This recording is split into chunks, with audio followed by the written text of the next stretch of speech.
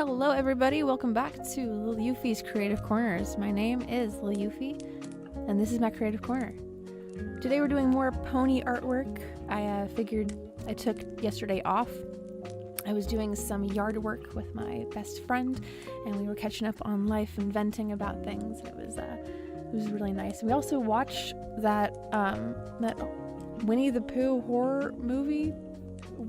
Would not recommend. It's a little, I don't know, it just wasn't our thing, but yeah, we had a good time. We cleared out a whole bunch of grapevines, and they were growing up into the apple tree, and it was a whole mess to get through, but it was a good exercise, and it was good time outside. I actually got a sunburn on my shoulders, yeah, so it was some good quality time that we had together. So I figured today we would get back into the pony artwork, since I really enjoyed doing that. So I have two more original characters of mine from the past that I would like to draw once again. Vivid Beats, and then I had a pony Sona, which is like a, whatever your actual hairstyle and eye color is. It's just a rendition of what you actually look like as a pony adaptation, I guess. So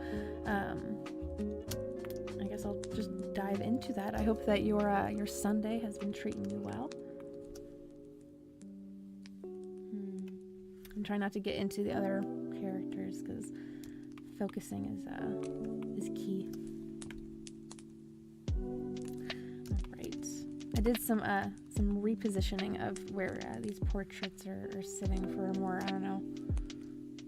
symmetrical look to it. I like symmetry, so it's a satisfying thing to me.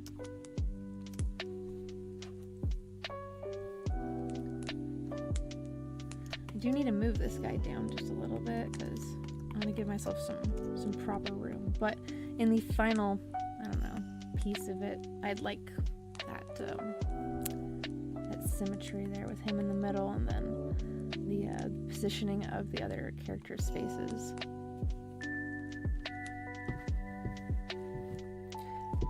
Creates a balance of sorts.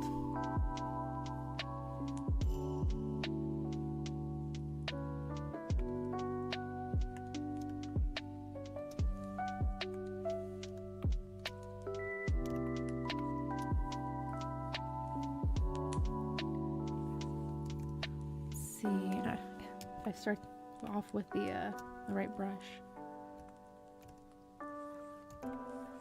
Let's see, so if we're doing a sketch of Vivid Beach, she has a more, not a gloomy type of personality as Serenia's was meant to be.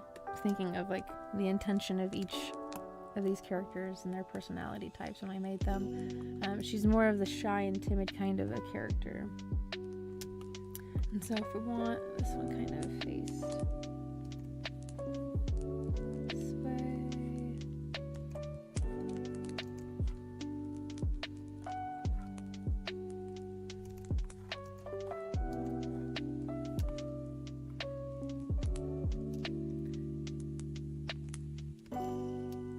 And then we'll have her looking like kind of this direction.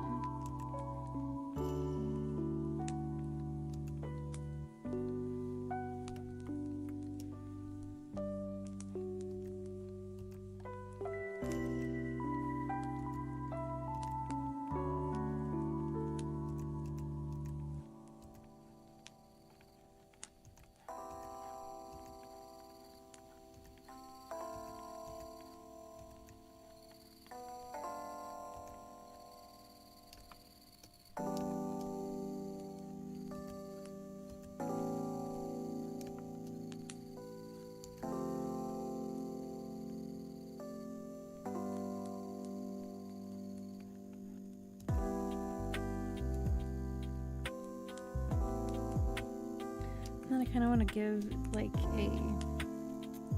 an unsure kind of expression to her. So with Serenia's, it was more of a surprised, look up from you know, perhaps she's been looking down and something's happened, and you know, she's looking up in a surprise, or like a slight surprise kind of a look. But with hers, she's more unsure, kind of, like maybe second guessing something. And then I actually had her character sheet open the other day.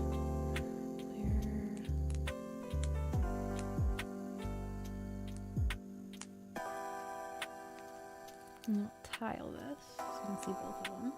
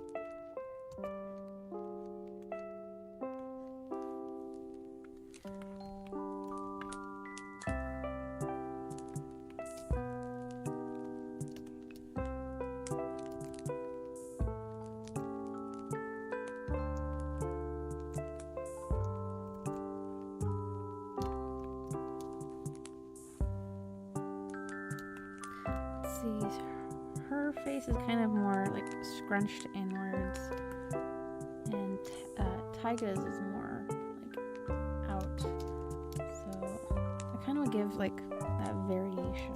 So perhaps this neck is more outwards, like here. And in a lot of these portraits, I like to imagine the rest of the body. If you know, if I'm thinking in terms of like, you know, commissions, if the client wanted to, you know, extend the portrait out to, you know, a half body or a full body, you know, after seeing the first work in progress picture, you know, it's good to kind of have an idea of where would this neckline lead, you know, into if we were to continue it. And sometimes even, you know, I've seen people do the hair, the mane, you know, or the whatever character, you know, you're drawing. That hair piece kind of will fall. It'll continue longer than the rest of the face is going for.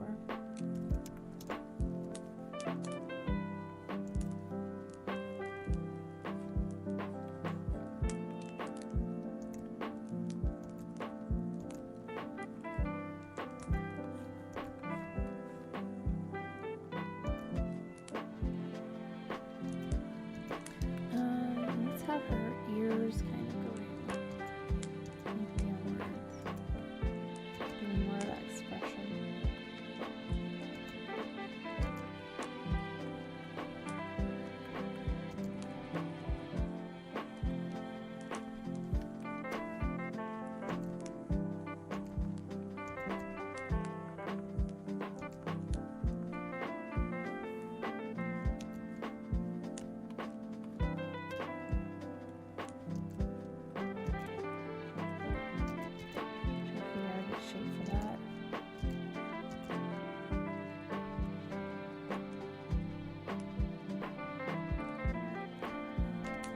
Expect us to be seeing much part of this ear.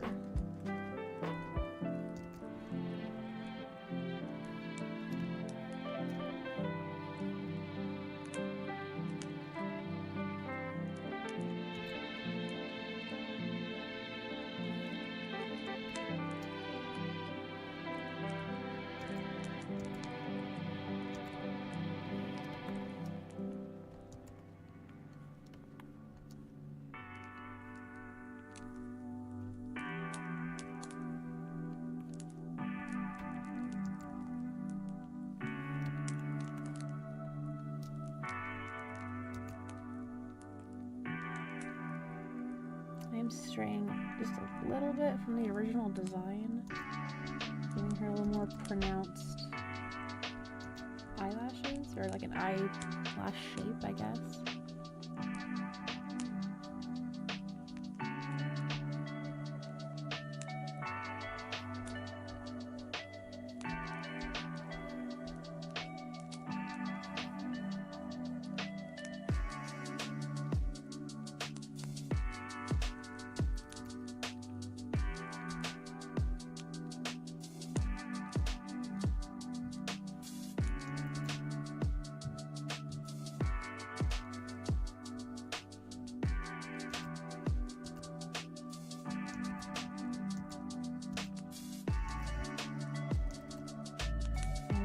Off the inside of this iris here, so at least we see a little bit more of the sclerating inside of her eye.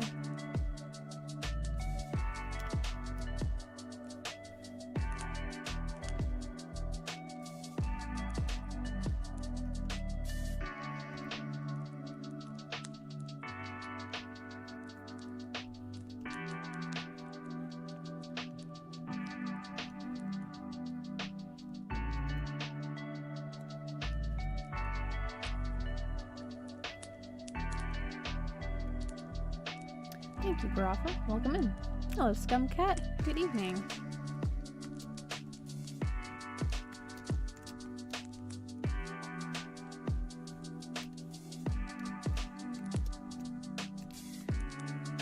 Yep, just working on more of that old nostalgic pony art today.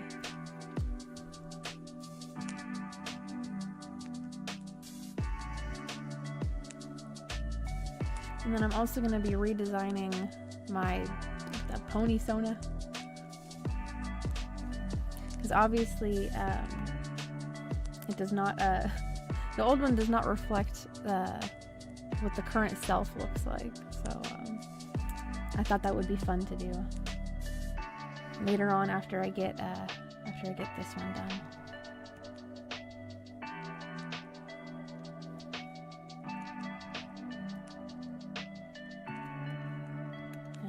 Retransforming that eye right there. Hope that y'all's Sundays have been treating you well.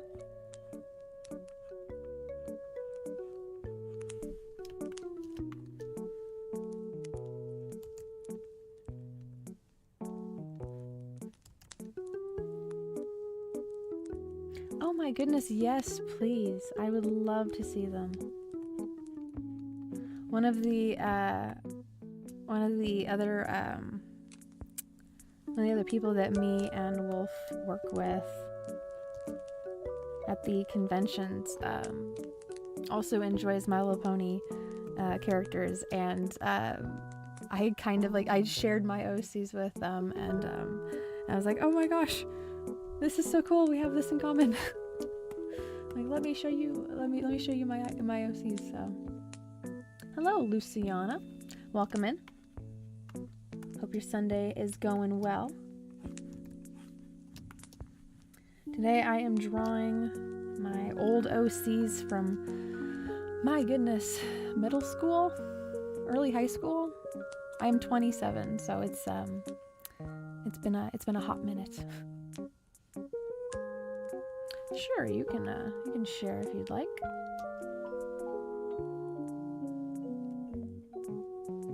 You know, G1 was actually, I had done some research into Lauren Faust's inspirations for Gen 4, and there were characters in Gen 4 that were inspired by Gen 1, because Hasbro still had the rights to use it, like Applejack, and I just thought that was so cool. So and I used to have a couple of the Gen 1 toys as well, so it really warmed my heart to see that you use them in your customs. So I was like, yeah, it's so cool. I love that. I should share, because I regretted not sharing on Friday, because we were talking about painting minis and minifigures and stuff.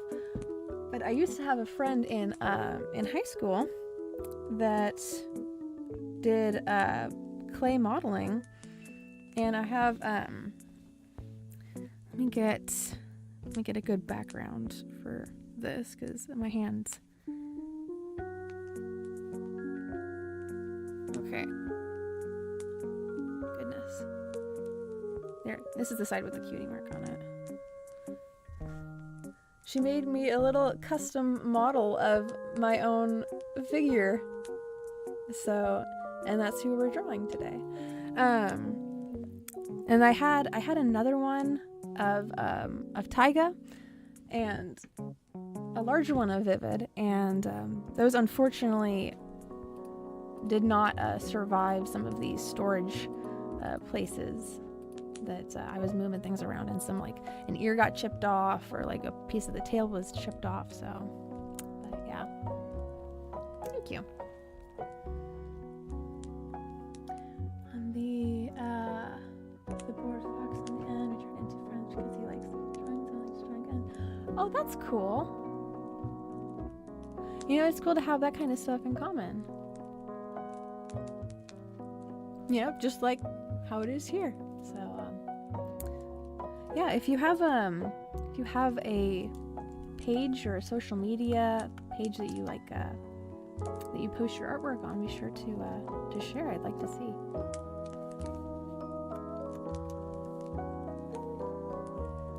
We have a creative little community over here in this corner of the internet.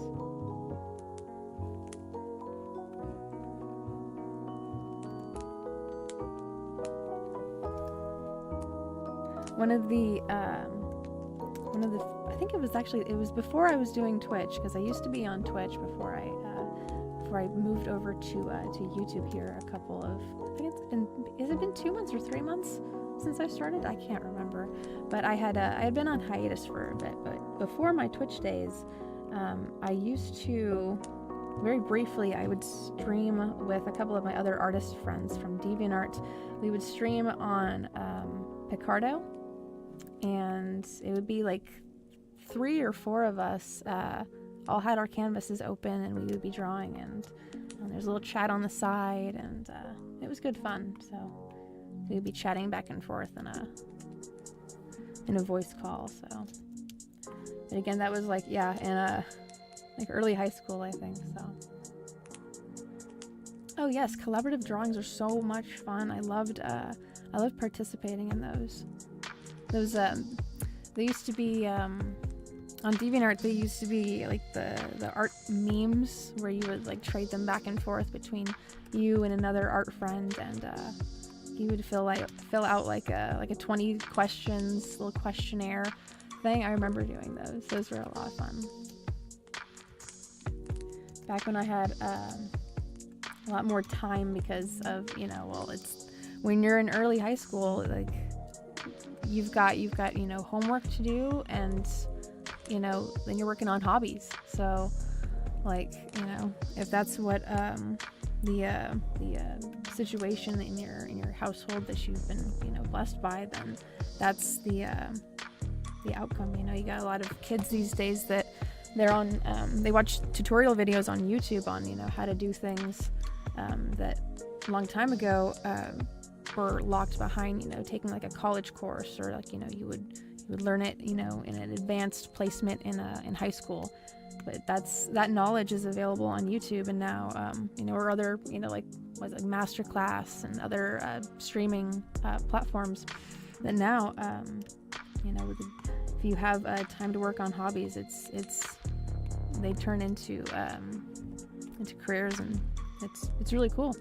But yeah, we didn't really have much of that when I was in early high school and middle school, but we did have that connection, that network of art friends that we would share techniques and tutorials and different styles, and it's really fun working on those collaborative pieces, and I don't know, it's like a group effort thing. It's really it's cool.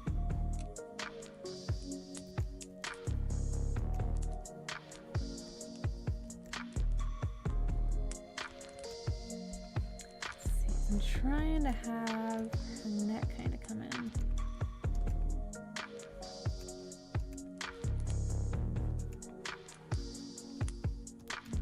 To re-engineer this here.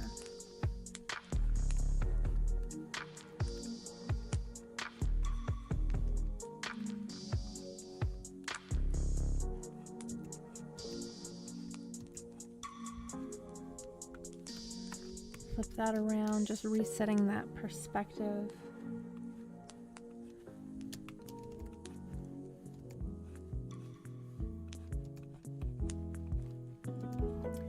Okay, this right here is, I think, where I'm going to cut off that portrait.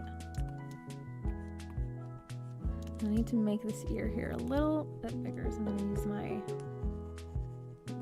selection brush and just kind of adjust this.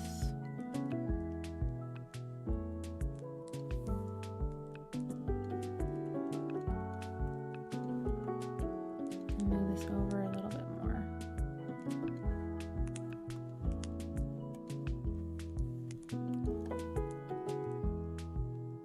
Well, thank you, Puffy Friend. It is a style that I recently dipped back into from my early high school and middle school days. I figure, you know, you either use it or you lose it, and this was the start of me figuring out anatomy, basic, you know, like shape, line, you know, and proportions, and it really helped me start drawing humans better. So there's a lot of different poses and expressions that we as people are able to make, and simplifying it down to a cartoon horse, you know, a cartoon pony, really helped me out. So I'm dipping back into that this weekend. So on Friday I did Taiga, my Spinosaurus pony hybrid that I was rereading her bio and I realized, oh, it says other ponies. I suppose I kind of made a half cannibal pony long ago. Check that out. And then I have Serenia here, which is my like gothy, edgy, you know, kind of, you know, woe is me type of a pony. And then my fiance asked for a Borg pony, and so I did that as well. So we got some good work done on Friday. So a lot of production happening this weekend. So yesterday I did some yard work with my bestie, clearing out grapevines and beautifying her property, because they were very, very overgrown, just all over her apple tree. So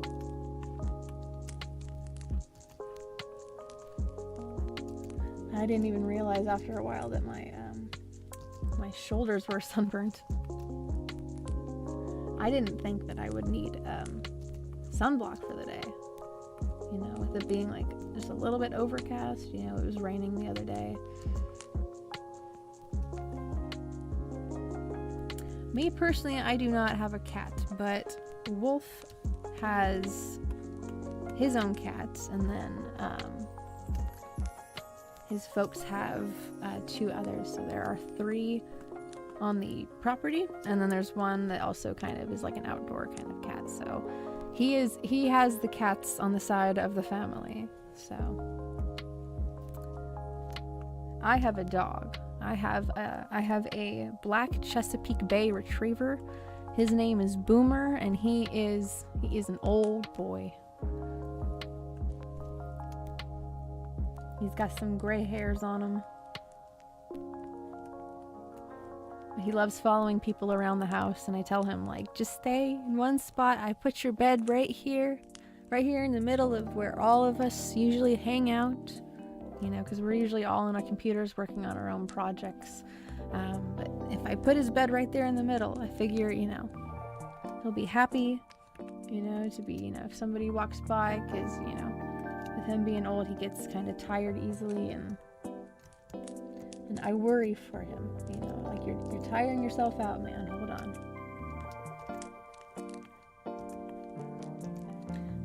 enjoying my my time with him while I still got, because I've got to move.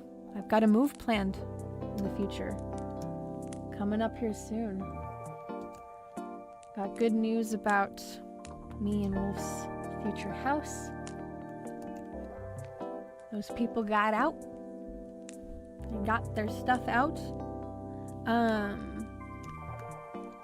Repairs, I think he said that they have been done, or they're being worked on. But yes, so I am excited. With that, it means that I have more room to store and organize my craft things, and I have a lot of big plans in the future. I've got a calendar full of ideas and plans of what I could do every other weekend, you know, figuring, you know, different poll suggestions, ideas, things from the community, what you guys would want to see more of, what I would, you know, take enjoyment in making, and what I can do in, you know, in 4.5 hours, and even with the garden cam too. I'm excited to have that up and running too.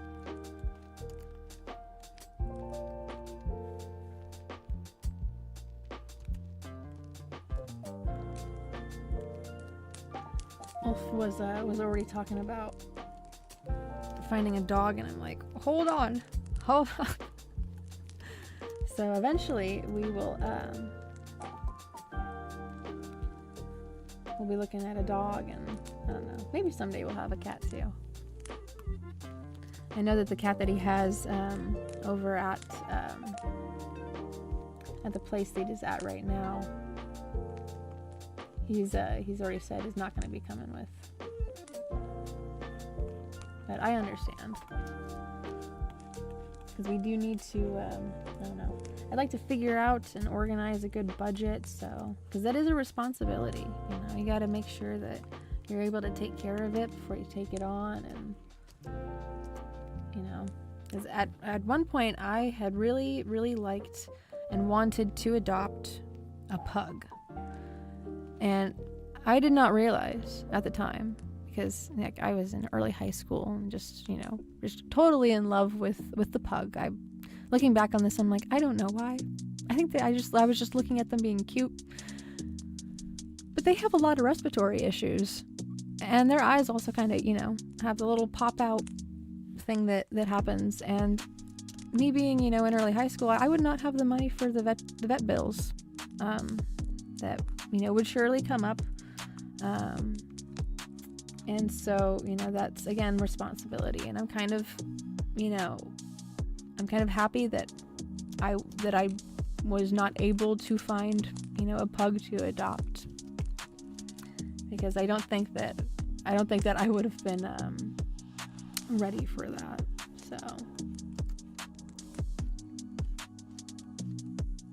So when we're first starting out, I don't know, I think it's the responsible thing to kind of wait a little bit and then see, okay, can we responsibly afford to take care of another living creature, you know, kind of like, you know, having a kid. So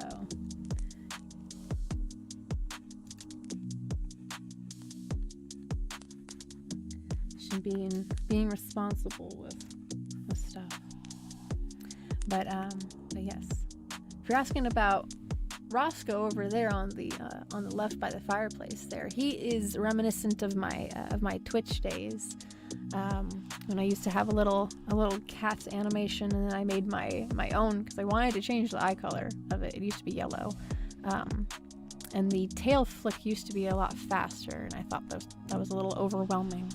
So he's from the days that I used to stream on Twitch, and I don't know, I thought it was cute to make the tip jar a little food bowl for him. It adds to the I don't know, the immersiveness, I think is the word I'm going for.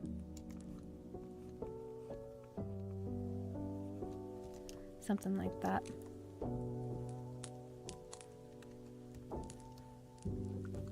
Yes, he is very cute.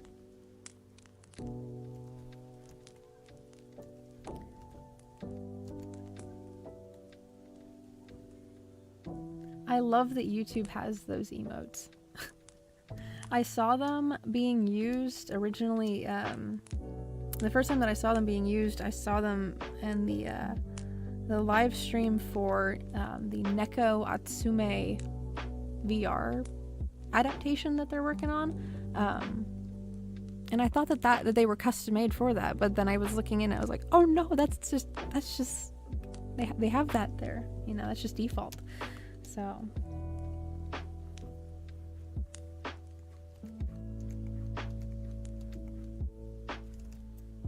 but that actually, you know, that actually does give me a good idea, and I'm gonna take a note of this. Hello, Addie Art, welcome in. Thank you.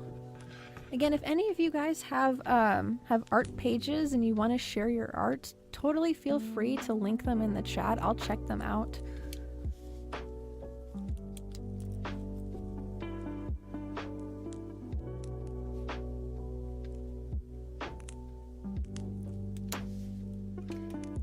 Scumcat, you gave me an idea to make a Roscoe emote. I don't know why I haven't done that.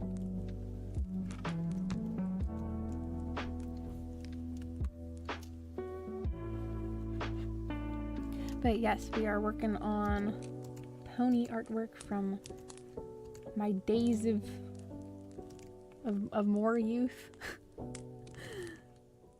I don't know. I look back and I'm just like, oh my gosh, that was like 10 years ago? Over 10 years ago? It does not feel like that, but I suppose that's just how time goes, right?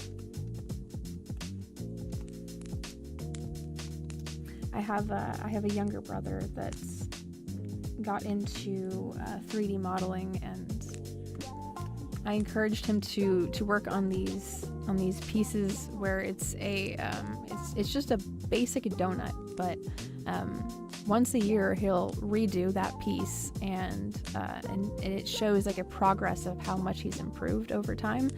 Because I used to do those, you know, you redo a piece from 6 years ago, and you show that that progress, and it's motivating in a way.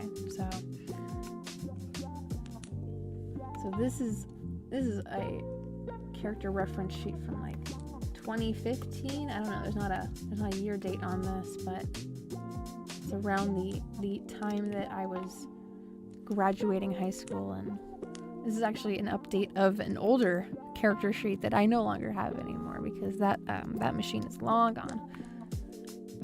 I used to work off of an old Toshiba satellite laptop with a Wacom Intuos tablet, and I would be drawing all throughout classes, and I had to retake Algebra 1 like 3 times because I just kept on drawing in class. I wouldn't stop. And it was all ponies, and very slowly I started introducing more human aspects to it until it was, human characters, and it just made more sense that way. Yeah, exactly, and it's all just basic shapes and lines, and building on top of that. It really makes it less daunting when you look at other people's artwork. Like, how did they get to that final product when you see like a time lapse, or that work in progress kind of a timeline of it. And this ear looks weird to me after I've been flipping it around and kind of working on it and polishing it up, and I'm like, it just looks like it's sitting above the head just a bit too much.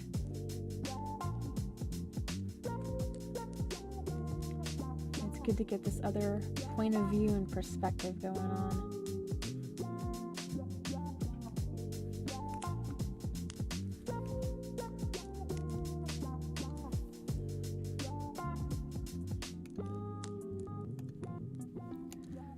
Fill in this gap right about here.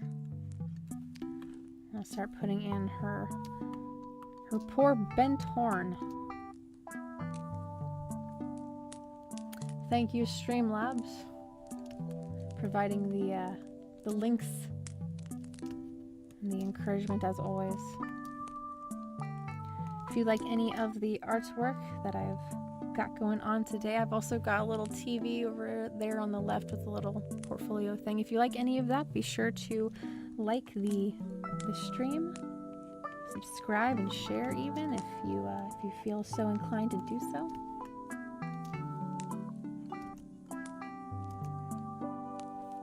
And thanks for choosing to spend your time here too. Everything helps in the grand scheme of the almighty algorithm.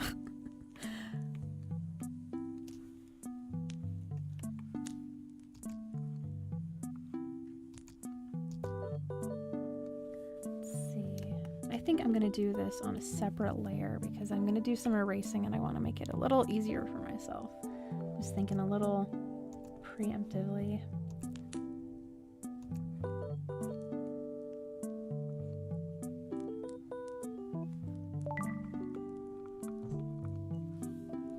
Thank you, Addie Art.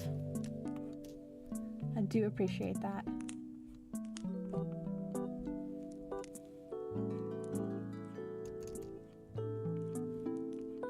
Love building a community of creatives in this corner of the internet we got going on here.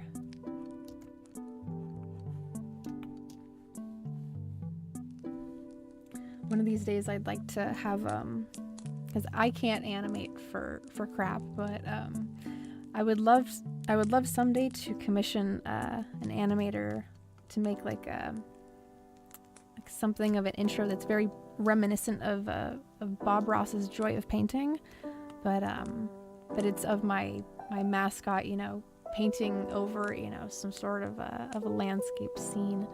I think that would be really cute, but plans for the future.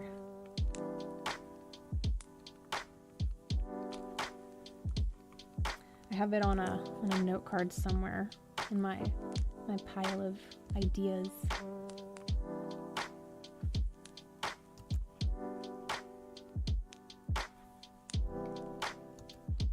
I've seen people do the really basic animations though, where they just take like a single layer of something and they like make it sway just a little bit.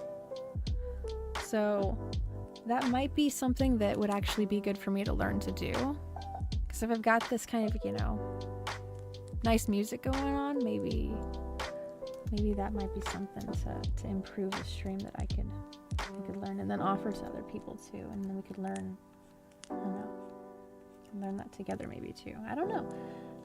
Just ideas. I'm thinking out loud a little bit here.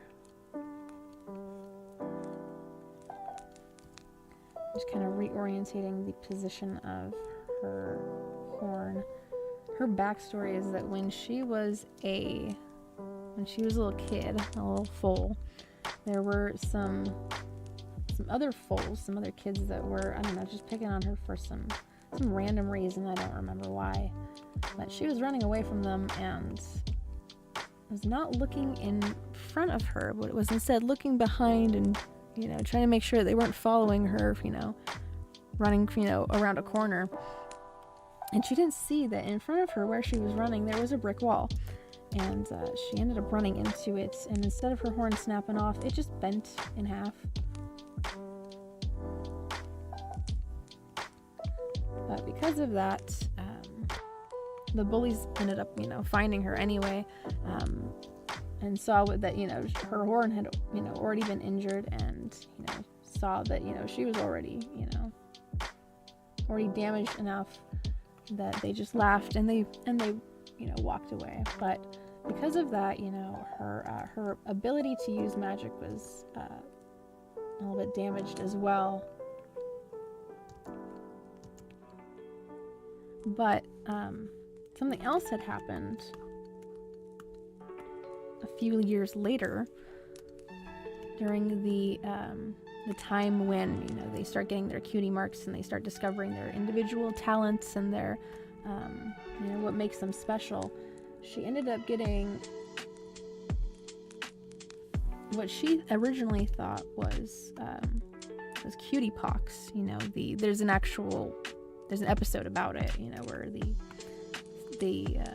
either the cutie mark crusaders or just the other foals in the town, they get a whole bunch of just random cutie marks all over, with talents to go along with them that it's, you know, and they don't fit up with or match up with their original talents.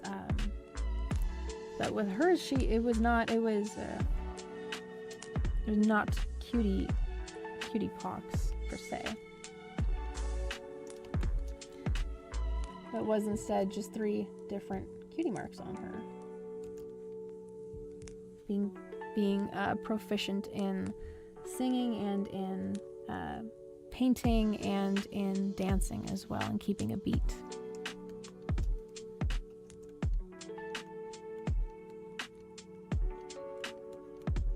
And as far as her backstory goes, that's as far as I got back in early high school. So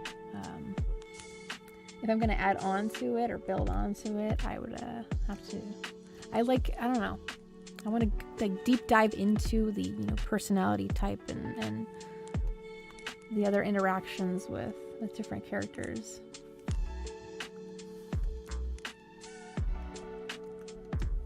Back then, things were kind of like, I don't know. She does this because, I don't know, because I say so. So, yeah, I want to do a deeper dive into it someday when things are a little calmed down, because I do have moving plans coming up in the future, moving in with the fiance, and then also getting married in September. So I have like the smallest room in my house, so I'm like streaming out of my little closet. So slowly but surely, I've got more and more wedding stuff that's piling up in the background. So, but coming up here soon, I'll have my own studio space and more storage area. So there's a saying that the room is a reflection of the mind, and my mind right now is condensed into a tiny space, and there's a lot of things going on. So one thing after another.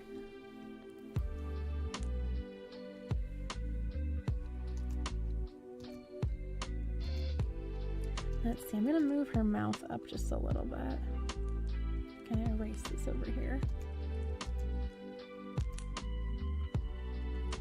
If you guys are at all curious about what kind of equipment I use, I have a gear command, ! command. And eventually because I need to get a new tablet, I've been using this guy for, oh gosh, 3, 4, 5 years now.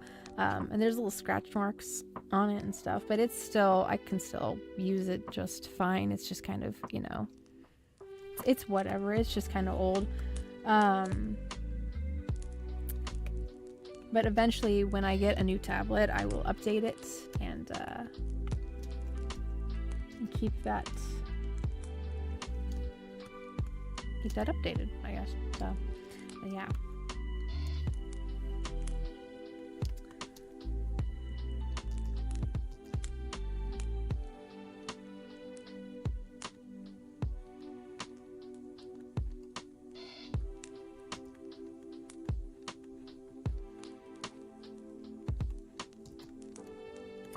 I realize now that I've been drawing on the layer with her horn on it this whole time.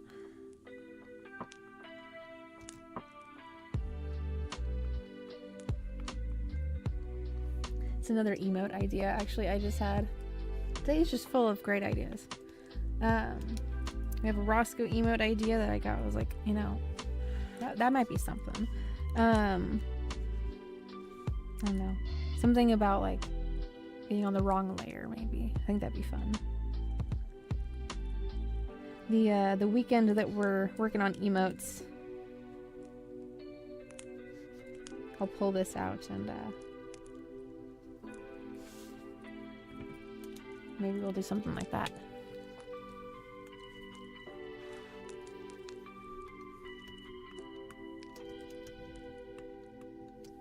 A few years ago when I was working on my my plans for a webcomic, because all the crazy stuff that was happening in the world with, you know, shutdowns and stuff. I started making my own characters for a webcomic and stuff. I had a hat or a basket kind of sorts. It used to be a hat, and then it was deteriorated, and I used it as a basket.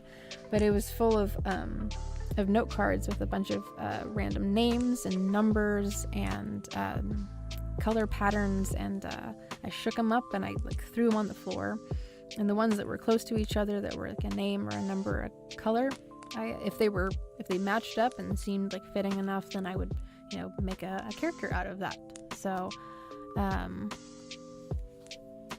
that's how I got the main character and the secondary main character, I guess, kind of, because there's two different storylines that are happening at the same time that meet up when this power outage explosion event happens.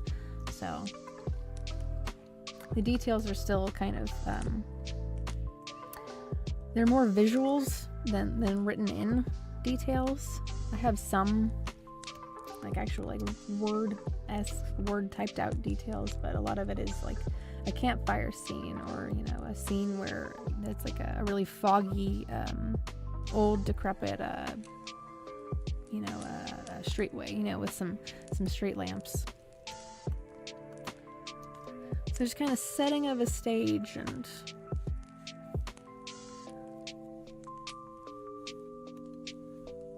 yeah, it's kind of, I don't know, I feel that sometimes I get overwhelmed by the details of what could be, what something could, you know, what could grow, what this could grow into. That to simplify it, you know, and kind of leave it up to chance, or to, you know, just as the pieces fall, as the cookies crumble, you know, it alleviates some of that pressure that, you know, this is how a story is supposed to be told. Well, there's, you know, there's certain, you know, rules, but there is also a variables that we can't, I don't know, we can't fuss over, I guess. It's best to just get it done and then move on to the next, you know, part of it. You know, if you're constantly focusing on, you know, well, this is why this is the color of something, and you know, you're only focusing on that for months upon months, but not actually writing the story that it's for, you know, the motivating factor of it, right? Like, hello, love pugs. Good to see you as well. I hope your Sunday's been treating you nicely. I had two different phrases I was gonna say in my head, and then I combined them. But good to see you. Welcome. I've gone back to the pony artwork today. Since yesterday, I did a bunch of yard work with my best friend. We were pulling out grapevines, and they were climbing up into her apple tree, and it was, whew. It's probably a reason why my back muscles and my arm muscles are a little sore. But I am resting my arm on my desk today fully. So there is no forgetting to do that.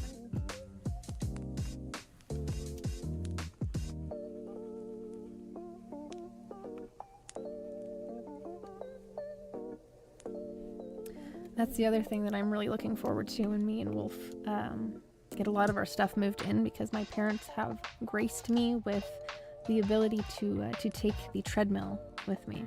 I used to have a daily walking routine that I would do like 2 miles every day. It's just like 30 minutes, like maybe 45 minutes, 30 minutes if I was running. But it's been a little bit since I got back into that. I have Crohn's disease, and I had a bit of a flare up, and I didn't want to make it worse. So I went on a little bit of a break. I'm no longer in a flare-up. I'm in a remission now, so... But I have not gone back to doing my walking, so that's the other thing that I'm looking forward to, is getting back into a steady routine. Kind of just been waiting on whether or not the stuff at the house is going to go through. It looks like everything is progressing smoothly, and yeah, happy to see that the previous tenants have gotten the heck out of there. Just doing a little bit of cleanup over here. I'm gonna be putting in her hair here in a second. Just kind of preparing this space. A little too much right there, though. I was a little too prepared. Okay, combining those. I also, and I hate that I have forgotten her, and that I had this done, but and I left her over at Wolf's place. But I also had a little plushie made of this character that I'm currently drawing. Move this over a little bit so it's easier to read. But yeah, she's obviously got some pilling that happened around the minky type of fabric that was used. She's like over 10 years old at this point. This little plushie of my pony character, because she was my first one. I was like, I'm gonna get, back in. I think it was my senior year of high school that I finally had enough money to get her. It was something ridiculous, like $90 or something for a custom pony plush that I had actually found on DeviantArt. So back when I was very much more active on there. Nowadays, I'm just using this for like my portfolio or like a collection of finished pieces. The Twitter is where or the X, whichever one we're gonna call it. We all know what we're talking about. That's where I post like a thank you for joining me kind of a post, and work in progress pictures, that sort of thing.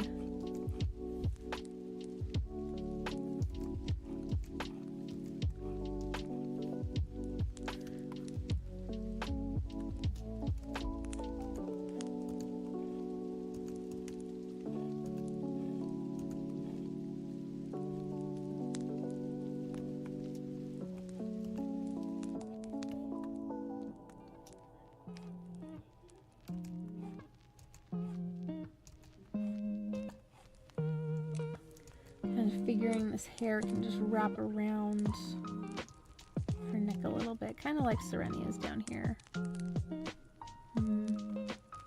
I guess like all of them really. That's kind of a little theme maybe.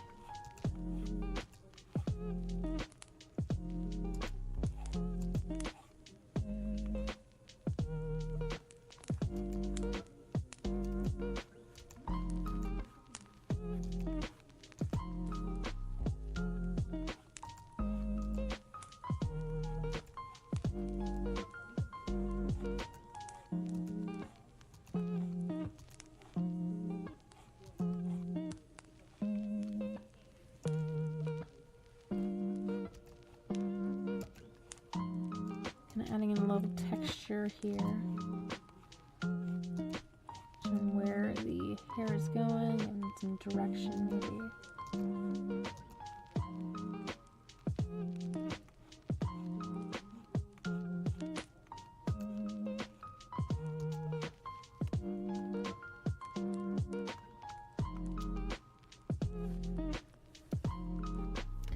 Let's see, I gotta move her down a bit.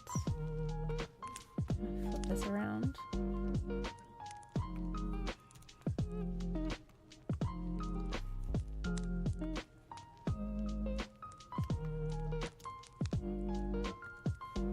I'm gonna hide some of these. Let's hide the orc one too.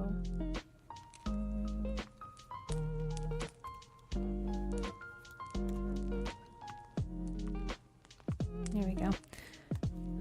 Just making more room.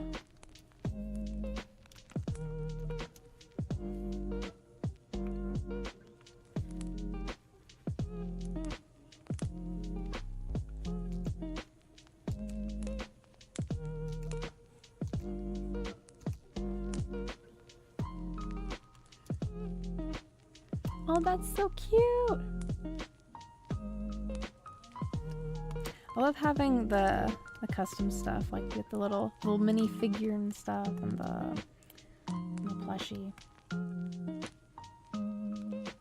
It definitely is. I used the word immersive earlier, and I think that can be said too about, you know, when you have your own character and you see it like in real life too. It's, you know, or like a, you know, like a figure of it, or a plushie, or, you know, like even a picture, you know, that somebody or yourself, you know, drew of it. You know, it's it makes you feel like you're part of that universe in a way. So, you know, I guess that's true with any kind of game that's, you know, like a Star Wars game. You can make your own character, you know, or whatever, right? Like it's you know, like in Star Stable, you make your own character, and that's the introductory immersive piece of it. So having that tangible form of it is an even greater aspect. I'm gonna move where this piece of hair is going.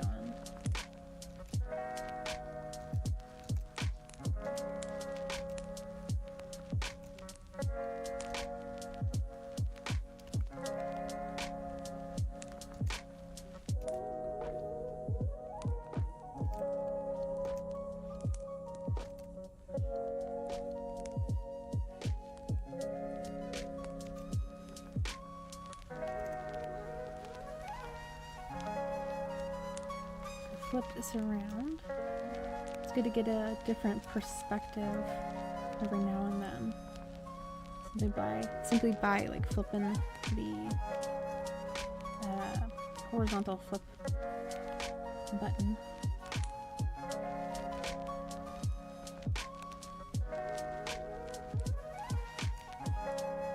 And her hair is kind of swishing downwards. And just a little bit of a little hook here.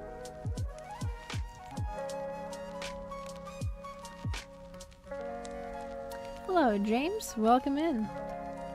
Hope that your Sunday is going well for you.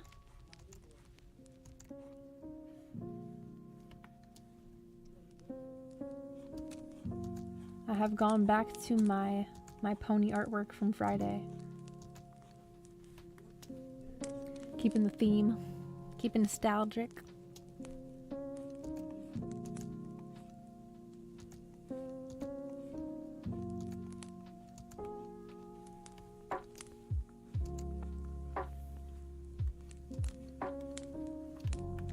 See, I think I'm gonna put a little.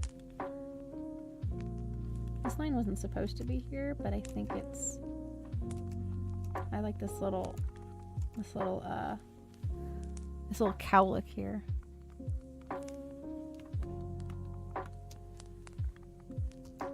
Making some updates to some old characters, some old original characters. Oh no, don't get that song stuck in my head, Wolf, don't. I love that song. I love Wham Bam Shang-a-Lang by the Silvers. The melody line, the opening melody line just gives me goosebumps.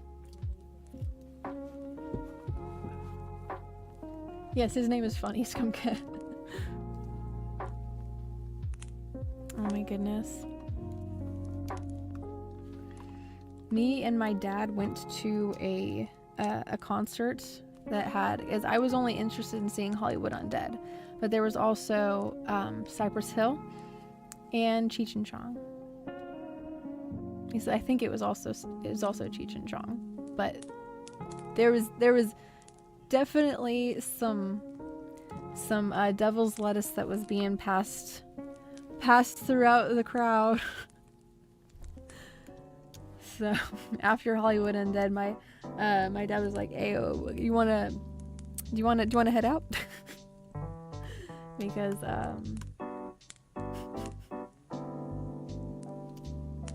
yeah. But yes, welcome in everybody.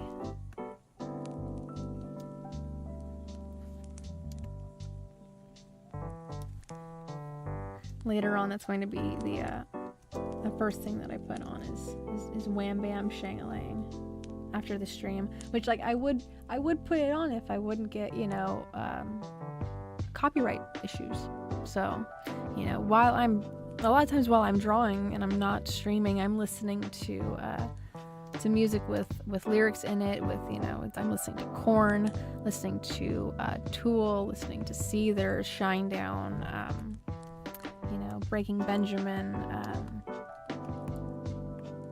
Linkin Park. I listened to recently the collaboration album between Jay-Z and Linkin Park, Collision Course, because I had heard it when it was because it was back in 2005, and I had heard it, you know, back in 2005, and it had no business slapping as hard as it did back then, and it holds up now. So, because I don't typically listen to Jay-Z, but I know, you know, Encore and Izzo, and there's a couple of other ones, but like I don't typically listen to that music, but because of that collaboration album, I know those lines, and they fit so well with some of their beats and their choruses. It was really good.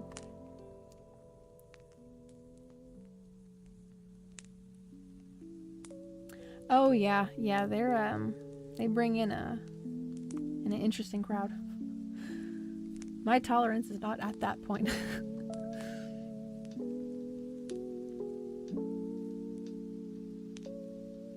Yeah, exactly. There is, you know, we just accept our cringe now. It's just, there's no, like, this is just honesty of who, you know, we are and what we're passionate about, and, you know, about this is, I don't know, this is part of it. Oh, that's awesome, James. Yeah, that's, you know, like, what are you gonna do, you know, when a whole bunch of things have been shut down, and, you know, routines are changing all around you, plans change on a dime. I would think that there would be a lot of comfort in, you know, going back into, you know, something that you really enjoyed and making the most out of it, to fill that space and that comfortability, you know, going back to what you know.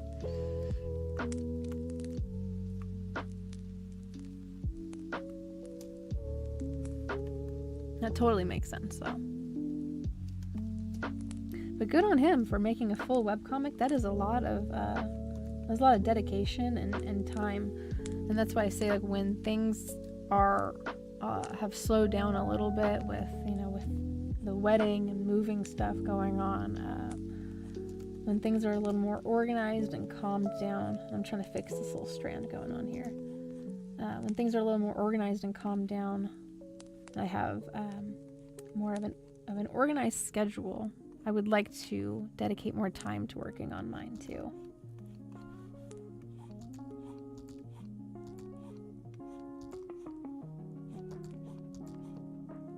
Because that was also a good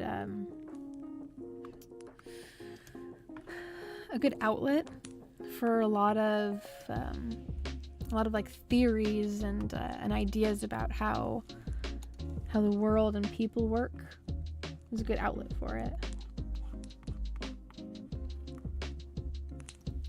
I'm going to transform this here because I think it's just jutting out a little bit too much.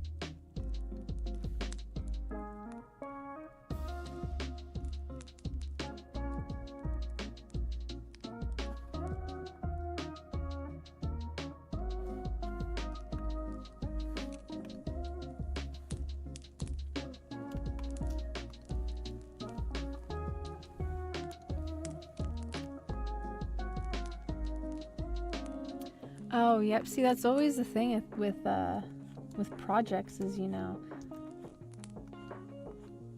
it's a time thing. We only have so much time on this planet. We have the ability to do many, many things.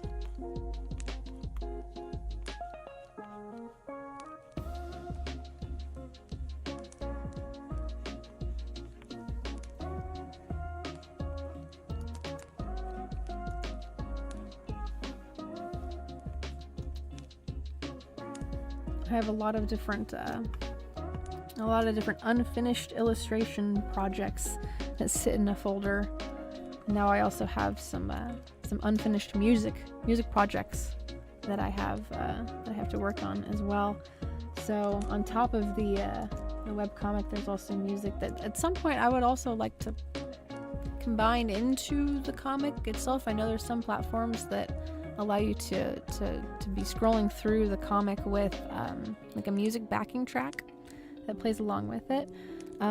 So at some point, like, I would like to be able to combine these projects into one or more, you know, things, but I guess simplifying and minimizing separate individual things and making them a larger umbrella over it. They're all connected in a way. Indie animation monkey wrench. I have not. But you can share it. I'll check it out.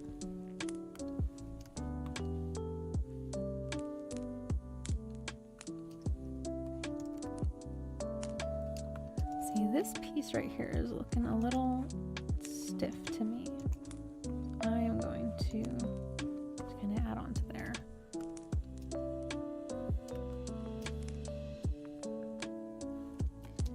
Just making sure that that's all on one layer there.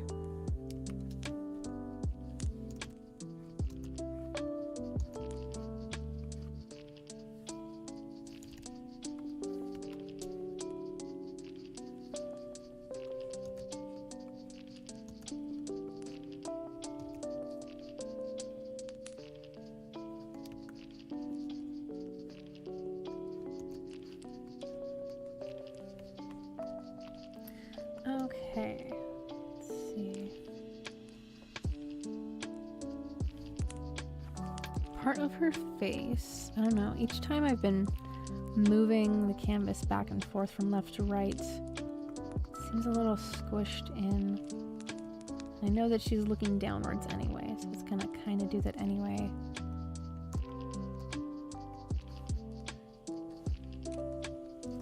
I'm gonna see what it looks like kind of pushed out.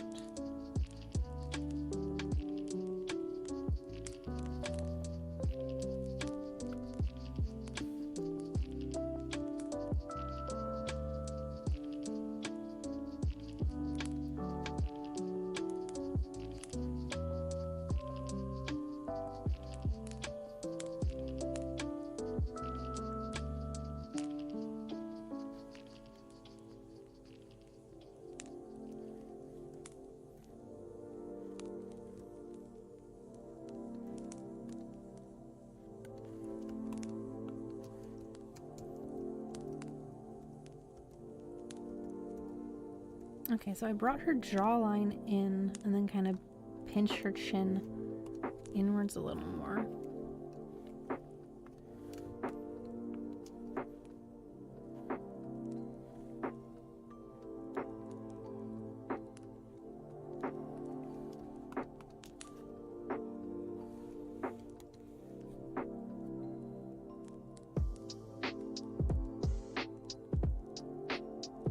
Oh, really? That's cool, James. Well, good for him. It's good to, you know, you're diversifying your portfolio in that way that, you know, you also, you're making a full web comic and then also voicing a character. That's cool. Really, Scumcat. Okay, I will keep that in mind. I'll keep that in mind because I do want to make a comic. I have kind of like, I do some storyboarding when I get like really motivated and inspired, and I'll just, you know, plug in my music for hours, just, you know, sketching out on paper and pencil this you know, weird you know, storyboard, like I said. But again, yeah, it's that time and putting it towards that, and getting that routine in line. I would love to be able to say, like, on Mondays, and I kind of already have this with the other job that I work, but I would like to be able to say, like, on Mondays I'm making this kind of artwork, and on Tuesdays I'm making, you know, the web comic. On Wednesdays I do you know, music production. It's like a routine sort of regular creativity variety, you know, sort of an offering. And then having those, you know, be under the same umbrella of motivation. So, but yes, I'll keep that in mind, because let me also keep it in note format too, because I know with my memory, I'm bound to forget.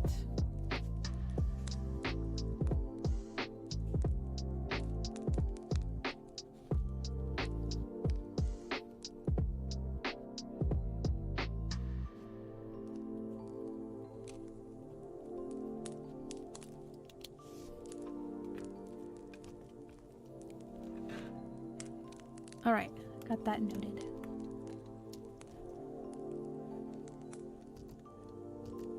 This eye I have felt for a little bit was just a little bit too big.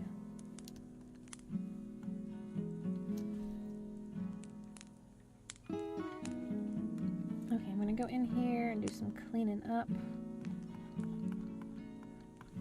And because these are just colored sketches, I'm not gonna worry about doing any line work, or, you know, like too much cleaning up over here, you know, as you can see with Taiga.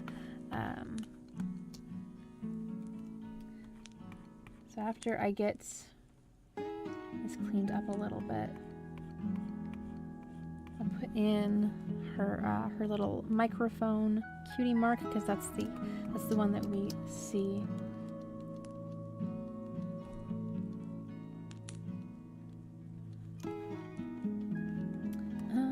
Actually, I'm going to leave a little bit of that side of her face there.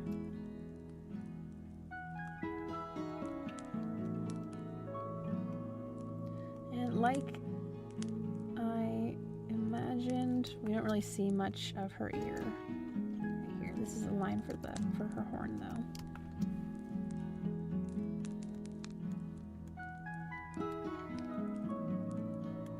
And this part of her horn is not visible. But I guess it kind of could be. Kind of could be. I like to use the transparent airbrush for a lot of these, like, gradient, softer, fade out kind of looks.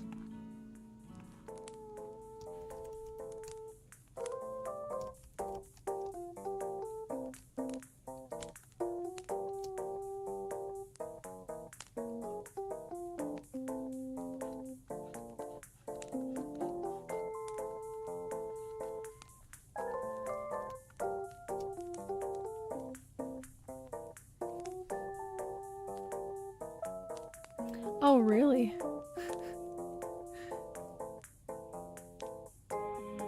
What is what is your department entail?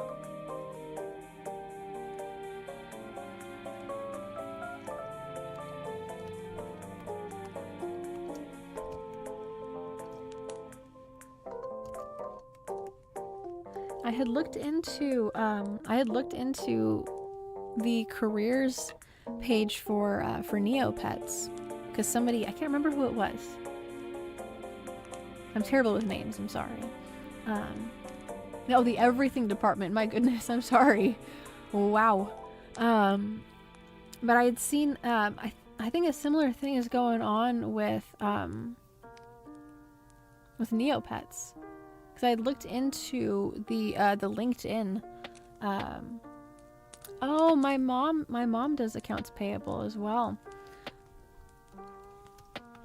Sometimes I hear, because she has the ability to do some of the work remote, and so I hear her over the phone sometimes, and I'll be like, oh, okay, I see. You know, it's a lot of making sure that things are, you know, confirmed, and it's not like a, you know, fraud and stuff like that. Yeah, I can understand how you would, yeah, would rather go back to doing collections.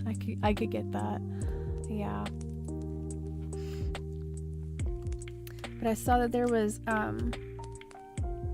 some employees on their LinkedIn,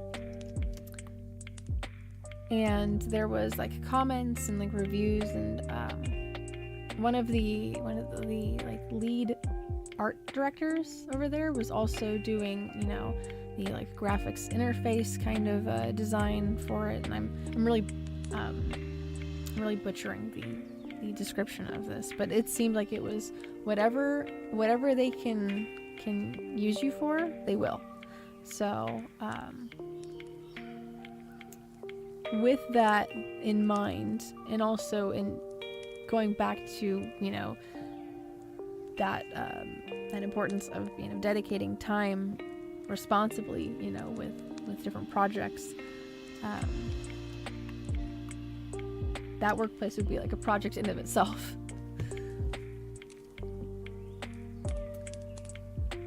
Oh my goodness, yeah. Exactly. You have to have the time to be able to give it. And if you don't have it, you just don't have it. There's a lot of things that take up time and space in life.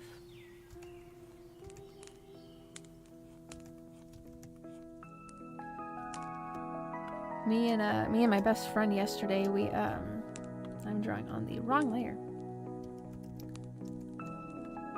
It's gonna be on the hair layer right there. Just giving a little more like separation to the bangs.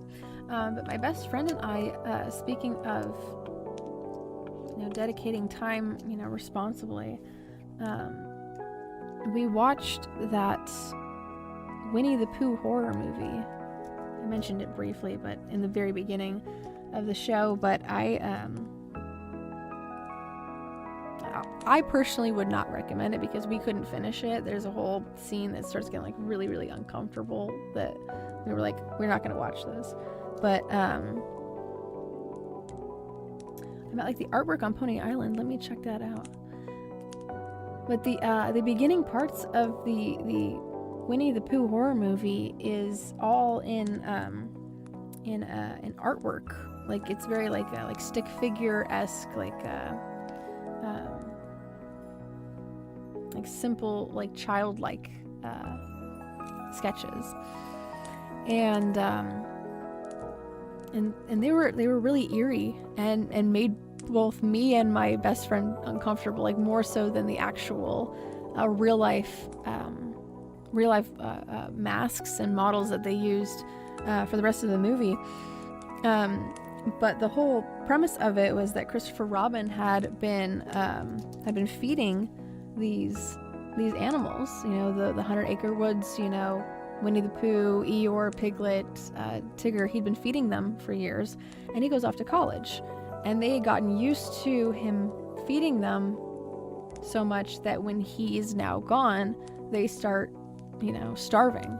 And in order to survive, they ate Eeyore, and doing that then warps their minds, and it, like, actually, like, kind of freaked us out. We both said, like, if this continues on in this style with these drawings, we're gonna turn it off because it's gonna give me nightmares. Again, they're just really eerie, like, it's, yeah. But that goes back to, you know, if you're gonna be feeding these creatures and they get used to, you know, you being their food source, and then you gonna up and leave, you know. And also, these creatures were able to speak to you and have, you know, conversations. Like, why didn't you say, hey, I'm gonna be going off to college, you need to learn to fend for yourselves now, you know, so they have time to prepare for that. And I don't know. I just, yeah. So, long story short, don't be taking on the responsibility of things that you're not prepared for, because you know, you might end up trying to introduce your spouse to these, you know, woodland creatures that you thought were going to be so friendly, and you know, and then they end up getting killed because of it. You know, they're now no longer with us because you went and yeah. So I know, right? Some cat.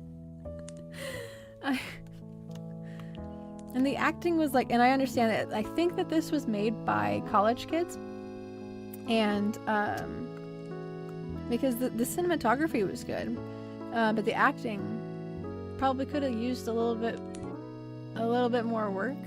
But I also understand that they likely didn't have like a very large budget for, you know, more seasoned actors. So, and I just realized my current song thing is not open. Oh my goodness. There we go. Excuse me. I had to turn my computer off yesterday. Was not in the studio. And then with that, everything else gets turned off because, you know, usually I have that stuff just automatically open. I forget about it.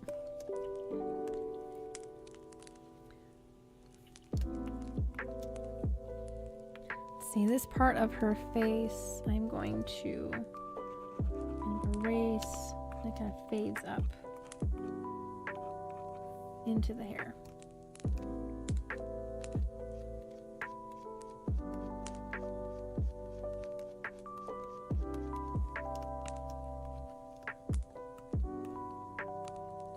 You still see just a little bit of her eyebrow though.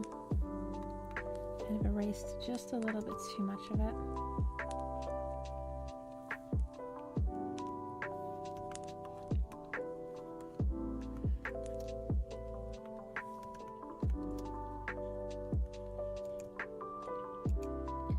Kind of figuring where her pupil might go.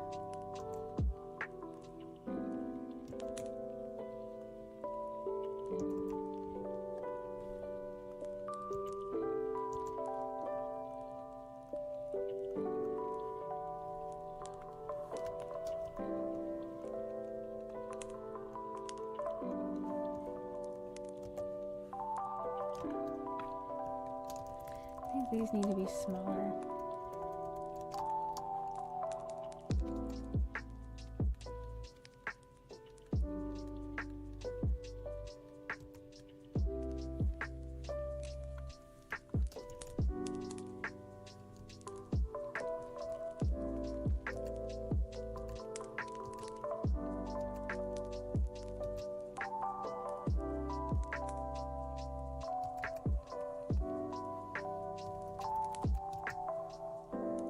Hello, Jonathan. Welcome.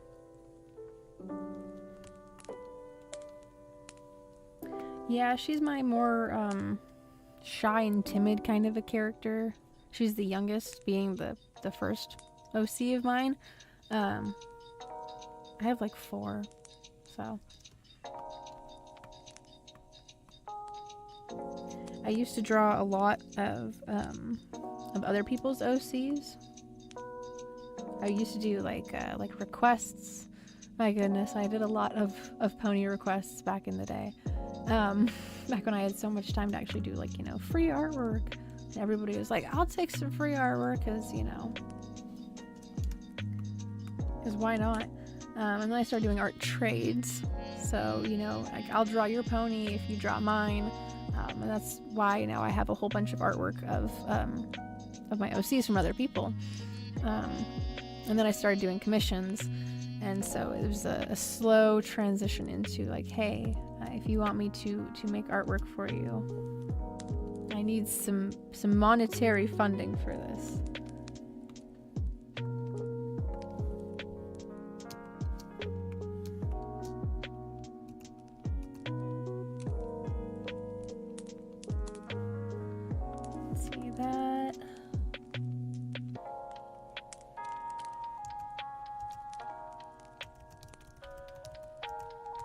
trying to work on different parts of her face and then go back to the pupil.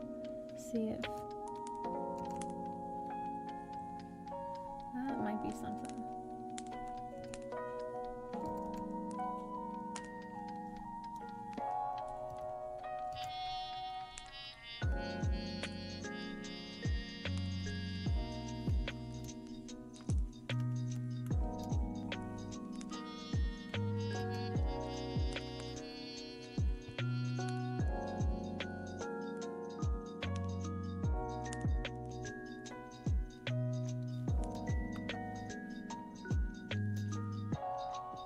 So yeah, giving her a little unsure expression. She's not really sure about this this event ahead, this task ahead.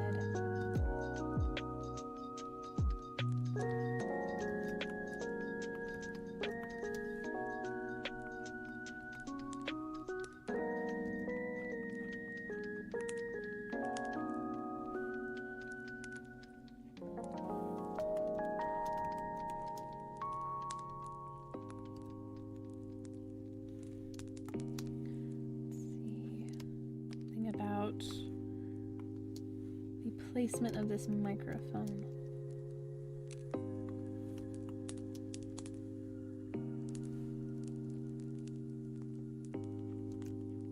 I'm actually going to put this on a different layer here. So if I want to transform it around or, you know, reshape it in any way, I have more freedom to do so.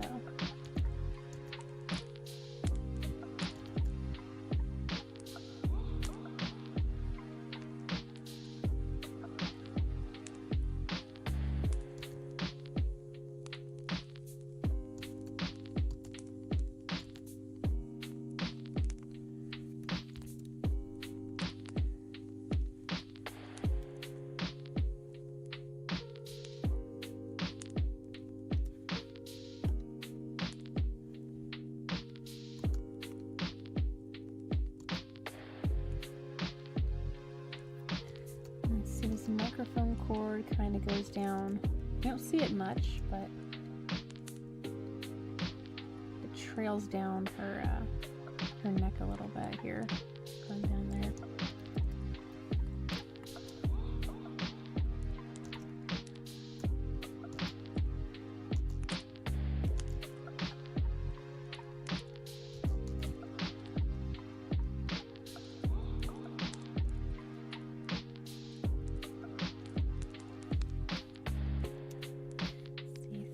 I'll show. Let's see, I'll either pull this cheek back, or I'll put. I think I'll pull the cheek back. I put a line where the microphone on the other side might go, and I realize this might be jutting out a little bit more than I should be letting it.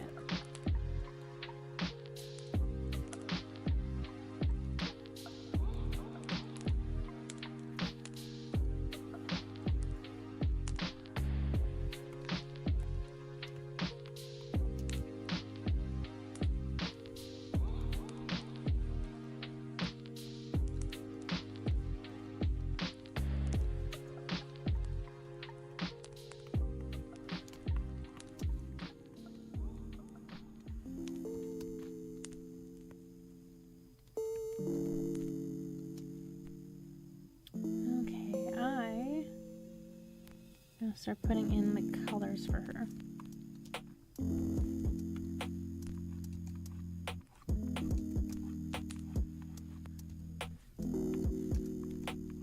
Just cleaning up this one, that little spot there. Okay.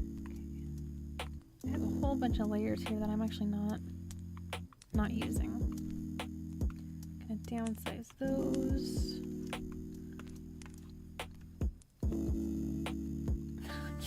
Yeah, I don't have that reference sheet anymore for those cutie marks.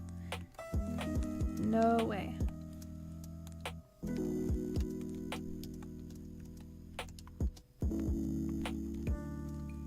Let's see. I am also, need to recolor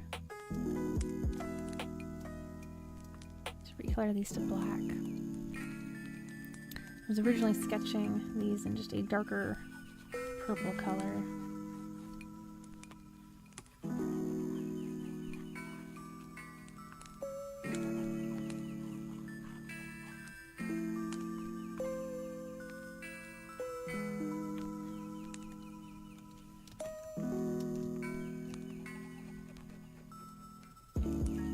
I think I'll give her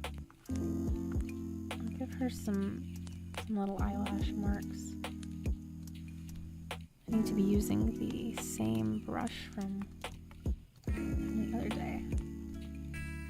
Keeping that consistency.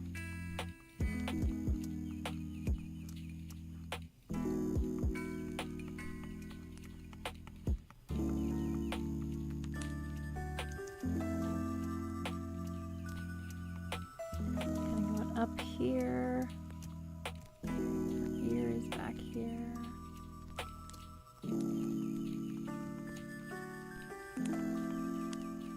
Even though that spot's going to be primarily covered up by hair, just kind of forward thinking there that some of this is going to be transparent.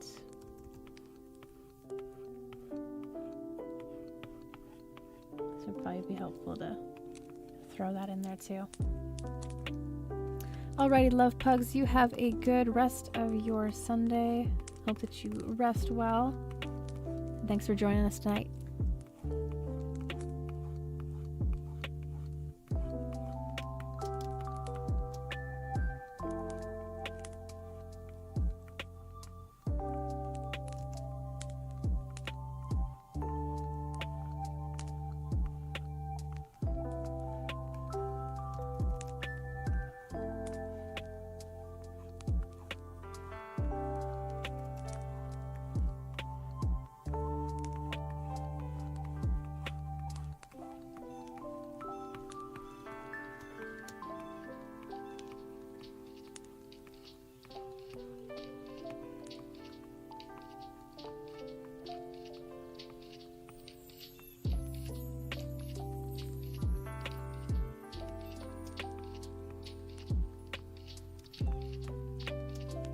Okay, so I've got the base coat of where her coat is going to be.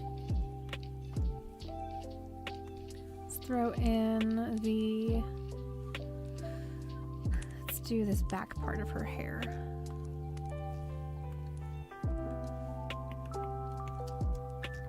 Kind of thinking a little strategically with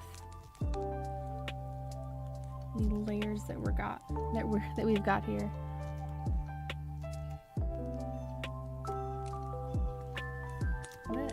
This layer is going to go underneath, and I'm going to change this brown because I don't like this color of brown. I want it to be a little warmer of a temperature.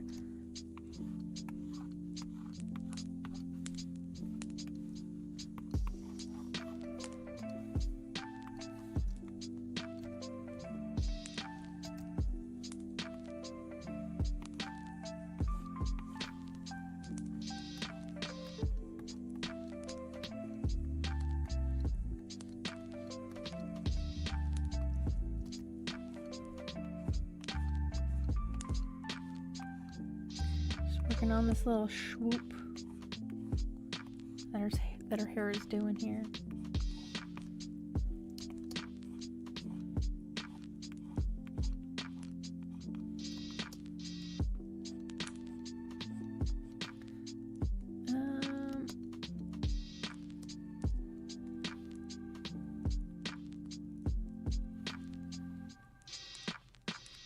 We're going to be putting a top part here for her bangs.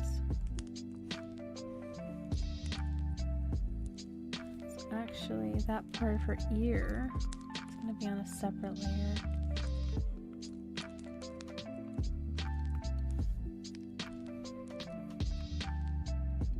Just throw that in.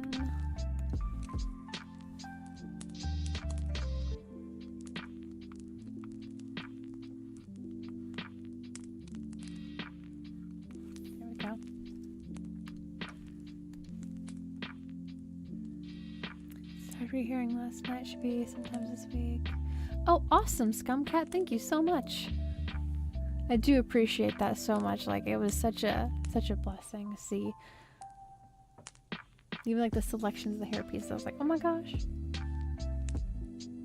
Alrighty, you have a wonderful rest of your Sunday as well, Scumcat. And thank you for joining us tonight.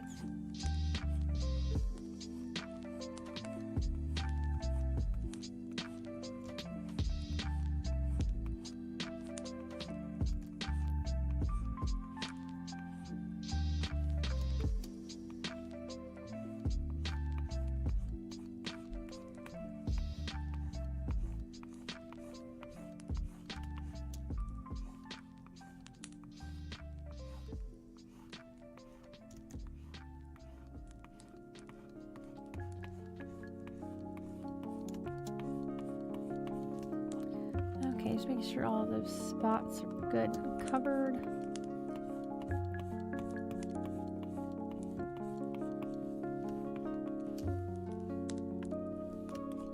I'll apply that color for the bangs on top of it.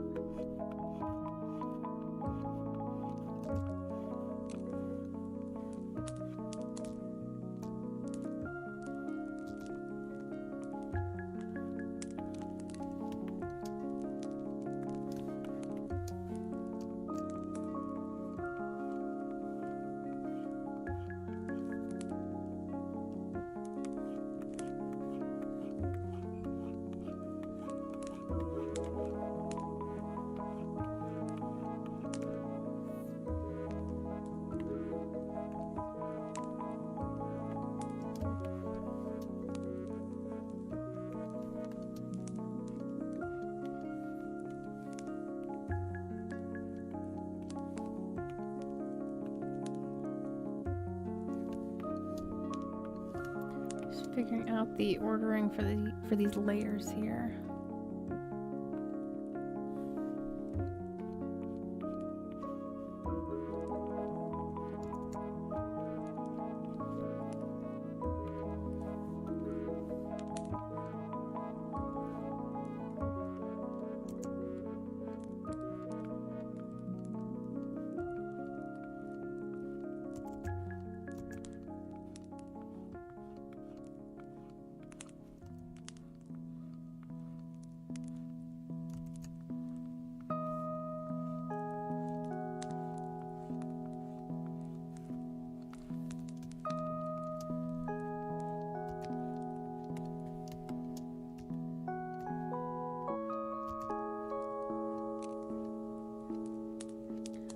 Throw in this other part of her hair back here.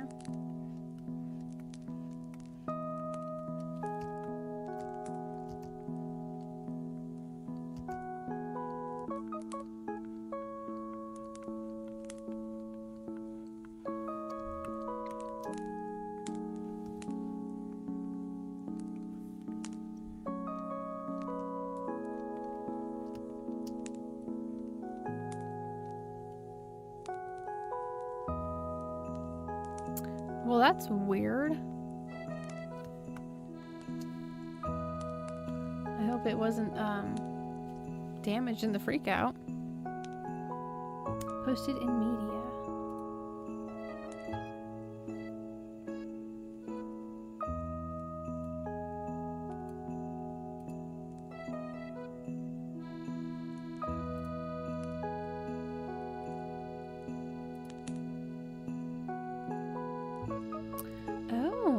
Okay. I will check this out after the show. Thank you.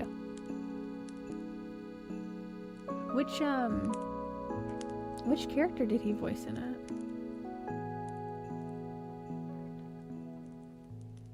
So I can keep my eye out, or I guess my ear out. Scratch the cat. Okay.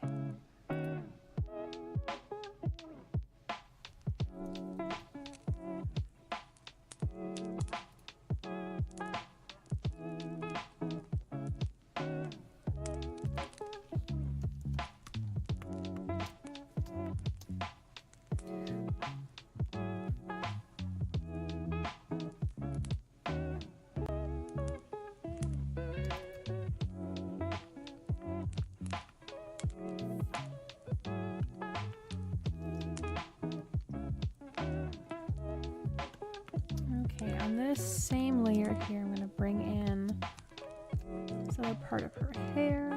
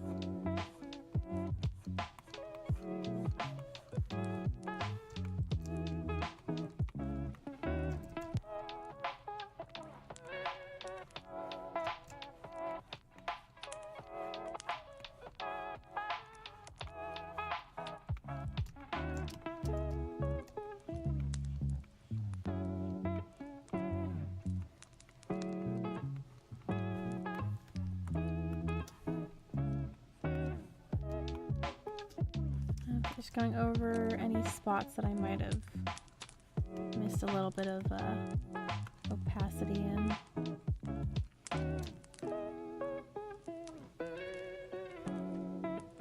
Yes, indeed. It is midnight for 'em. Midnight 16. 12:16.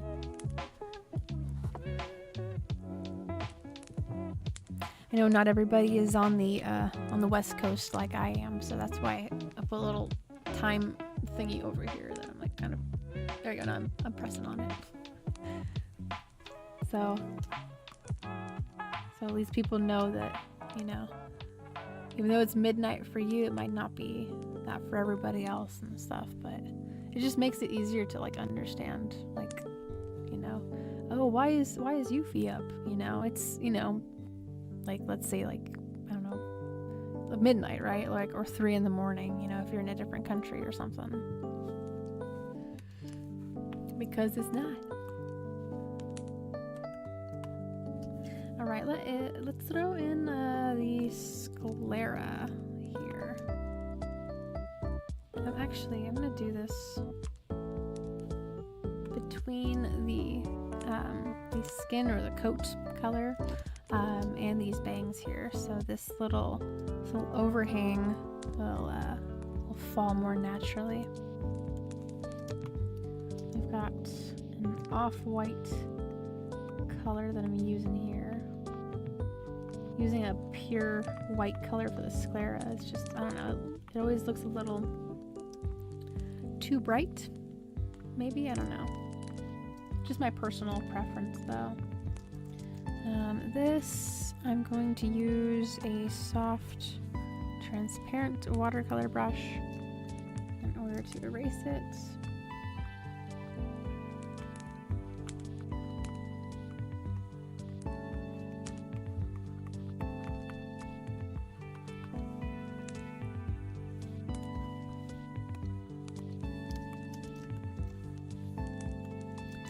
And then a bit I'll clean up the little sketch lines.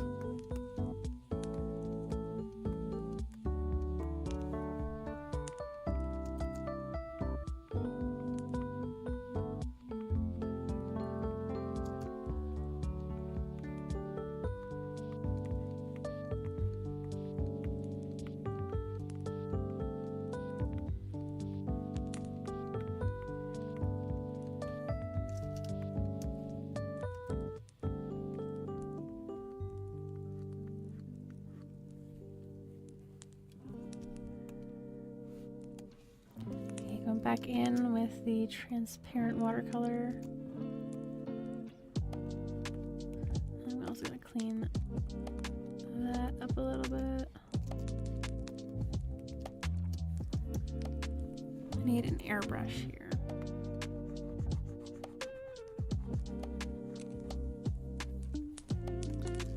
And the transparent, actually, I think it's just a much softer opaque watercolor brush.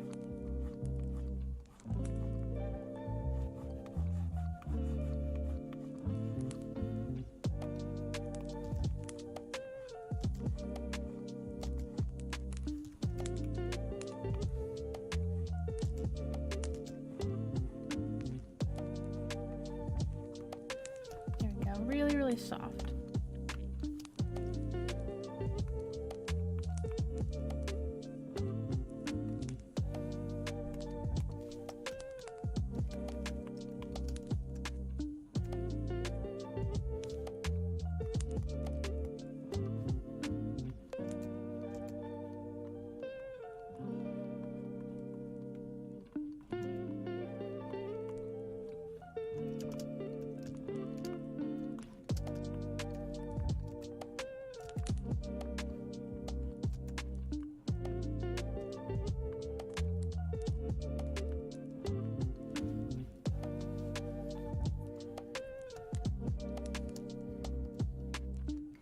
And then kind of cleaning up this jawline too.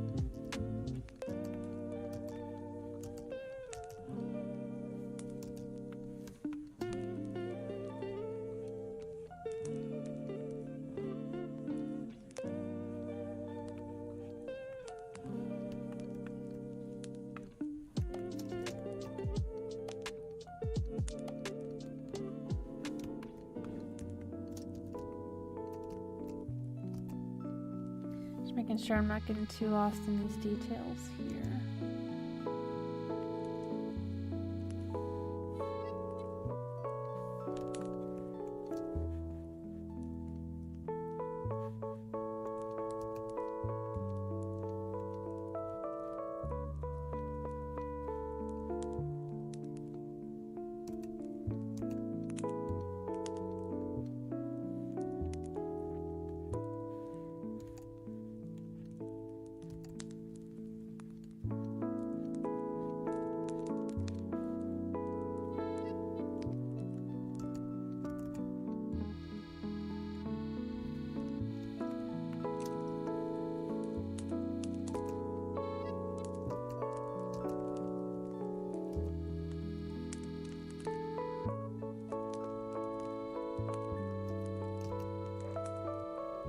My neighbor's dog is just so upset right now.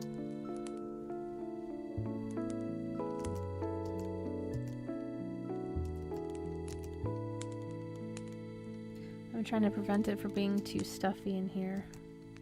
I got the window open.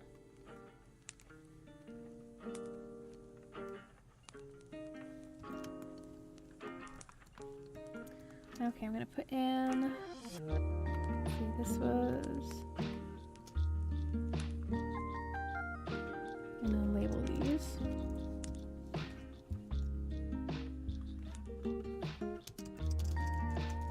I'm also gonna put in the mouth here.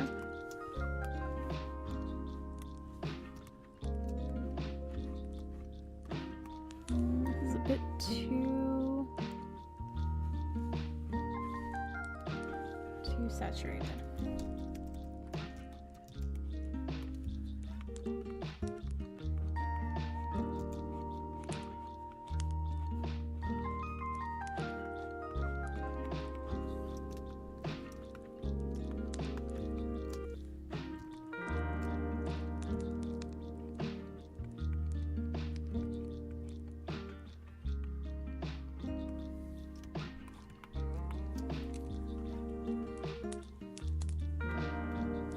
Making another layer and just clipping it on top. I'm gonna bring in her iris. It's a really, really pigmented blue.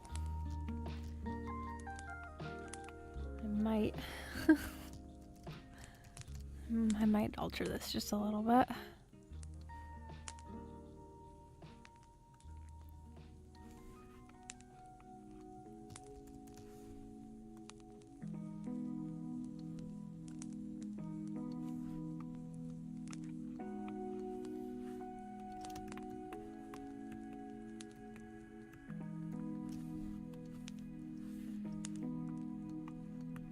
It's more of a sky blue.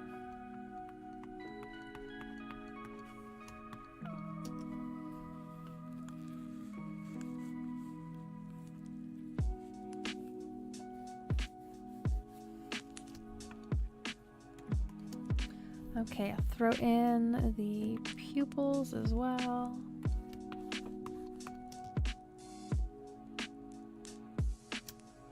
I don't know if I'm going to grab from her reference shade or not. Let's try to make one of our own here.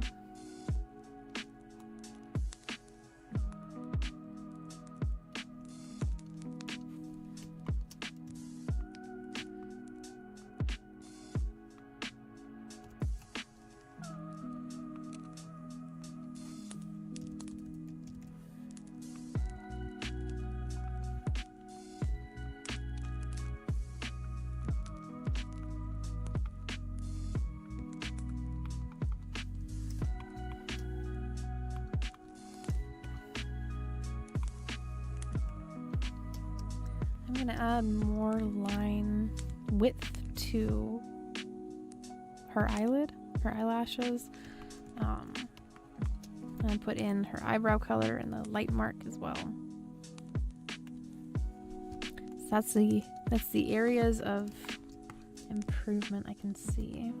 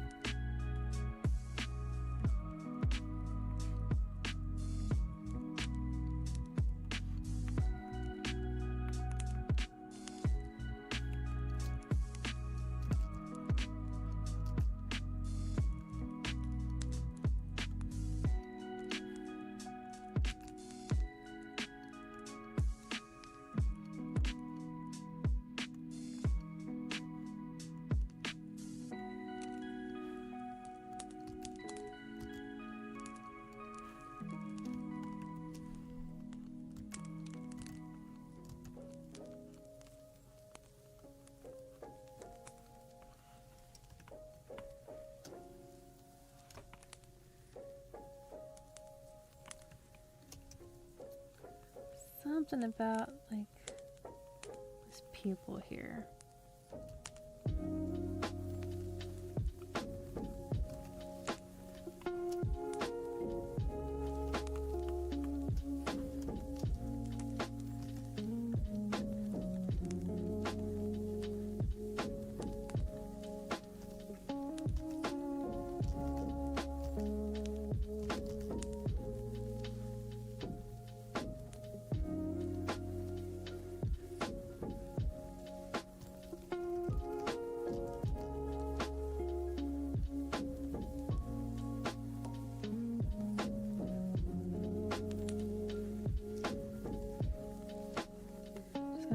Up a little bit because it's a little messy.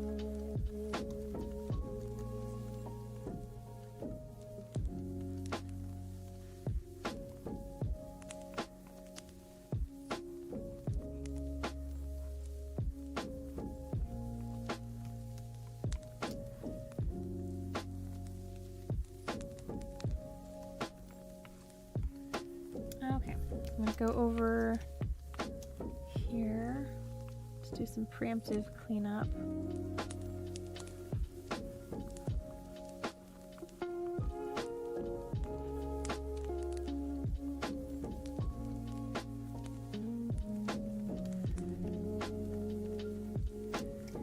Then let's throw in her microphone. This I need to zoom in a lot. Gonna pull from these pixels.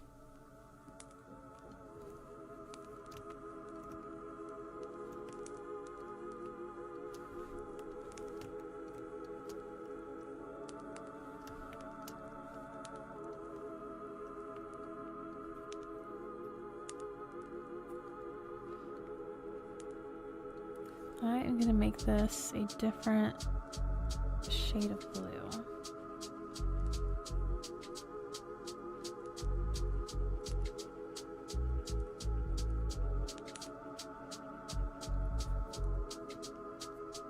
Hello, Sun Honey. Welcome.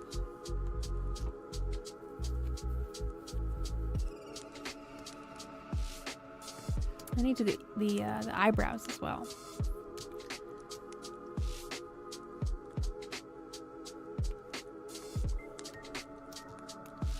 These, I make them just a little bit darker of a color than the hair.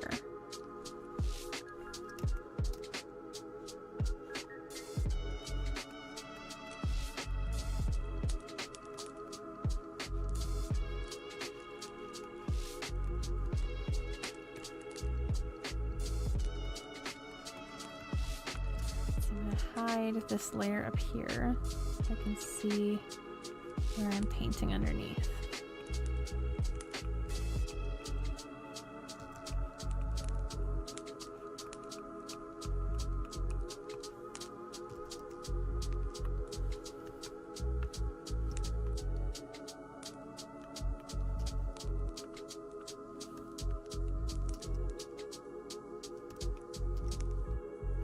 Does have longer eyelashes though. I probably need to give her longer lashes.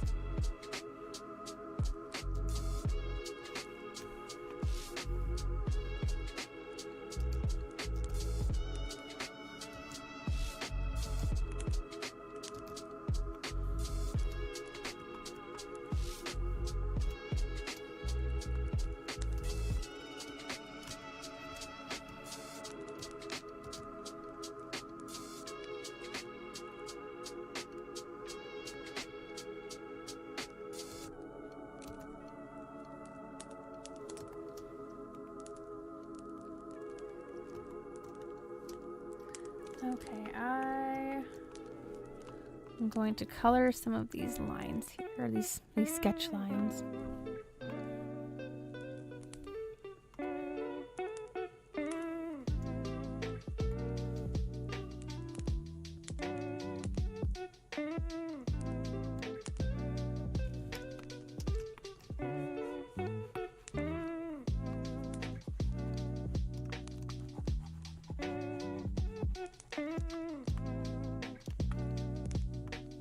Needs to be a little darker, I think.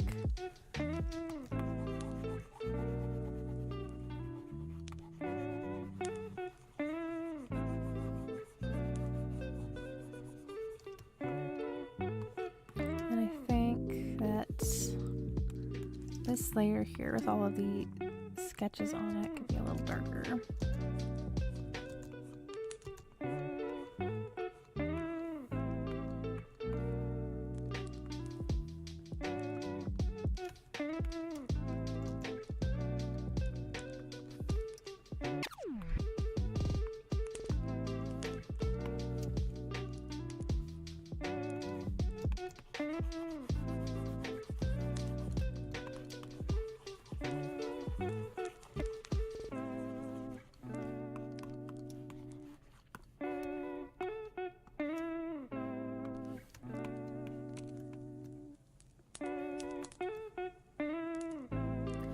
Kind of want to pull this part of her nose in.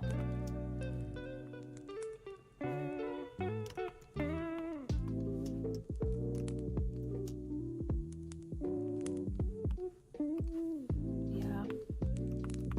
Okay.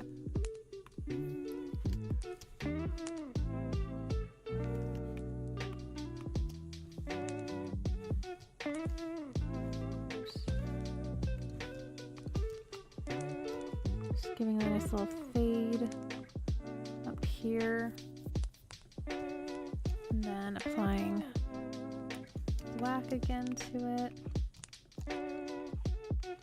So I'm going to put in the color for the eyes first.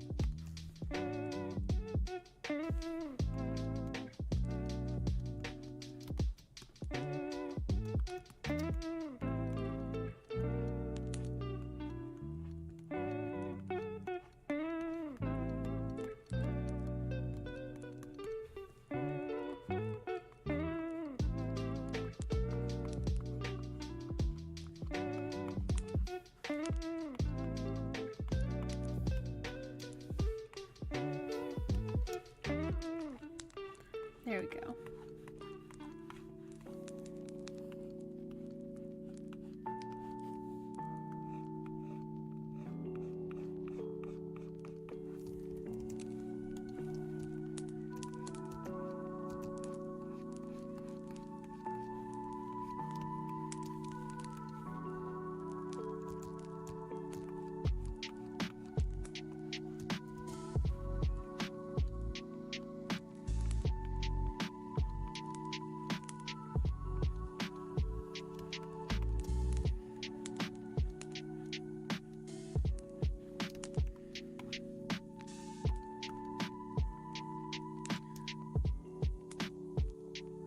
I'm going to throw in where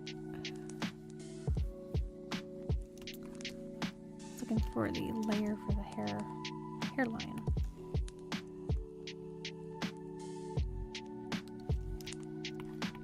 And put in this color here.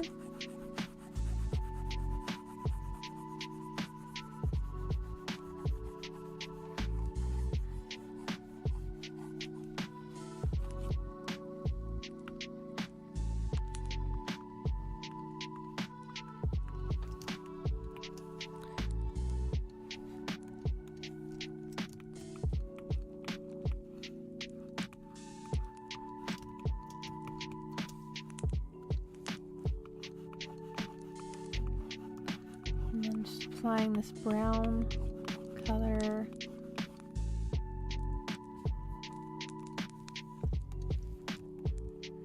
And also put on that transparent airbrush and kind of fade it out.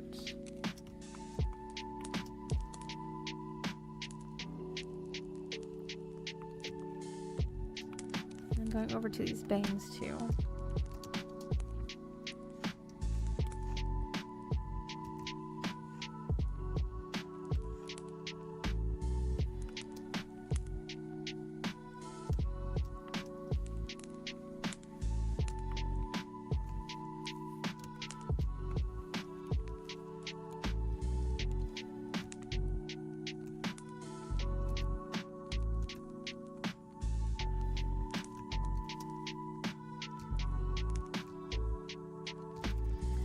I'm actually just going to erase that part of the sclera.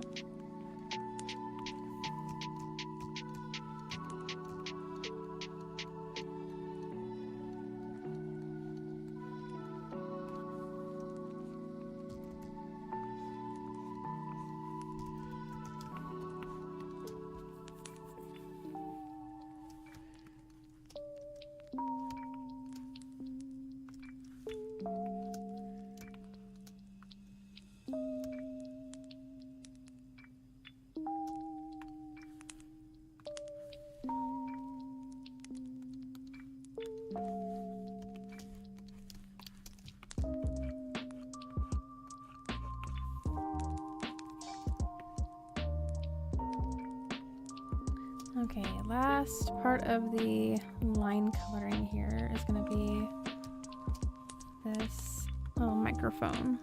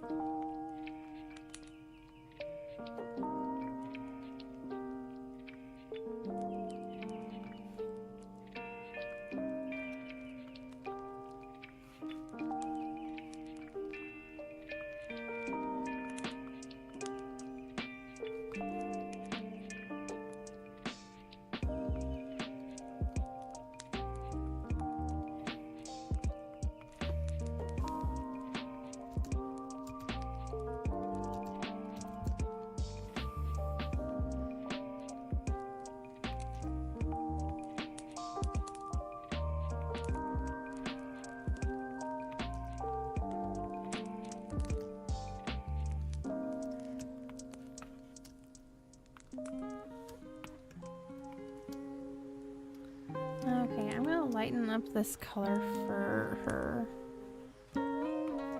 eyeline. Looks a little dark to me.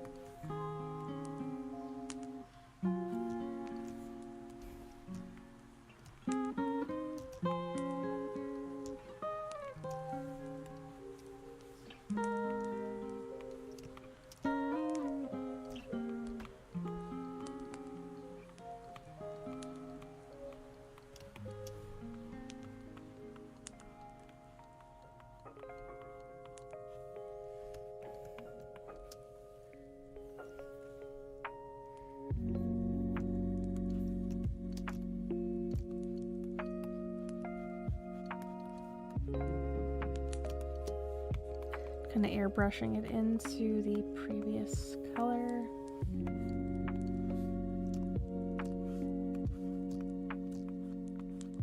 And working it back in.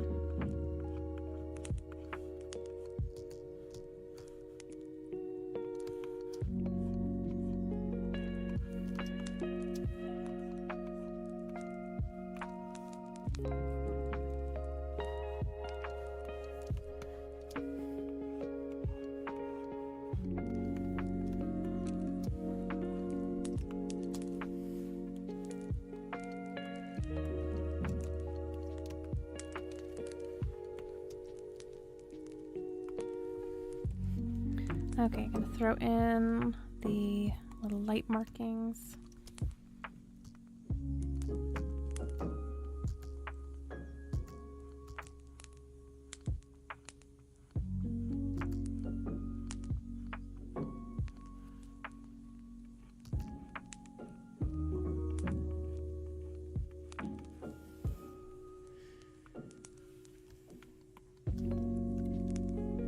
Move them down.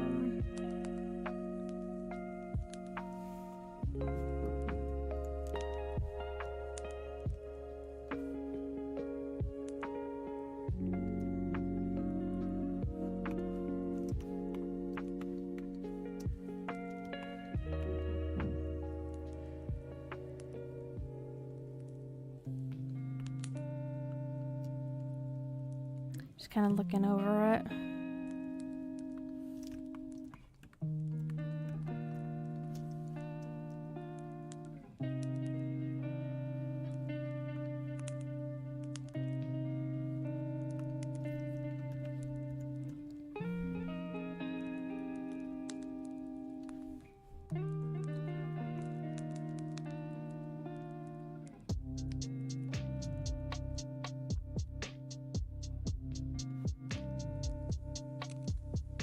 Okay, it's another flat color sketch, portrait, whatever, done.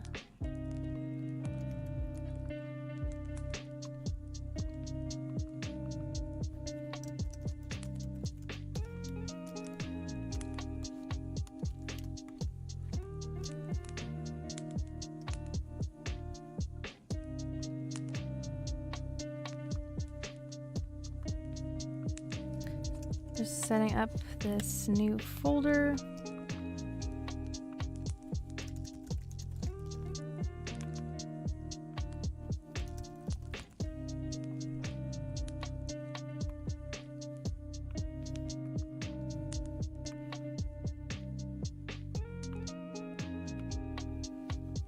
Okay. So this one is facing this way. This one's facing this way. This one faces this way. You can see a little pattern going on here. I guess these two kind of face this way. But the eyes are pointed differently and the face is kind of angled differently too. Hello, welcome.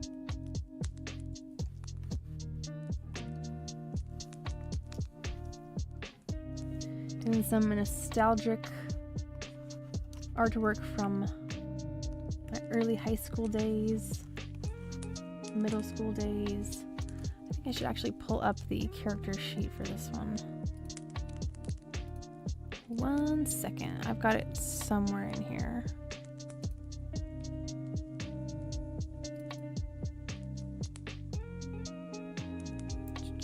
That's Serenia. There's Taiga. There we go. Her eyes have always kind of freaked me out.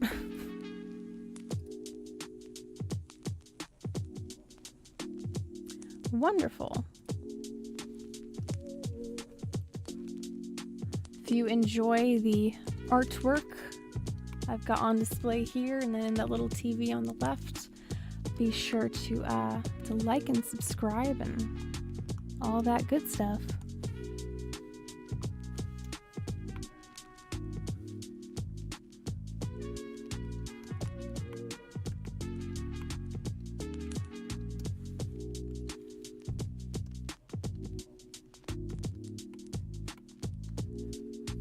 Okay, so this one I would like to have pointed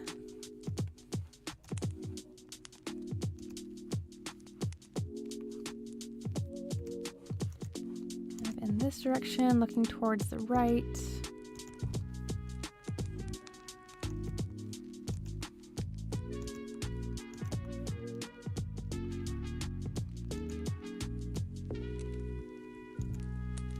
And really just plotting out with simple shapes and lines where like the eyes could be like an expression. You're really just building on top of, you know, everything else that you did before. I'm going to keep this a little bit zoomed out so I don't get too, you know, bogged up by details and stuff. Welcome, welcome everybody. Hope that your Sunday has been treating you well.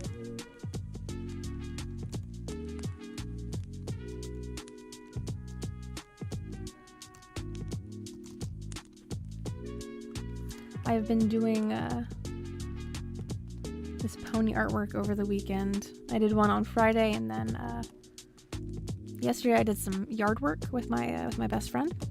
We were clearing out some grapevines from her apple tree, and so I did not have a stream yesterday, but I figured this weekend could be nostalgic and reminiscent of previous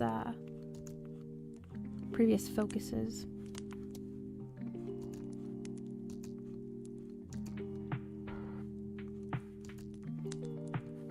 Going back to the roots and stuff. Hello, Cloud99.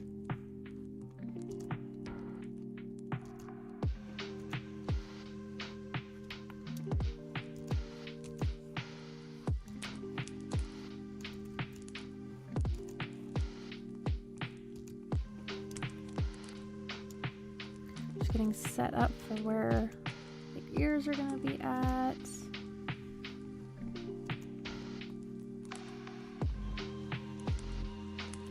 Not that we're going to see much of this ear over here, because it's going to be very much like with a Vivid Beat. Her ear over this right side of the ear is covered up, kind of like here too. Actually, more so with Taiga's. You don't see her ear hardly at all.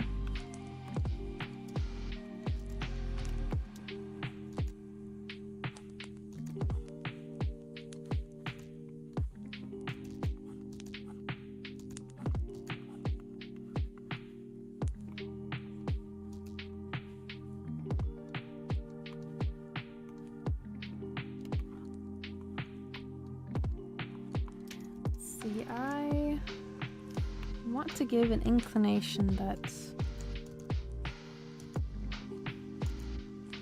it's kind of like a head turn.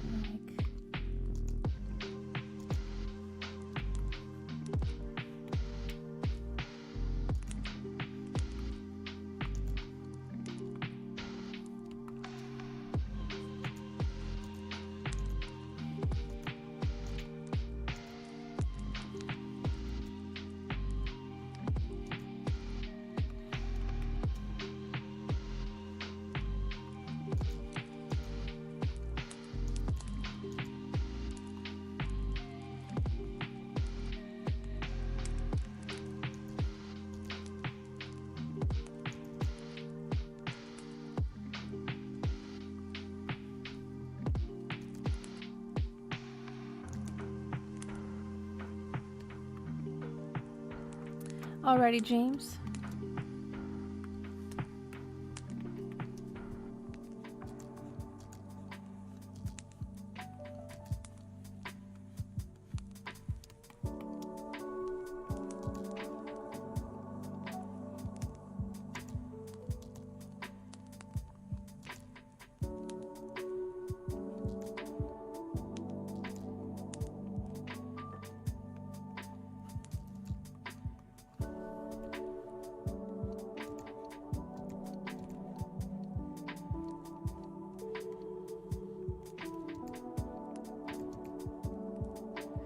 Putting in a little line for where the nostril might go. Sometimes I move things around after already like coloring it, or like, you know, doing the hair part. Sometimes like I'll flip around the canvas. It's just good to get a different perspective every now and then.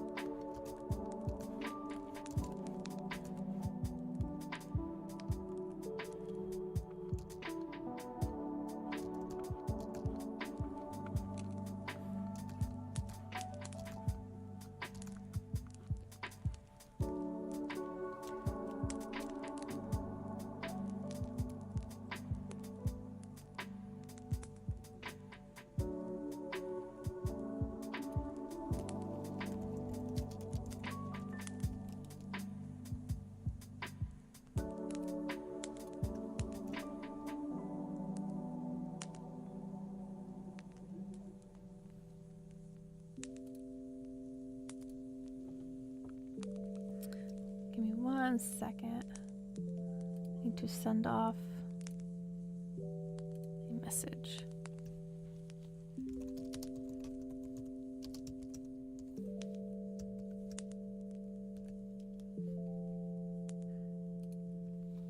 Okay.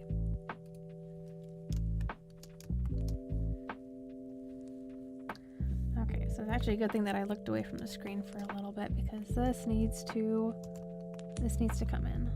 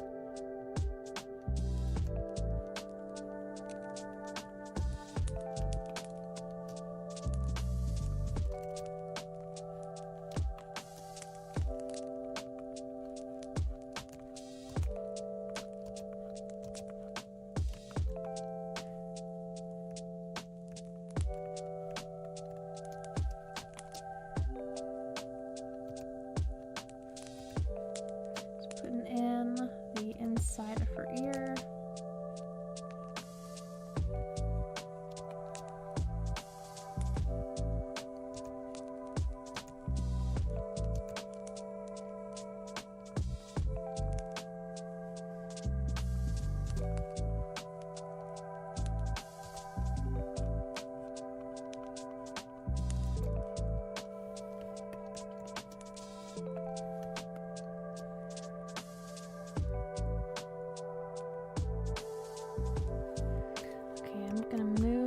Eye up.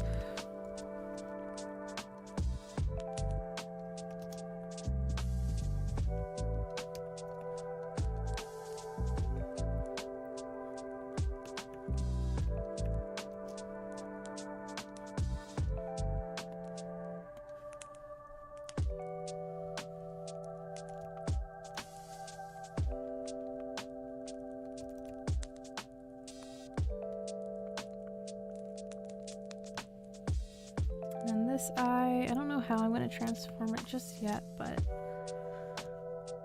something about it I gotta move.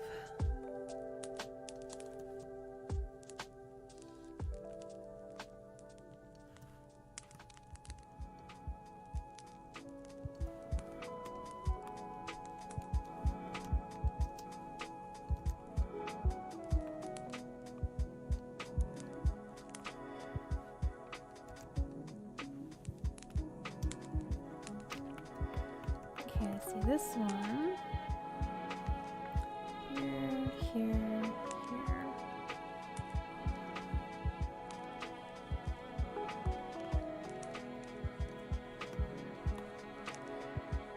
Let's have it looking this direction. And upwards towards the middle.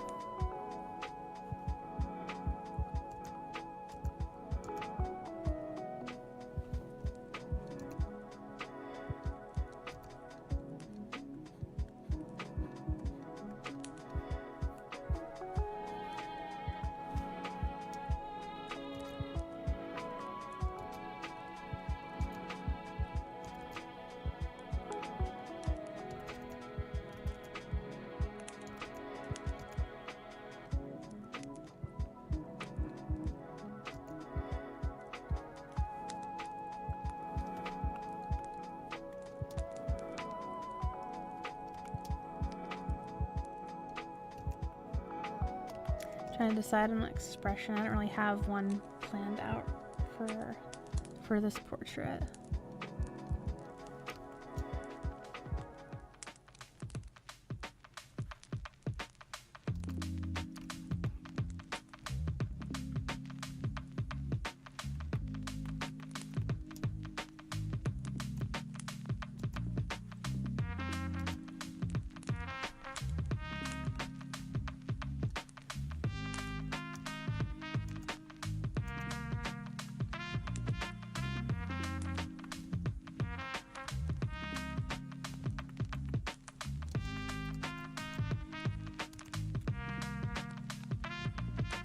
I think I'll do a really angry looking one.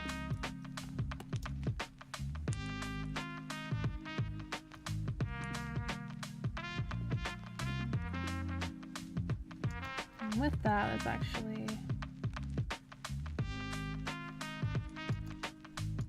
some little wrinkle marks.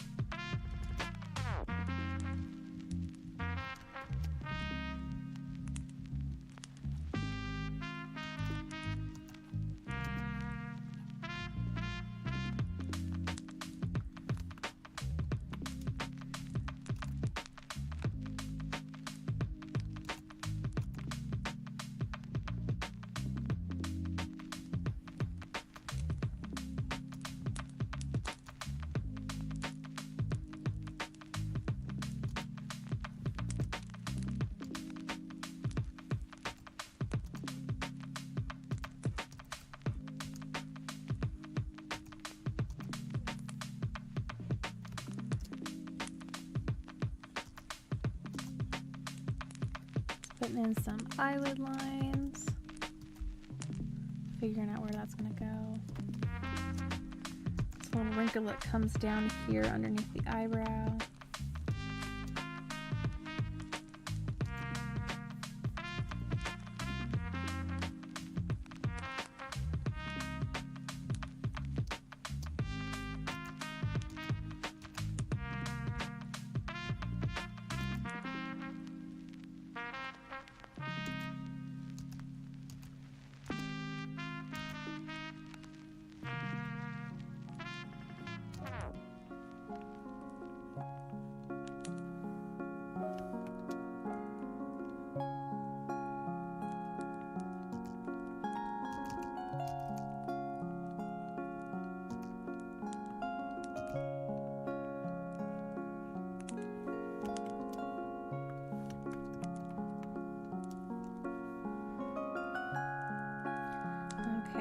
Going to move this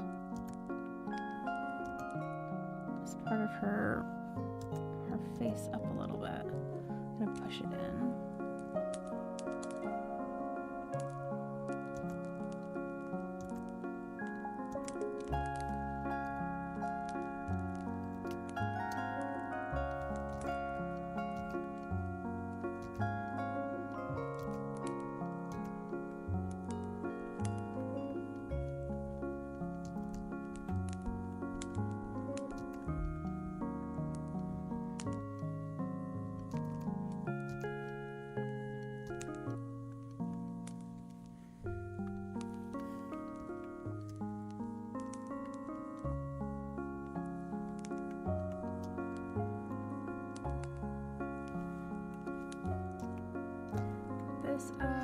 needs to be a little bit smaller, I think.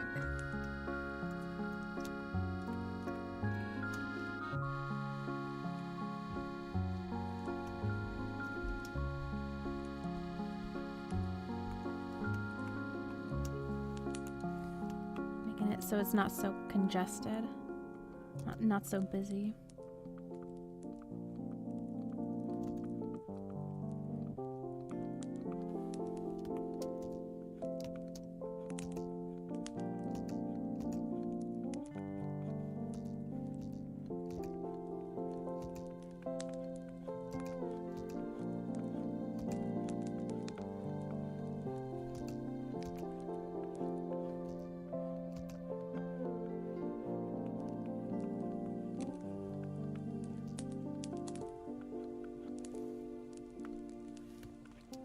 And do a little bit of cleanup over here.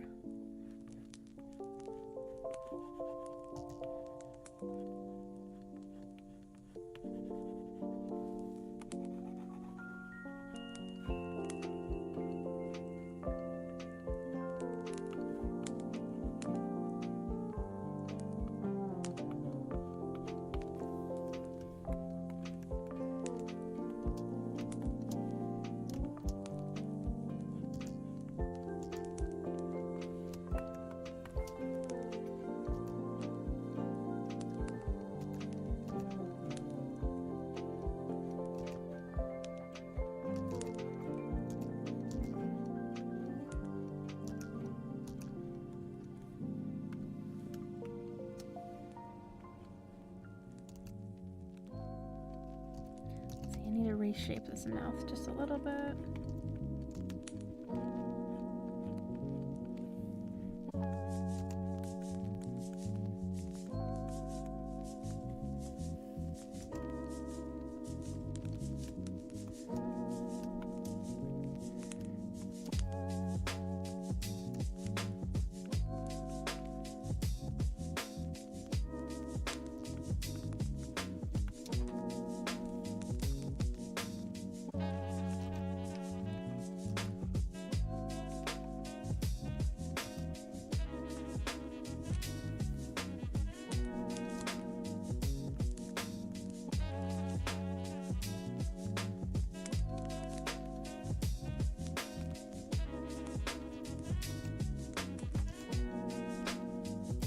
Giving her like a squinty look.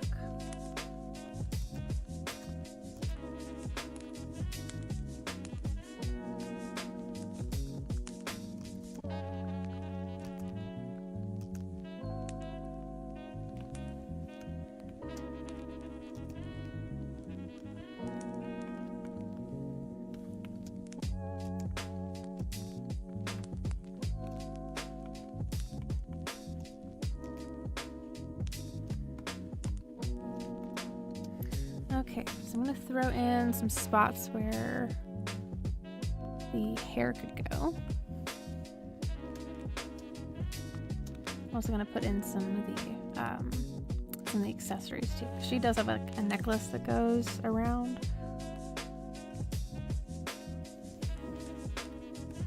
But I am going to do a little bit of updating on her hair, because it was more reflectant of a time when I looked like that, when I had that kind of a hair color.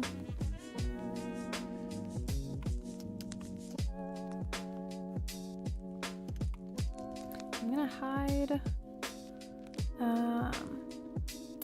Tyga there.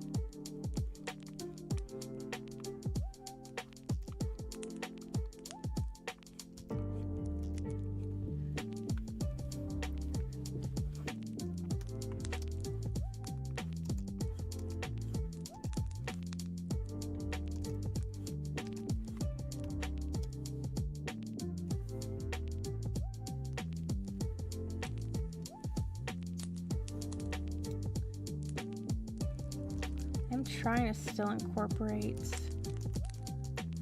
the little hair strand here.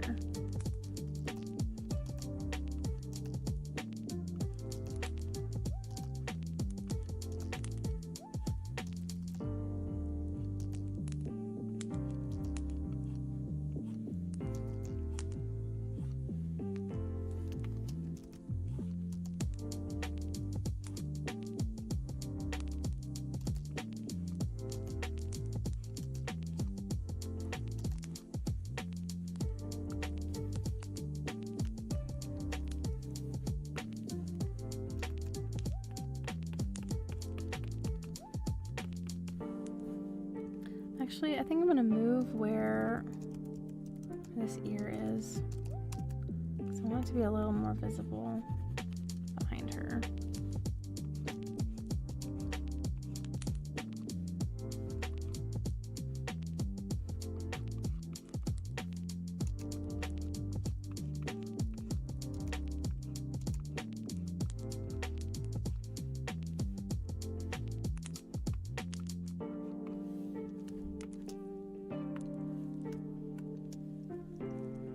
This actually needs to be moved farther down.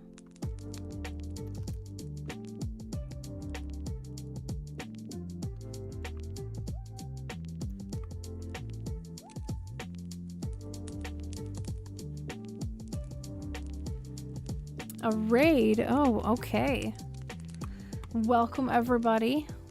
I'm doing more ponies today. Doing more pony artwork.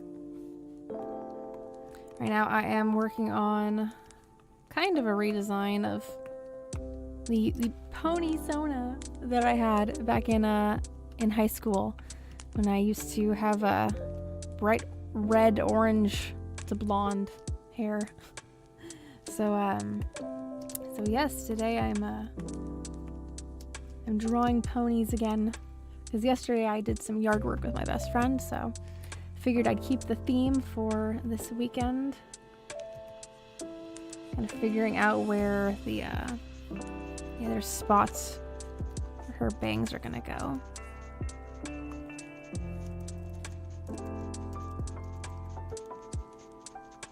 Just rotated this downwards a little bit more, kind of reflect that rotation of her face. We also got this one done earlier. This was my very first OC, my very first original character, so it's like she needs to be part of this as well, so.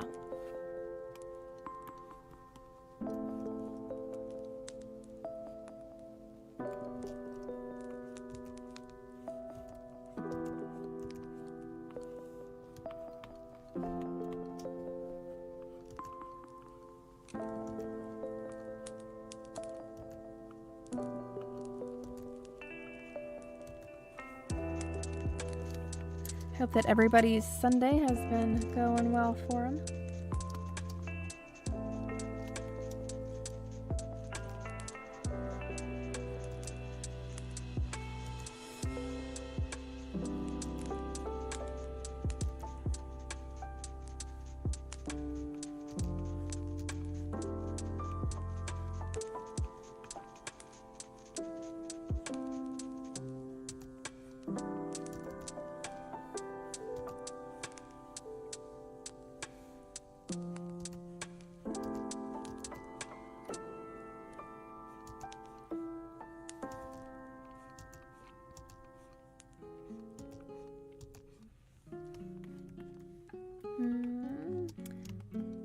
Redo this hair. Something about this just didn't seem like it really fit.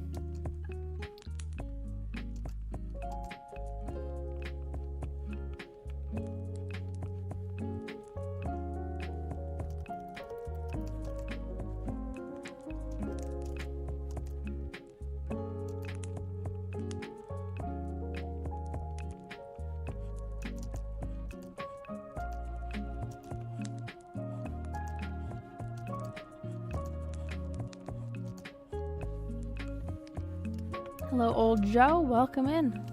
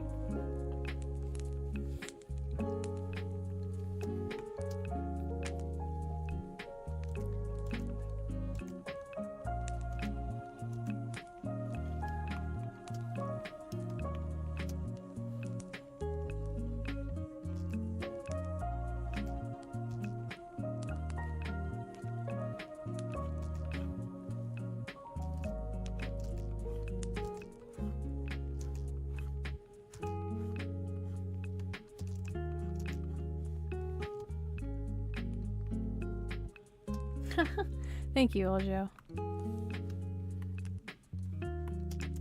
Yeah, we've got a fun little yin yang thing going on.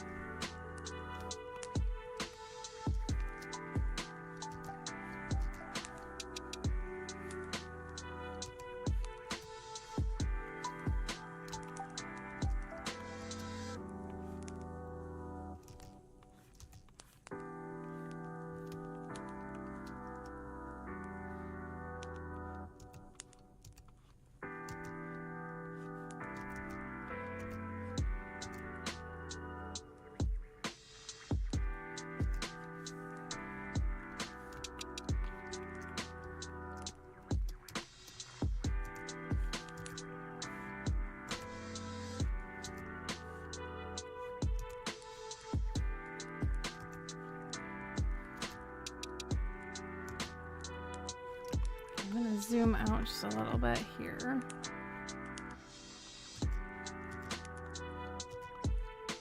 So I know I'm gonna end up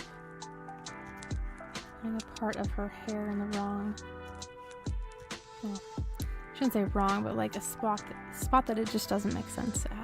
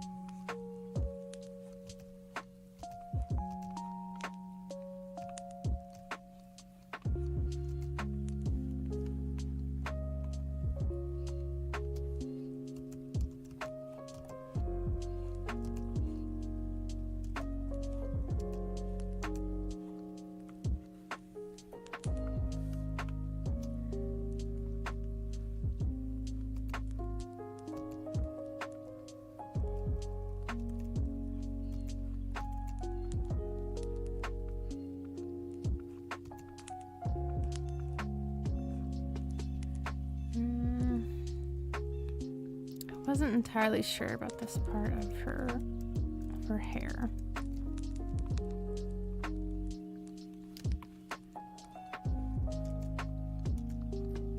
I don't know, I'm gonna try a little tucked look for her bangs here on this side.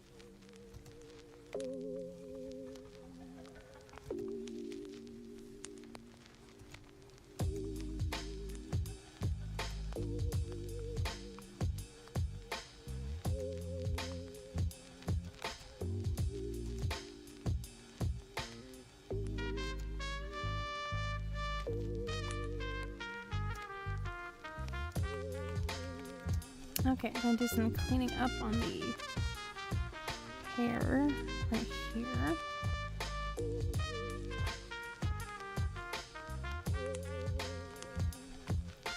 And on the body.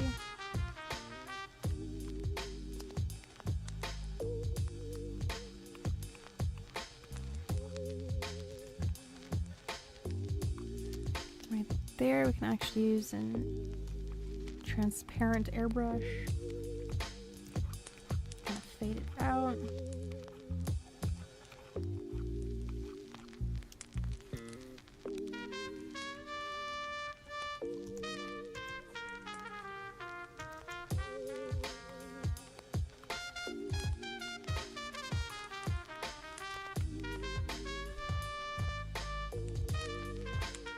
Okay, I'm gonna go and continue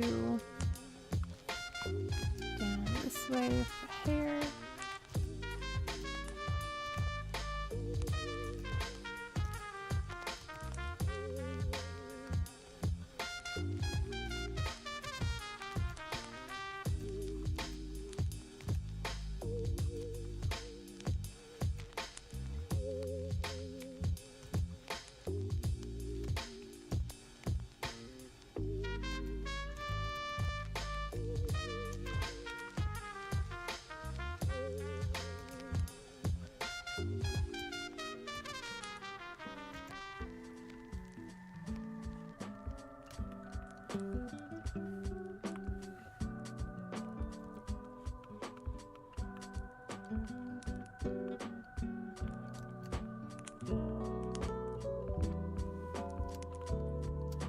This part of her cheekbone, I need to move.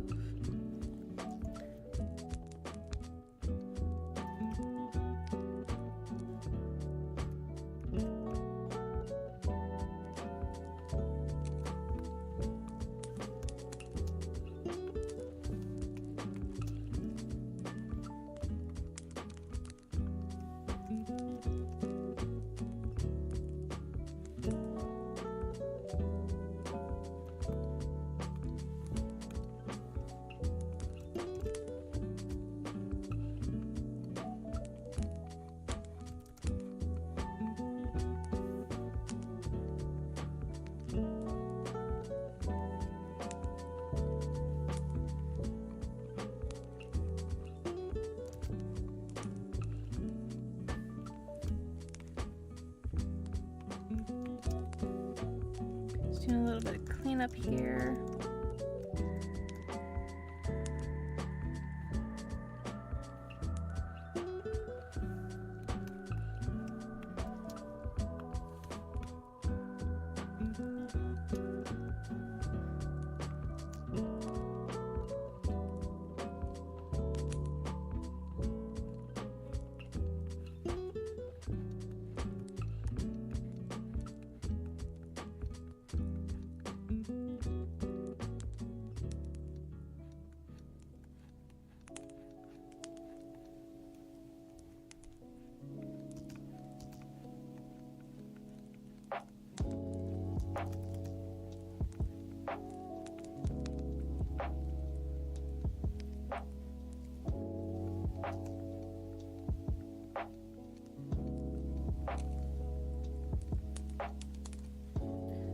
Throwing in some eyelashes there.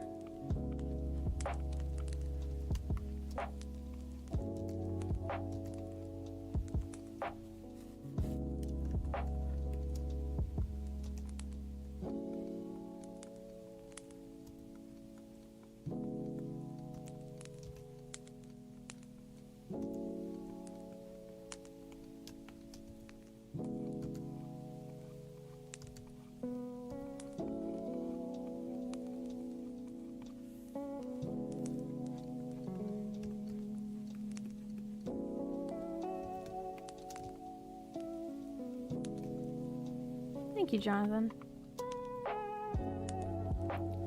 It's just a work in progress over time, and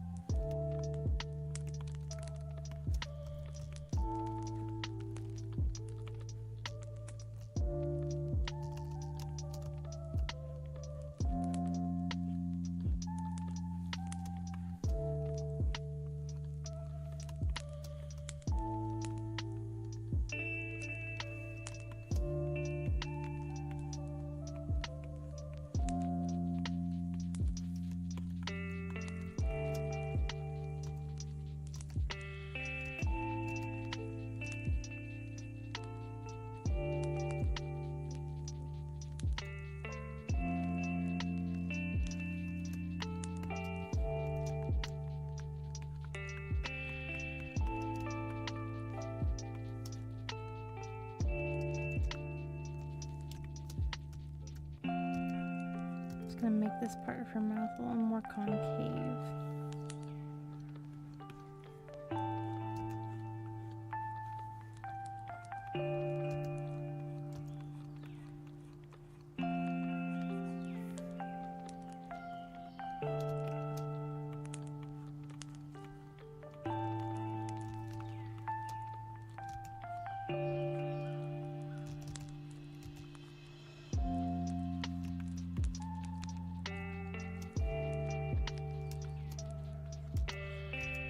She also has, kind of like how I have here, some gauges, so I'm gonna put those on here too. Oh, I know, yeah, oh my gosh, I got a sunburn yesterday from doing yard work outside with my best friend. Summer is upon us. There are pros and there are cons to the sun just deciding, you know, it's the time of year again. Time for me to be more active, whether y'all like it or not.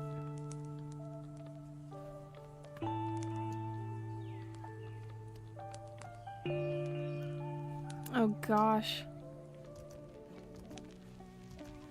I'm afraid to ask, like, the specific temperature, my goodness.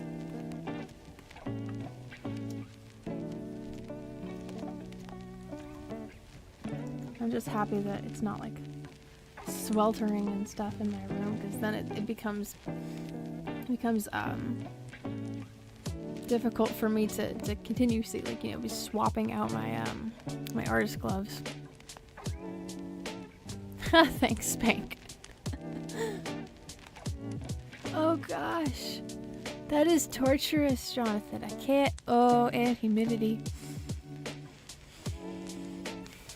I had the worst humidity when I was in Florida. It was, oh good grief, it was so like muggy. Like, don't even bother like trying to put on any makeup. It's just gonna melt off of you.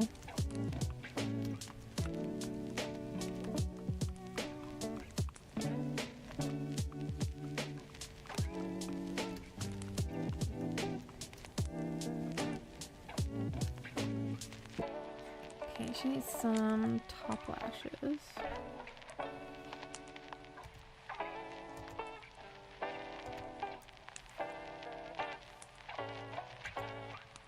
I'm gonna put in the gauges in a second. Just I saw these top lashes were not done.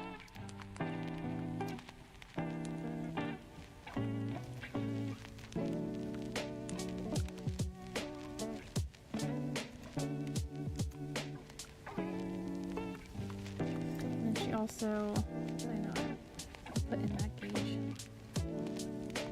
Second, I just know she has fangs. I need to show that. Tyga has, like, actual, like, all of her teeth are fangs.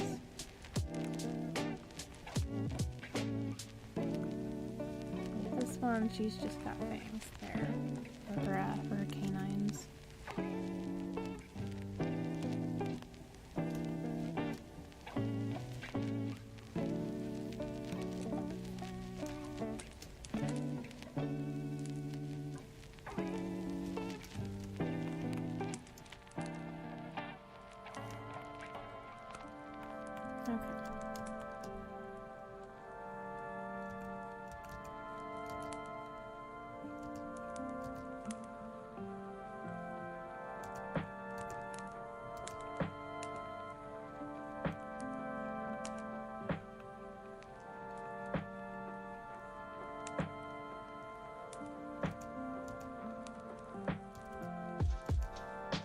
Putting in this inside of the ear.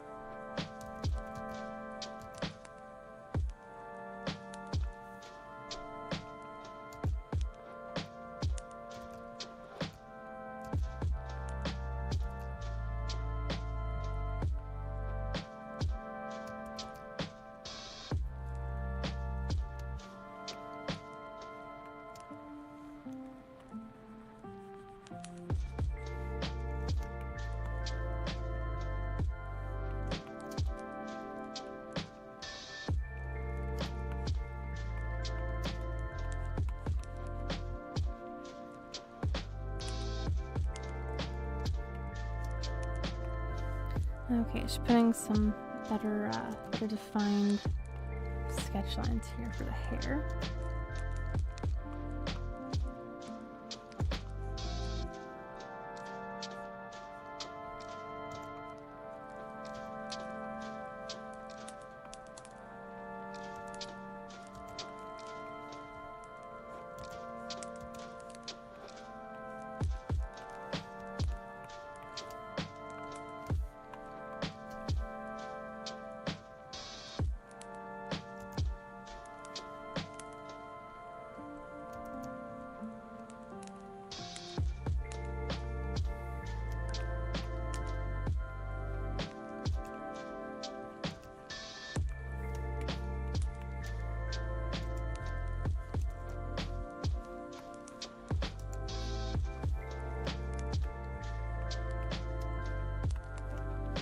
And for this ear, these lines are just looking a little thin.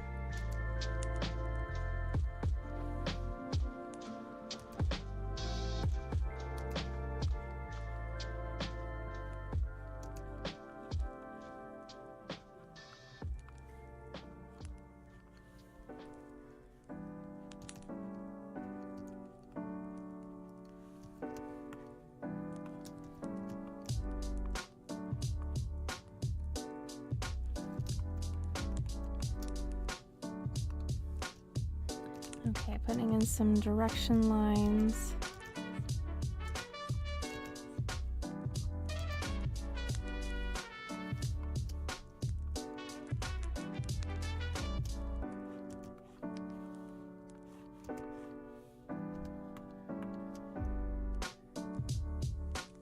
Okay.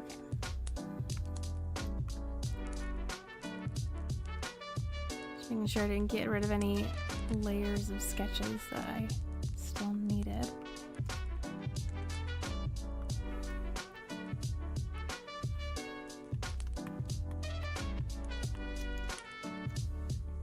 Some of these colors I am not going to keep.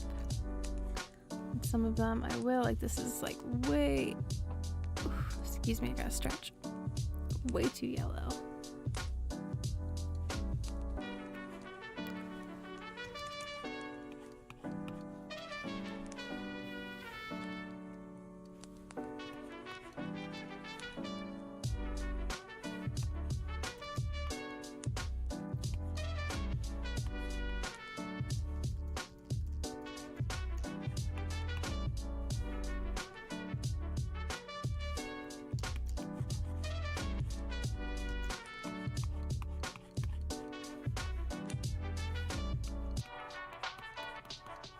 Okay, some more eye-pleasing color. Doesn't seem as, I don't know, plastic, maybe. Hello, Garbo. Welcome in.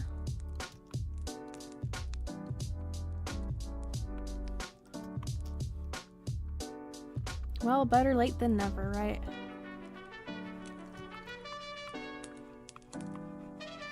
I have gone back to the pony drawings. Got this one done here, my very first OC. And then moving over here to the pony Sona, whatever.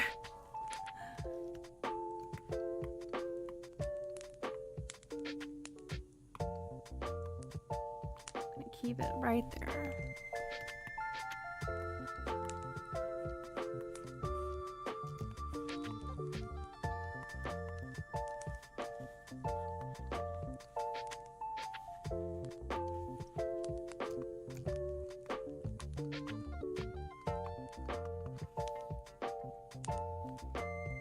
Oh, nice. I forgot to show it on Friday, but I showed it earlier, but I'll show it again because I'm drawing ponies. This one, I had a friend in high school that was really into making mini clay models, and she made me a couple of models of my OCs, but they were broken. But I still have the small one, and so yeah, I figured I would bring it up since talking about painting, figures and stuff. But yeah, so I keep that on my interface. Yeah.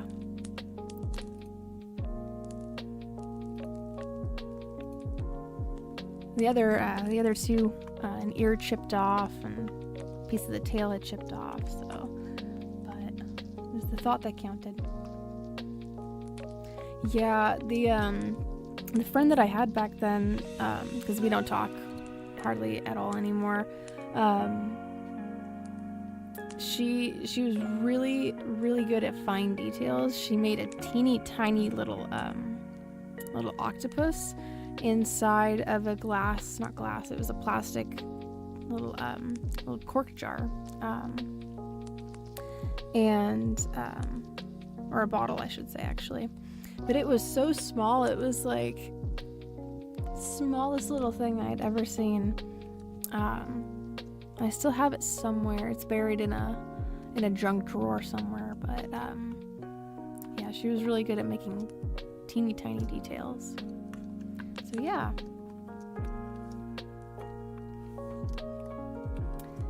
I saw it after the show on Friday, and I said, "Oh, I should have shared that. Would have been fitting with the talks of painting figures and such."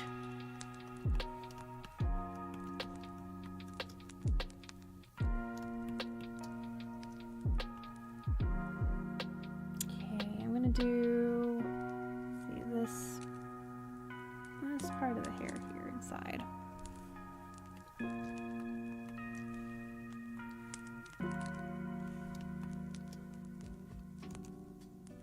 That's gonna go under.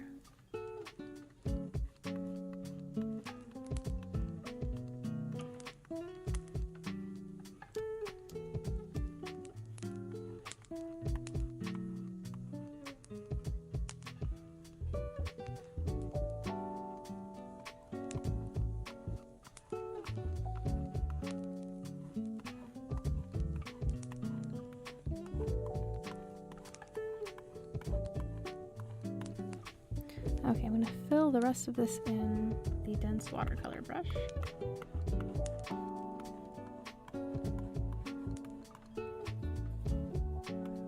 And then already I'm going to go in here and clean up some of this paint.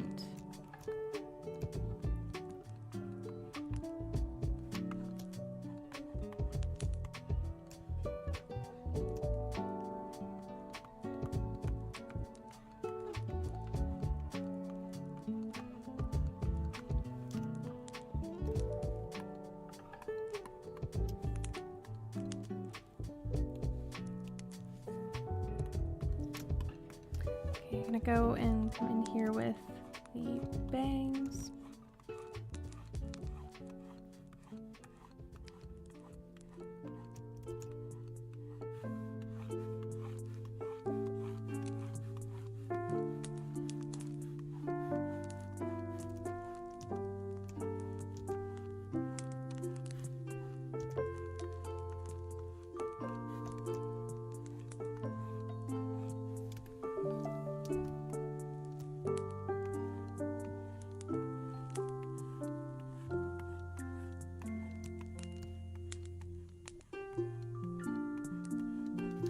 Down in here where the hairline starts.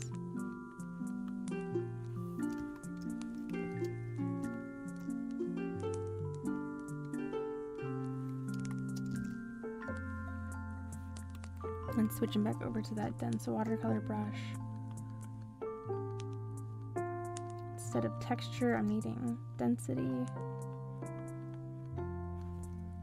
And then over the edges, I'll need some texture.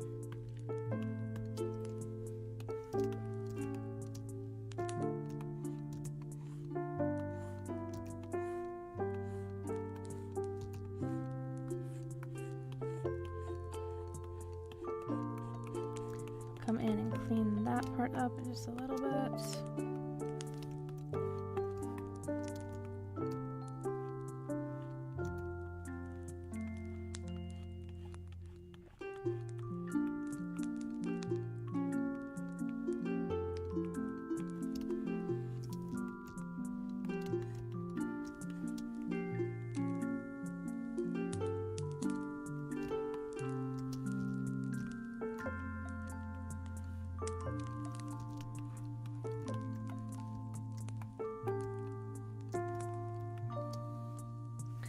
Okay, I'm doing the same thing over on this side.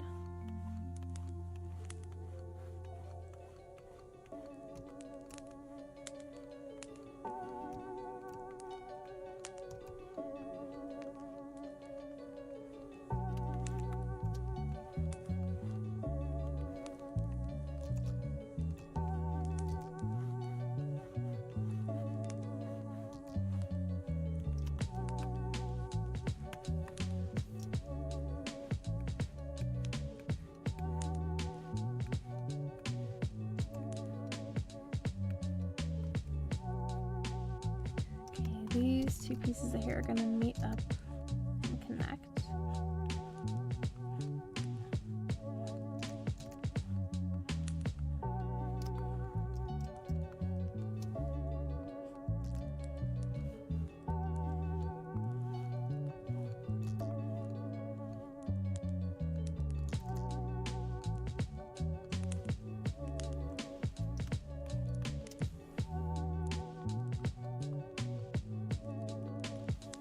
Okay, I'm going to go over again to that dense watercolor brush and just fill all of this in with that color.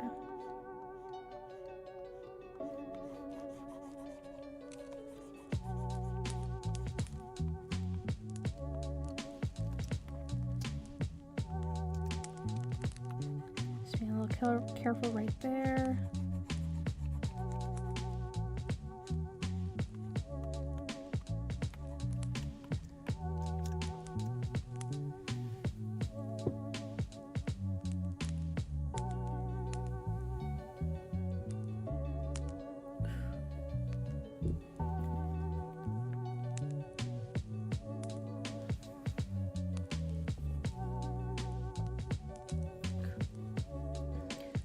Excuse me, I had to pop my back a little bit there.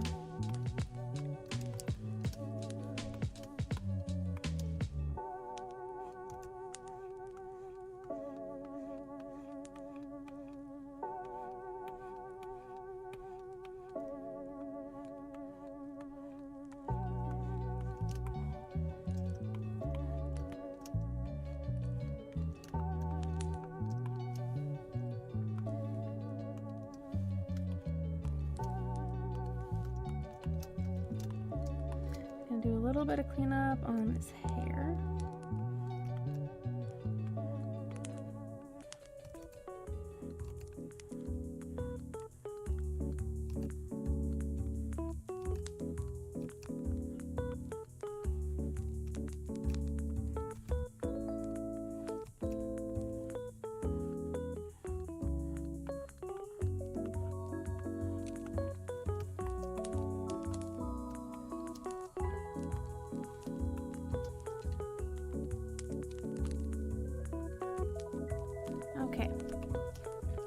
Moving on to these other parts of the face, giving this some more depth and direction.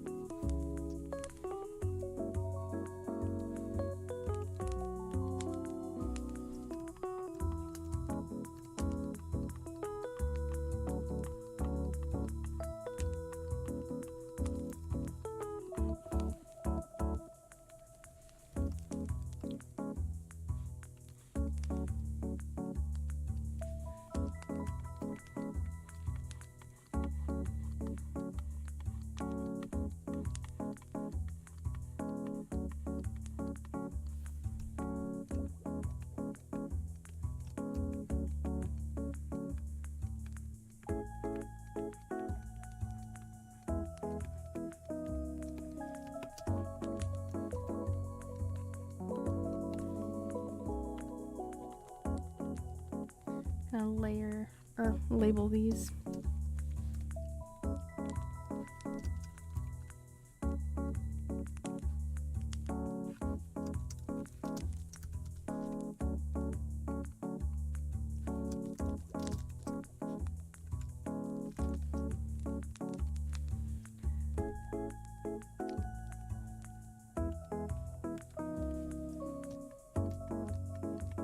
These teeth in here. I'm actually going to use a different brush just so I'm sure that I'm getting all of the paint in this one spot.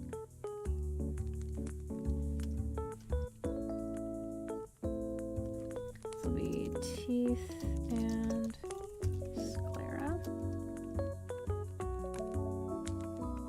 When I can, I like to do the sclera and the teeth on the same layer. Figure if they're using the same color, why not the same layer if it's on the same part of the face.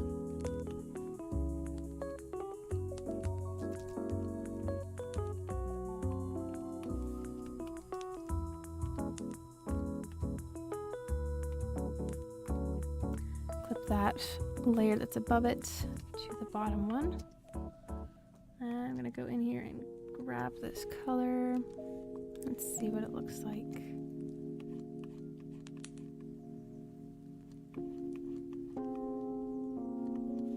Now I'm not entirely done placing the hair color either.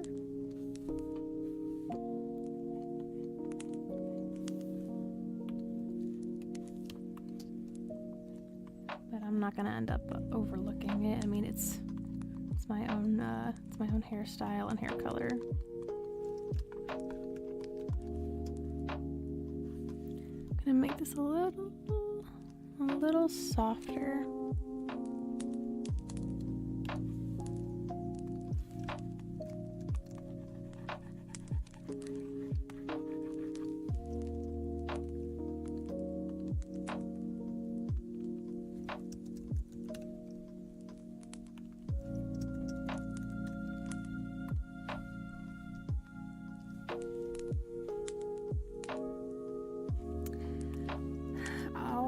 I'll entertain this pupil color, but I am certainly not going to keep it.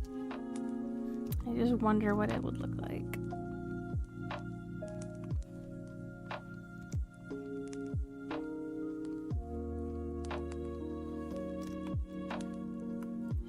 It looks like she's like an alien or possessed by something, which would be good for keeping in mind for different designs. She just looks so freaky looking.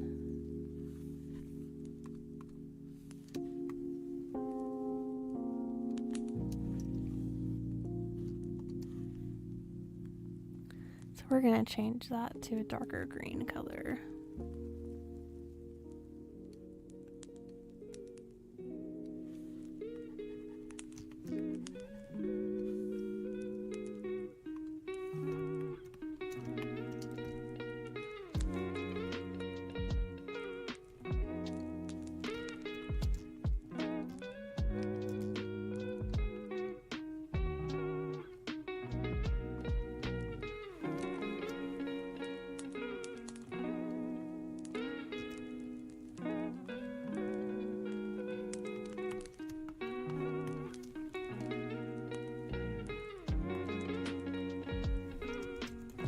Throw in the eyebrows.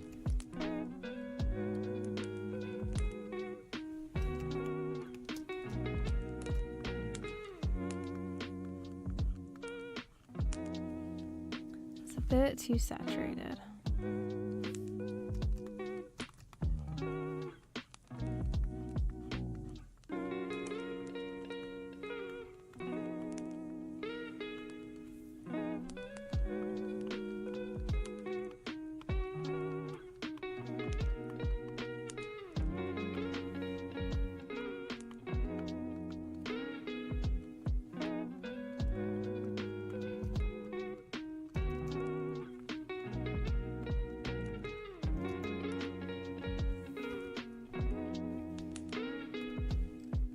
Hide that top part of the hair so I can see underneath here.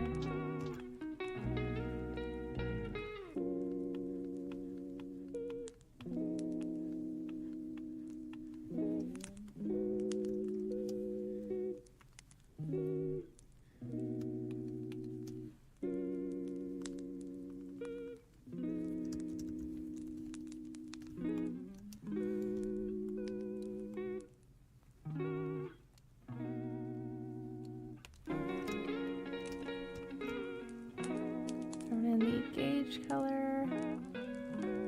Actually, I'm going to use a different brush.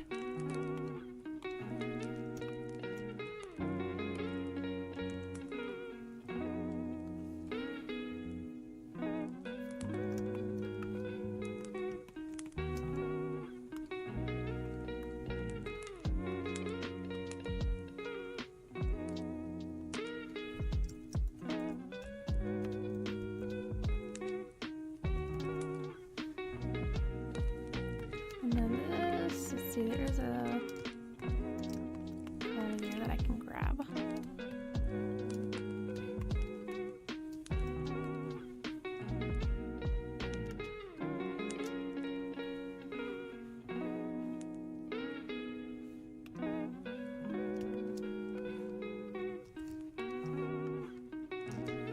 I'm going to use that brush, I think.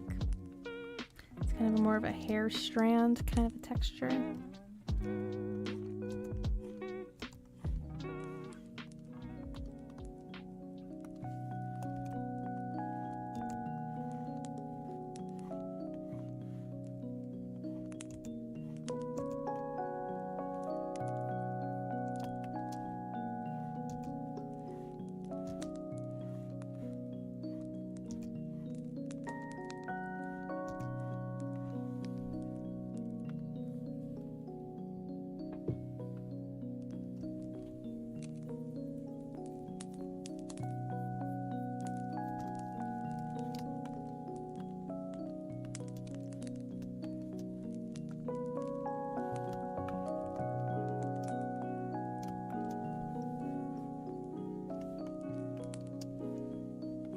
Putting in this little blonde spot here. Oh, sweet. Thanks, Garbo. Yeah, we had, I'm not sure if they're lurking or if they ended up leaving earlier, but we had some other artists come in too, and I thought that was super exciting. Building the creative corner. And the community in the creative corner. I'm creating repetition with my words there. But thank you.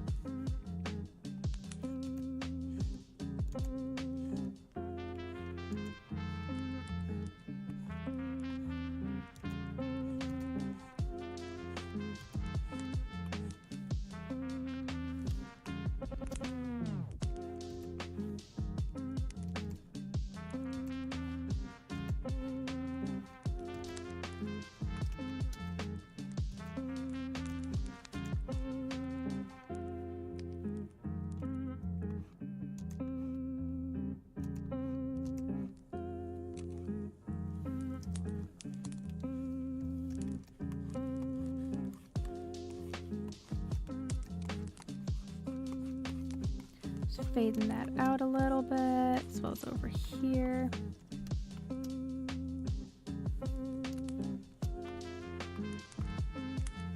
Even down here as well. There'll be some more of this blonde.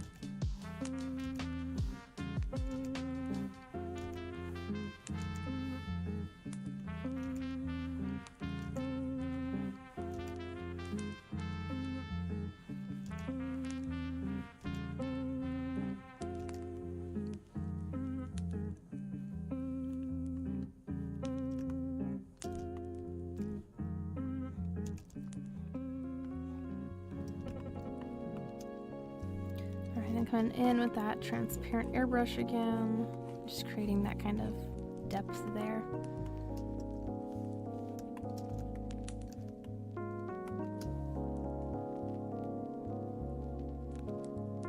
Okay, I'm gonna come in here and do some coloring of the lines. And then I did say that she wears a necklace, but we didn't really see it as much as I was planning on.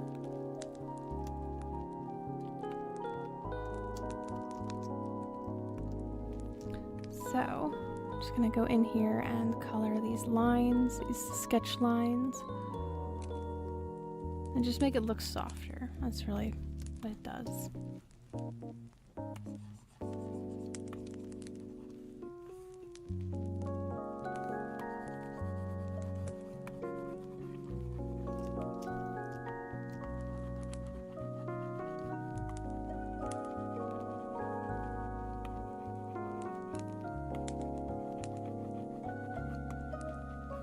Starting off here with this base coat color.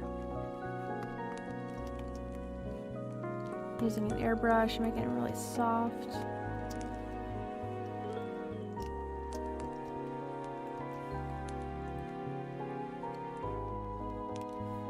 Now I'll go in with not the airbrush, but the dense watercolor brush. Just gonna go over those.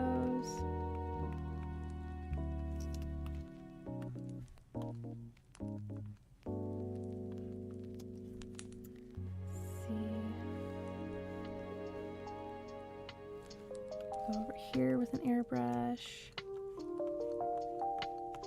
Very gently work that back into black.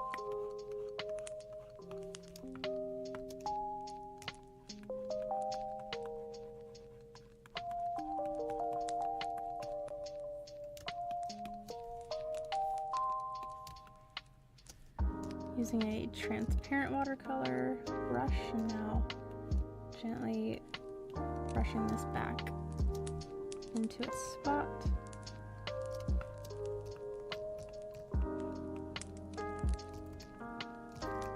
And then kind of just nudging this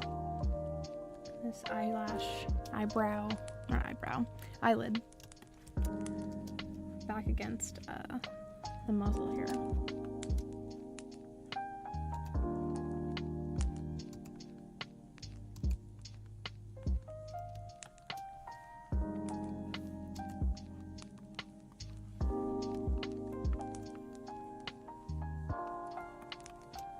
And take this green color, apply it here to the eye.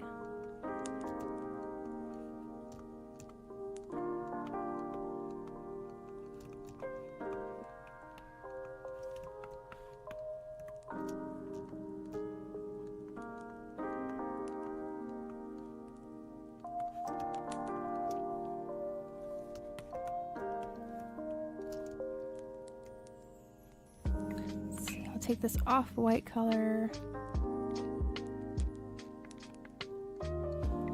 and get a line color out of it.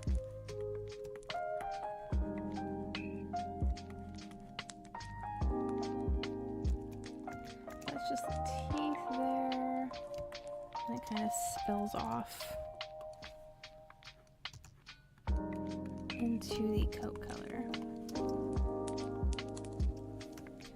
This here can be airbrushed. Do a little bit of that white line color. This here is going to be black.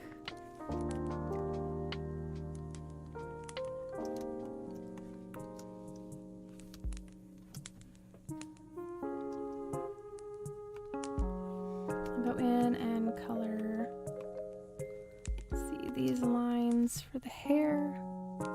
Then after I do this, I'm going to take a little bit of a break. I'm going to get some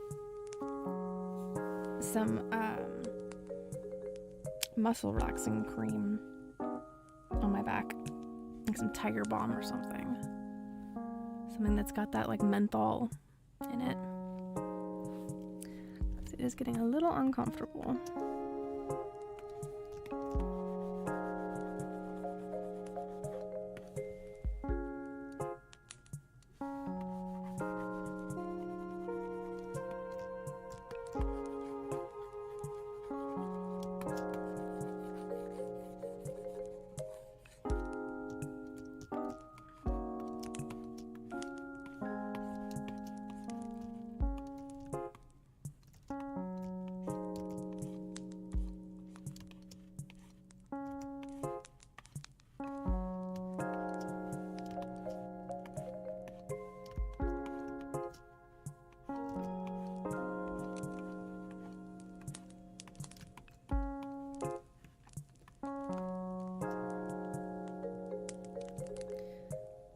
Okay, actually, just let me make a little BRB sign because I'm going to take a little bit of a break.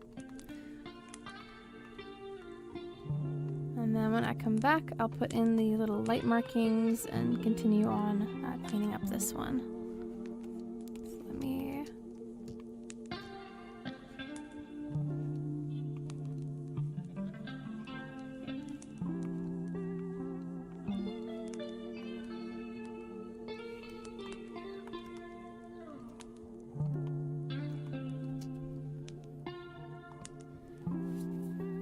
Okay, I'll be right back. Give me just a few minutes.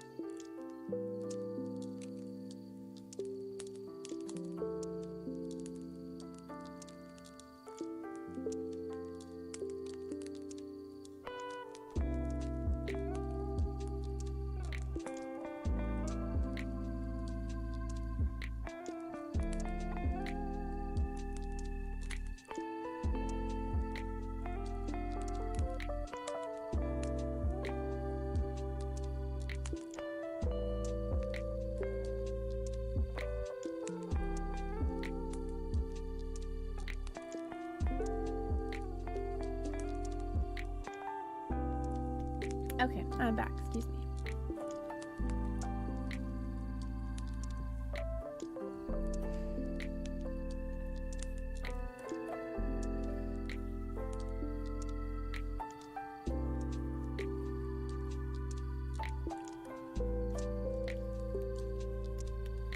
Okay, let's get rid of this BRB sign. I can feel it cooling. Its cooling properties.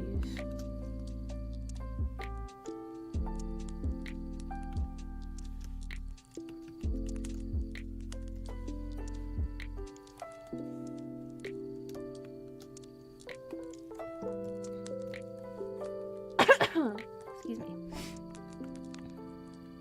Jumping back into the artwork. And do some cleanup here, as well as putting in the lights.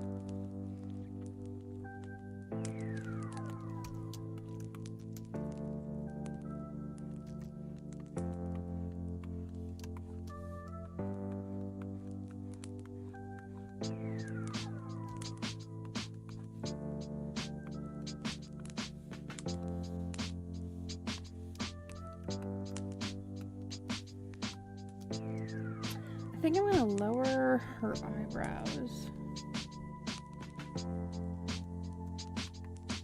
I think they're just like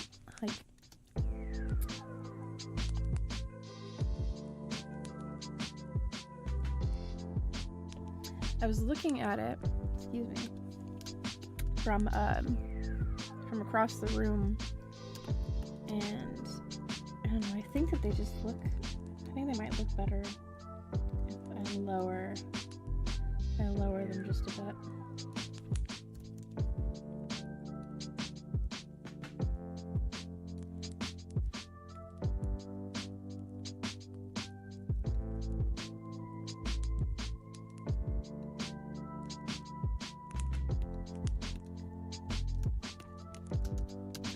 Okay. I think that does look better.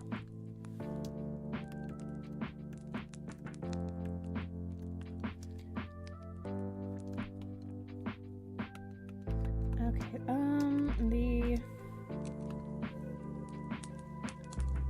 lines for the hair.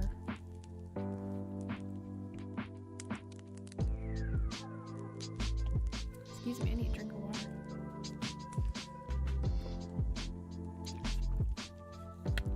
The lines, the sketch lines on the hair will probably be a little darker.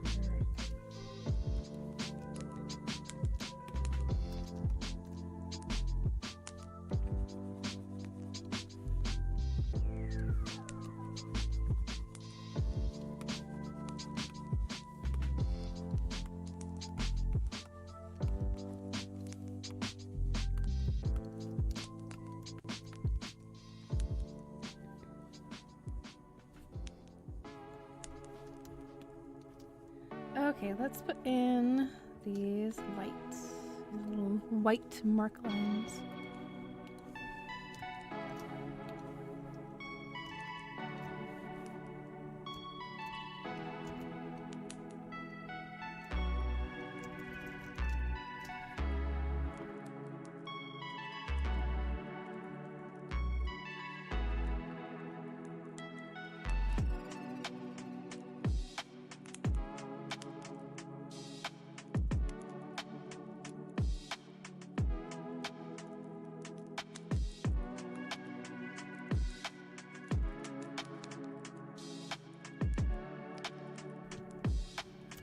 Okay, there's the one.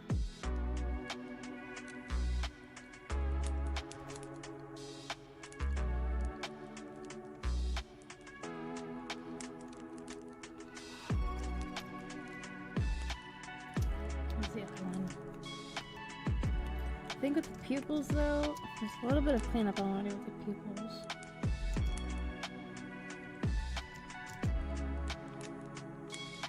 I think I'm also missing a step. The airbrushing.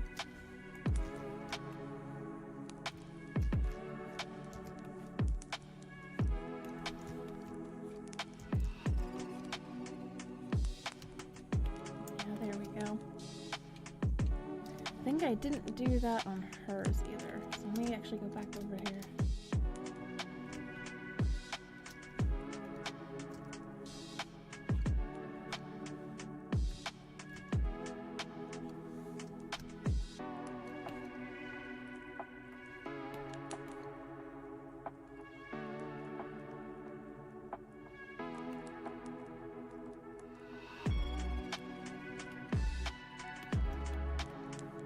Try not to get caught up in going back to that. You know, when I flit around the canvas, get distracted.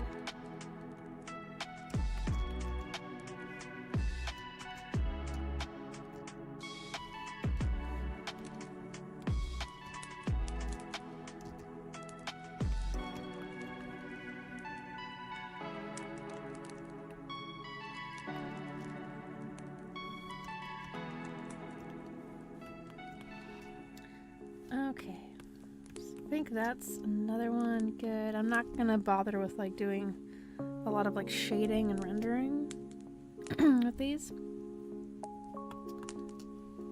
but I do see, and I saw this a while ago too, that there's like a trend with a darker palette being used. So let's bring up that Borg one again.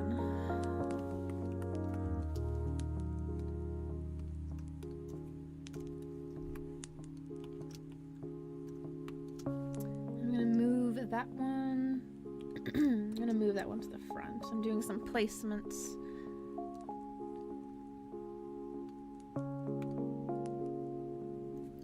Moving some of these around.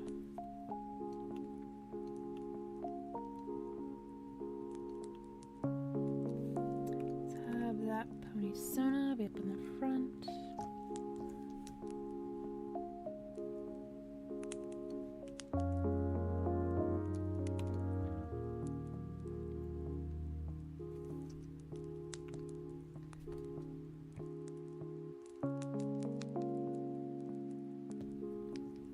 Serenia. Give her up a little more.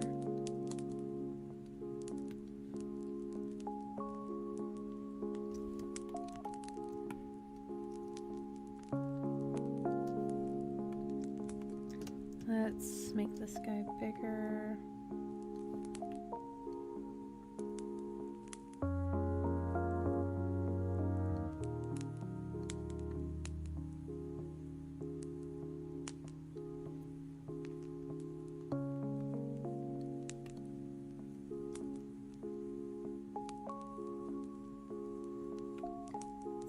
Serenia gets moved up.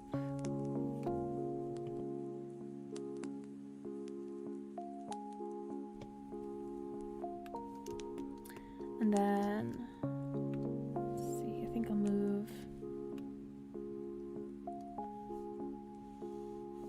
Taiga in a little bit there.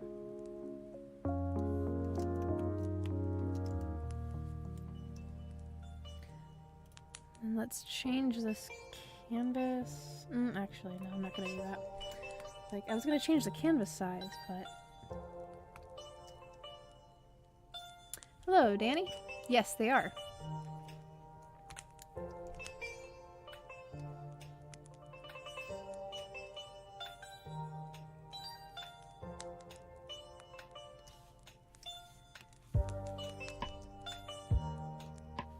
I have my very first one that I made, Vivid Beat, over here.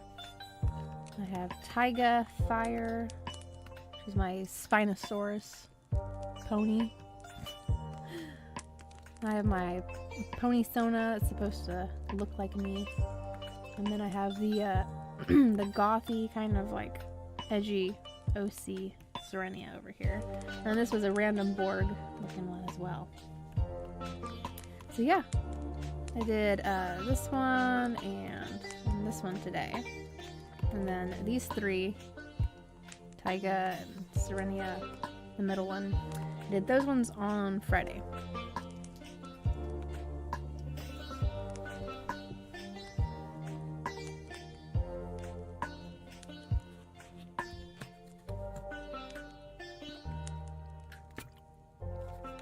I think I'll do some very light shading, kind of like how I did with that one.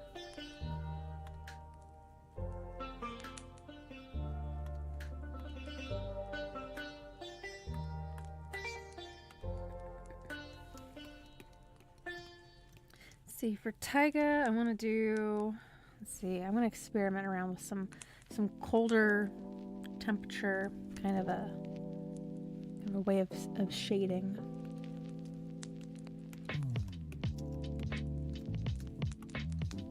Using a blue here.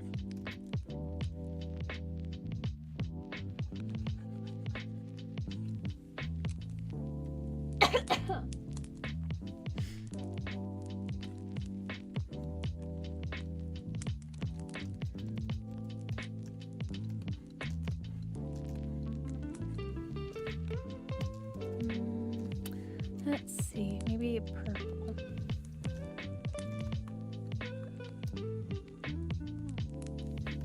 Oh yes, the Serenia, or not Serenia, Taiga.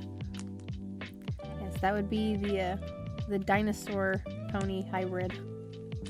I made her in, gosh, I think she was the, I can't remember which order it went in, because I know that Vivid Beat was first. Then I think it was Serenia, then Taiga, then the Pony Sona.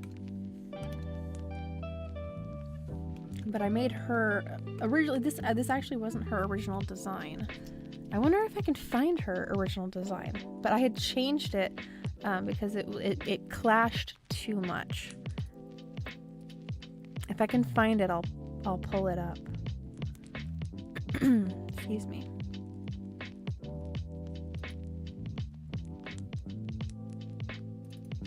For now, here's a picture of Serenia being angry and upset that we can put over here. I did this one in oh goodness, there's no date on this one, but this one I used to go by Potate's Jam. So yes, for now I'll keep that one up while I'm looking for this other old artwork. I don't even know if I saved it. It's somewhere out in the ether of the internet.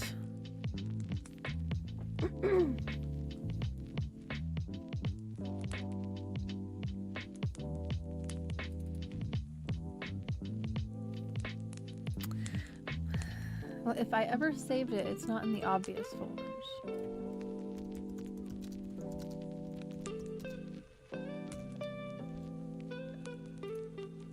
But she used to be blue.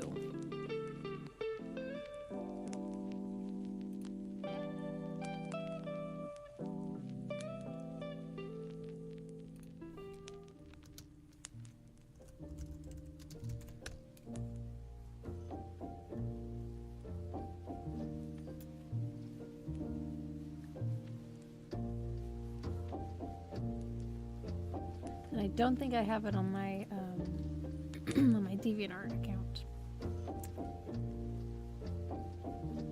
Stash. Wherever it is, it's out there in the in the grand ether. It leaned more towards a teal.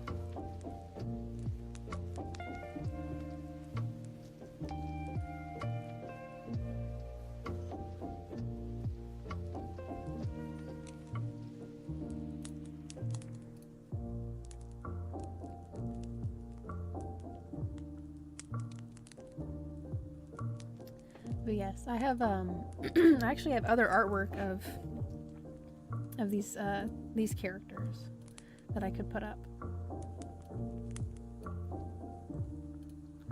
Let's open it. And these are old pieces. Okay, here's an old picture. This one's from 2015. This one I dated. So this is the Pony Sona that I had at the time with a Vivid Beat here, and Taiga. They have stolen one of her socks, and she is very upset about it. And then there is, let's see, there's this one here where they're kind of like taking a photo together. And Vivid, knowing that Taiga is kind of a cannibal, is looking a little worried about being in such close proximity. And the Pony Sona doesn't really care. But anyway, so I think I really overused the add glow feature here. I probably could have toned it down a little bit. But yeah, work from 2015. Some old characters there. But yes. Close those down. Yeah, I can't. I want to find it. I want to find that old design and show it, but because of the spelling of my old username, it likes to autocorrect to potatoes chan all of the time.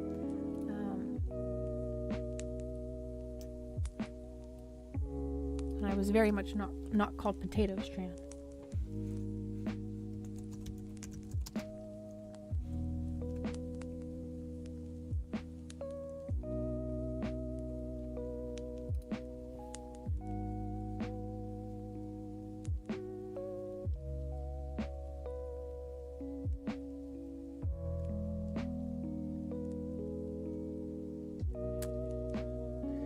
Oh well, I'll save it for a different day when I'm more, I guess, I don't know, hell-bent on finding this old artwork. I really wish that I wouldn't have like gone through and like deleted a whole mass amount of artwork from my old DeviantArt account.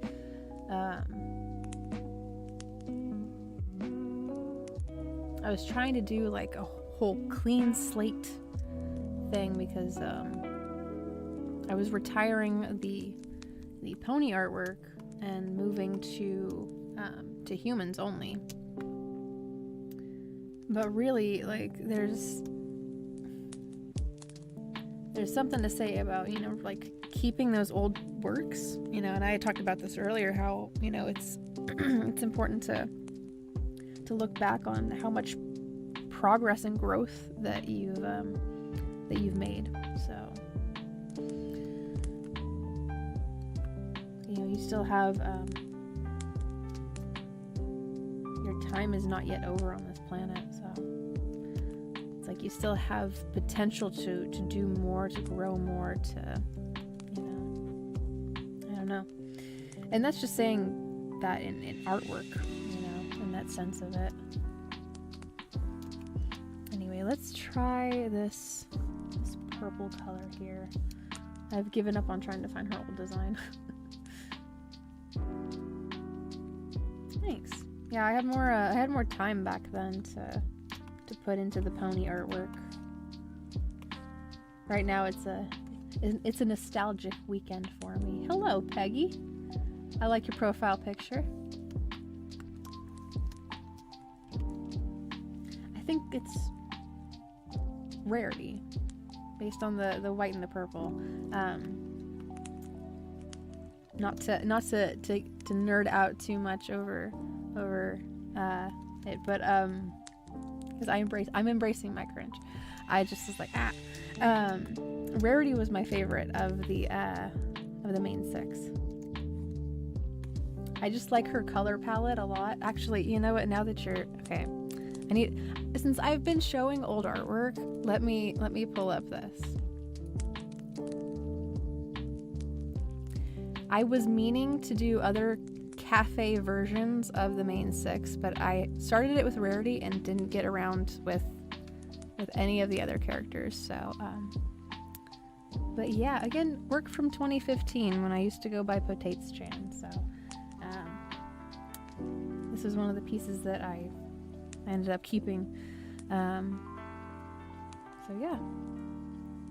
Figured I should show that one. Your profile picture reminded me of that one. But welcome.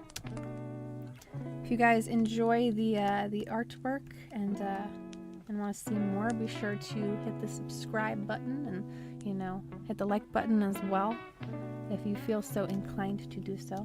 I also have my DeviantArt that I'll plug there. That's where I usually post like finalized pictures and different pieces of the collections. They have their own separate folders and stuff, keeping it organized.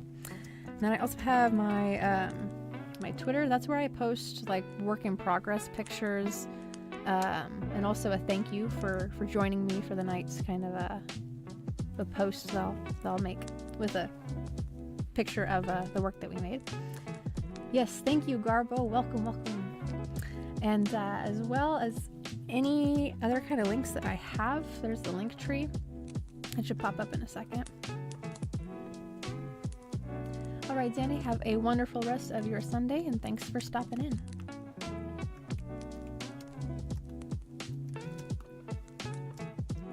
See, I've gotten better at plugging my stuff. It only took like 3 months.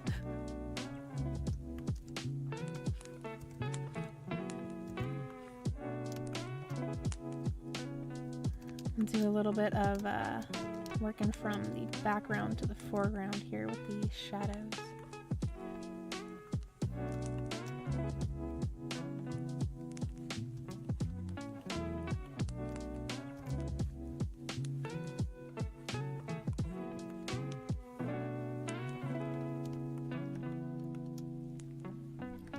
Here, do a little bit of erasing. I want to show that there is some light still coming over here.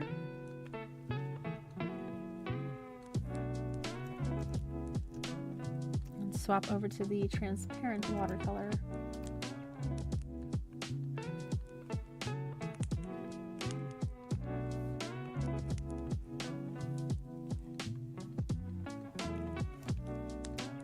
And then I'll actually take an airbrush here and kind of fade this out.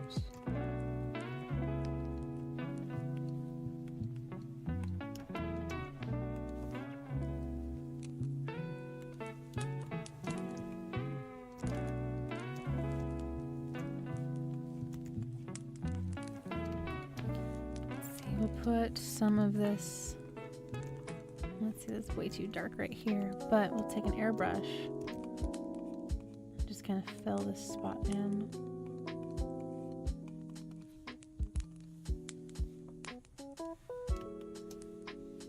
With a transparent watercolor,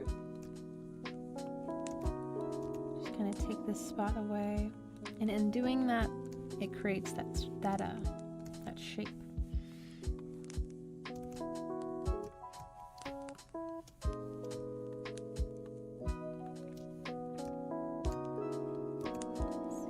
Same thing over here on her cheek. Maybe this might not look the way that I want it to.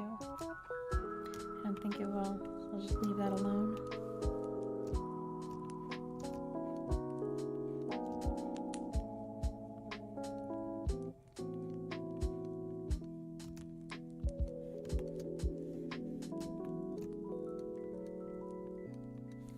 Do a little shadow there on her nostril.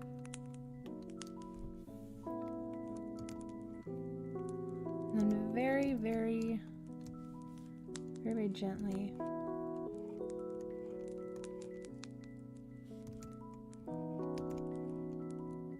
putting in a shadow.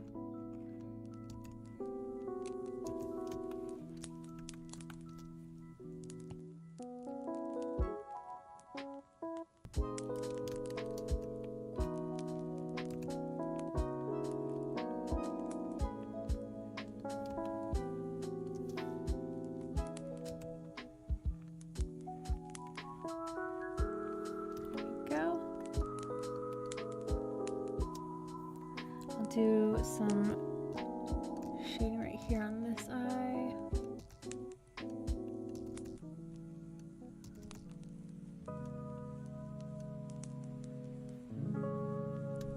Hello, Breslin. welcome.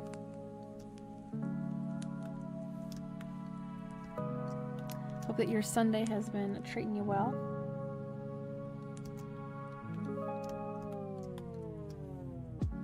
This weekend I've just been going down memory lane, drawing old original characters of mine from middle school and high school.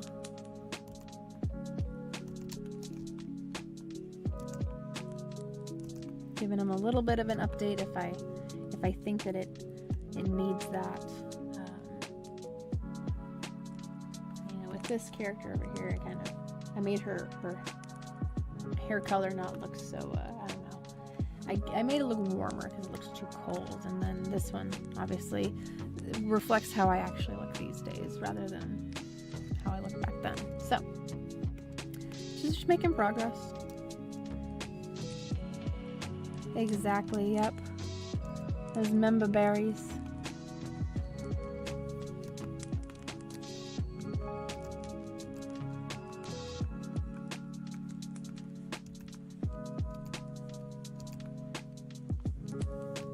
When I was first really taking the artwork that I was making seriously, and thinking about like poses and how to tackle that daunting task of how do I go from point A to point B at that point,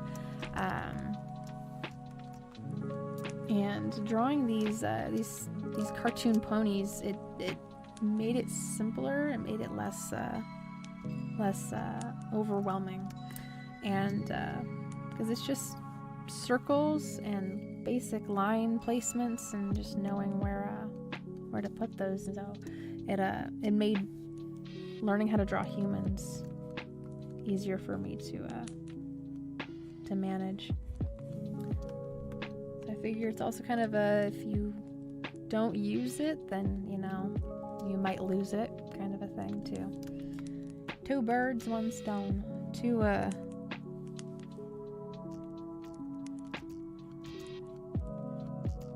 feet, one person. I don't know.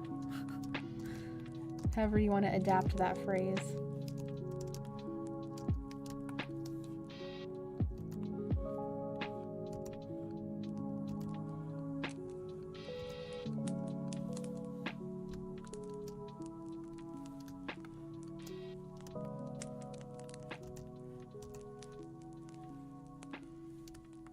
Yep, just about like multi-purposing things.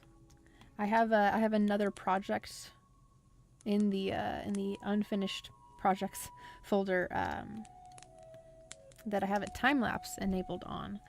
So it's not only a design for one of my music projects that I'm working on, but it's also going to double as a YouTube short when it's all good and completed, which will hopefully be by Tuesday. I'd like to get it done by Tuesday. All done up and uploaded.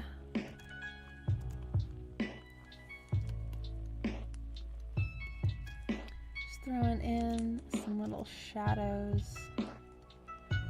Tyga's hair is kind of crazy anyway.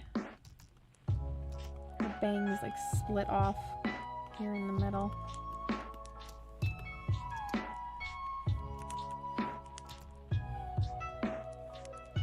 Just very gently going over parts of her hair where they're overlapping. Just really giving it some depth.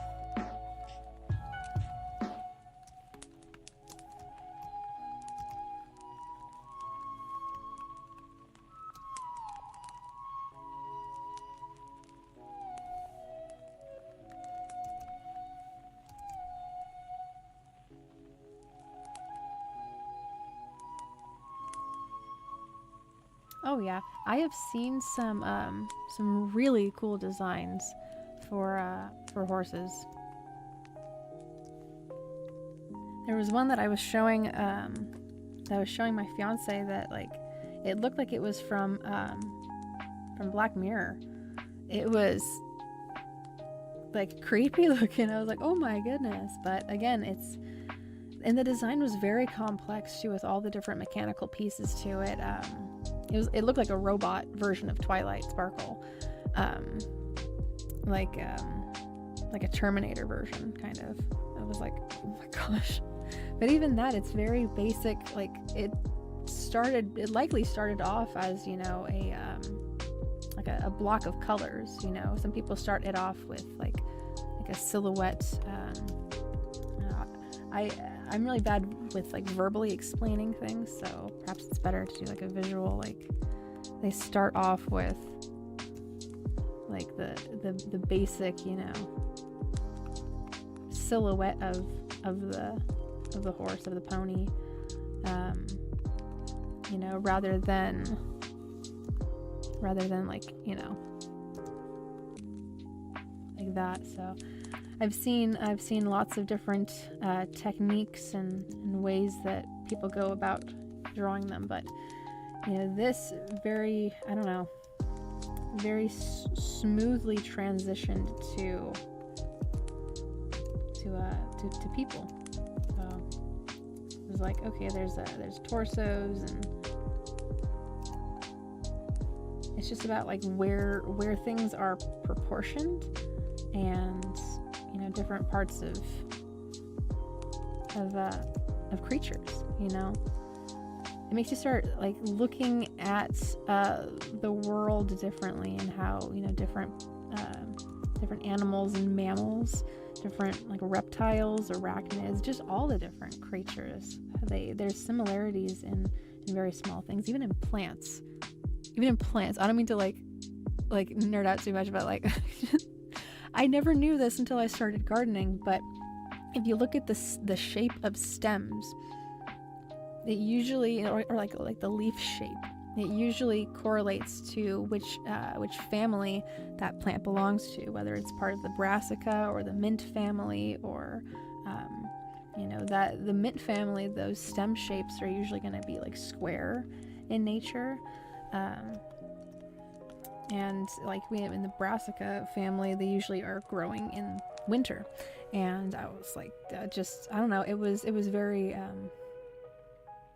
seeing those commonalities, those very basic common denominators, made things, even in gardening, you know, there's a lot to get into, and you have to learn about, you know, your soil quality and your hardiness zone, and the different seasons that you can grow something in, and you know, the best method and technique of growing that, you know, whether it's a trellis, or you know, if it's a vining, you know, a ground vining kind of a plant.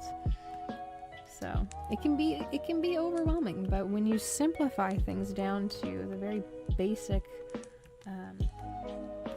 principles of it, I think it makes it easier. Just one day at a time, and one aspect of it.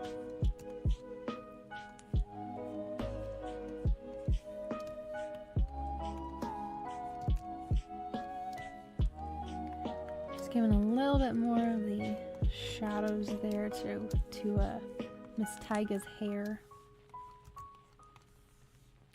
I'm actually going to go in here with the transparent watercolor, subtract just a little bit. I have this cool little curve shape.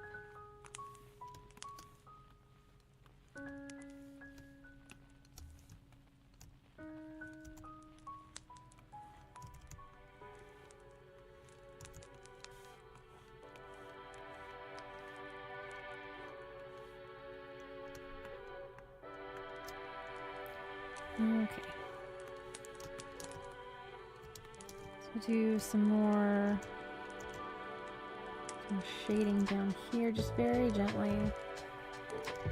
Just gonna rotate this.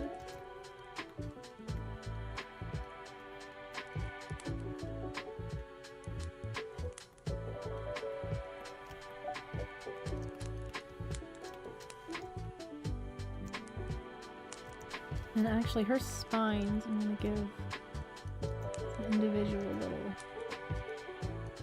shadows here.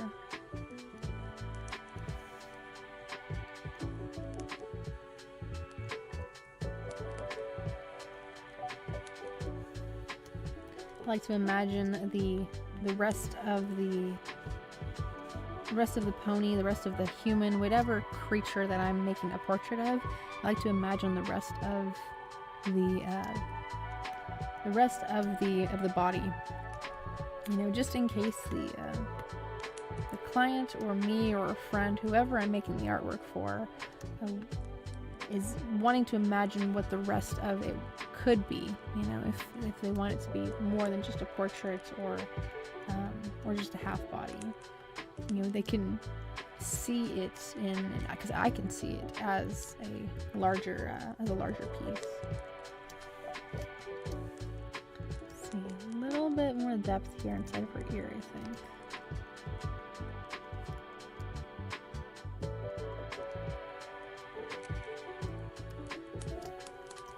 I'll rotate this. There's a certain angle on my brush that makes it easier to control the pressure point.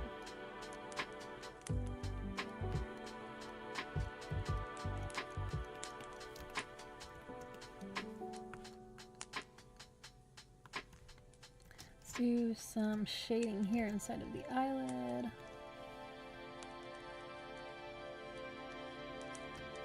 Yeah, I know, deep, right?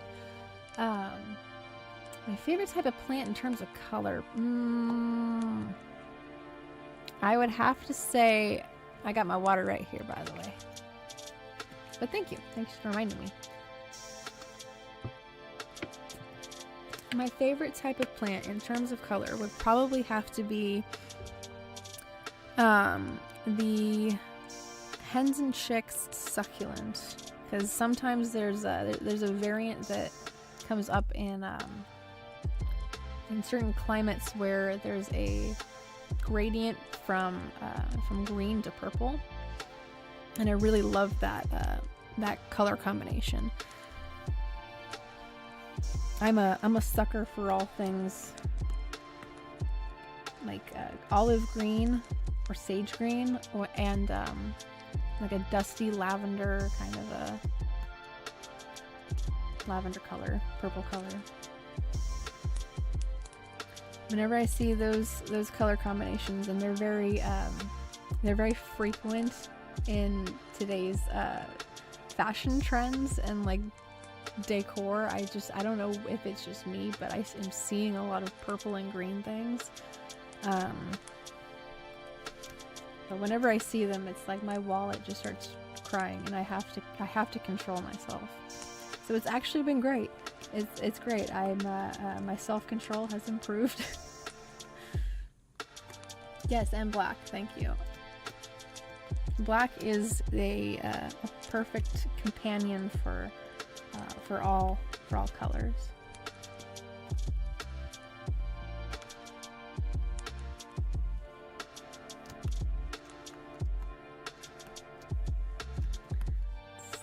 Oh yeah, I was gonna do some shading here for her eyelid.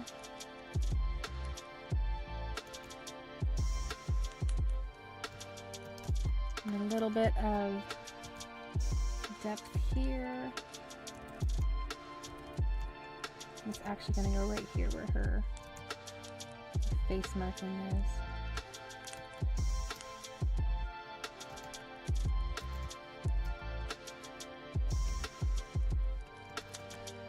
Okay, I'm gonna do a little bit more of a shadow here underneath her neck.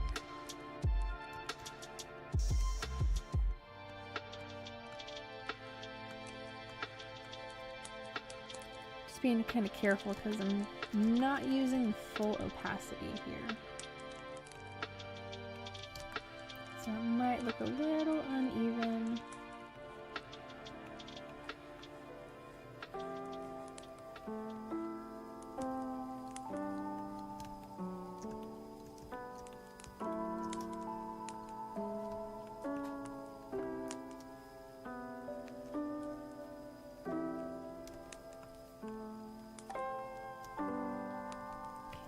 Do a little bit more shading right here.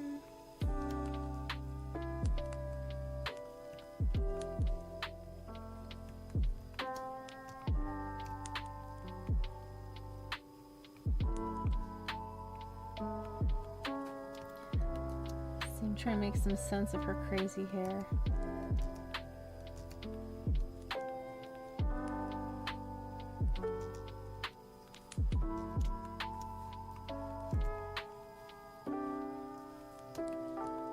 Alright.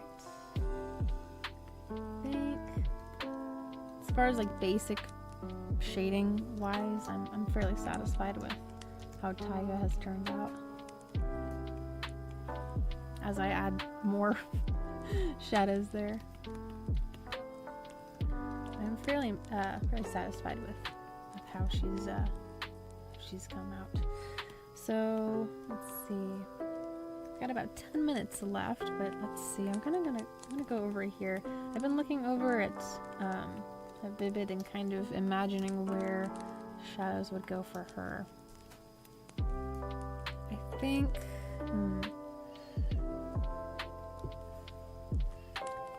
Probably needs a lighter color for her shadows. Let's see how a purple would look. Let's hide this Borg guy. So that's kind of cold. It's a cold kind of temperature. Let's try, this is pink. This is more of a warmer tone. There's a light source that's coming up on this side of her. I'm actually going to place this on this side.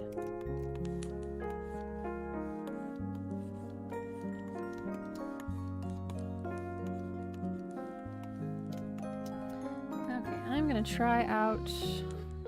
See, I'm going to try out the blue color here.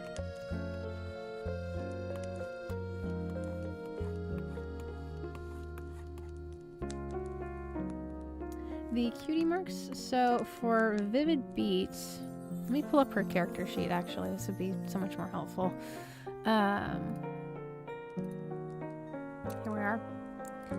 Let me pull this over here. I don't have the old reference sheet, so we can't see the old reference sheet to refer to. But so she has a microphone, and I made this in like 2015, I'm gonna assume, because the rest of them are 2015. She has a microphone for singing, a rainbow splotch for painting, and a little beat mark for keeping the rhythm consistent. She originally had thought that she had contracted like a case of the cutie pox, but she had not, and it was actually more of the fact that she had 3 different talents that were equally dispersed in her personality. So yeah, I was inspired by the cutie pox episode, and I was like, but what if somebody had like, what if some pony had like a permanent case of it, but like, you know, it's like a different, you know, variation of it that's, you know, I don't know, it's like a headcanon sort of a thing that manifested into my first OC.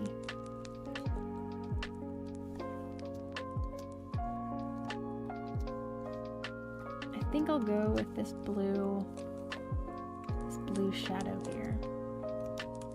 I think that works with her coat color.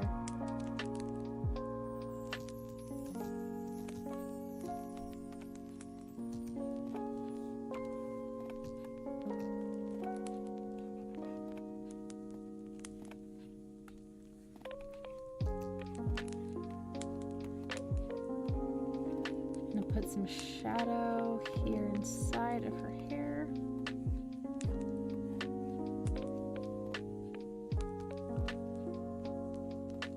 Oh, so I mean that's actually part of her backstory, why she has a horn that's bent in half.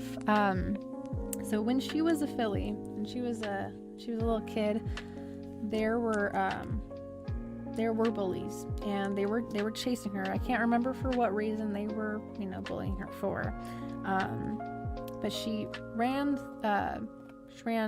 into through a corner, trying to evade them, hoping that they wouldn't see that she turned a corner really fast. And she's looking behind her, not looking in front of her, where she's running, and she ended up running into a brick wall.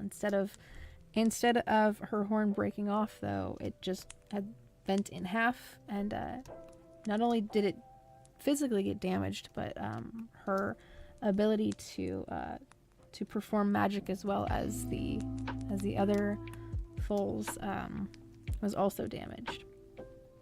So there's a little bit of a, and looking back on it too, like, because I hadn't thought about this in her backstory when I was making it in early high school, but if you're constantly looking back, making sure that people aren't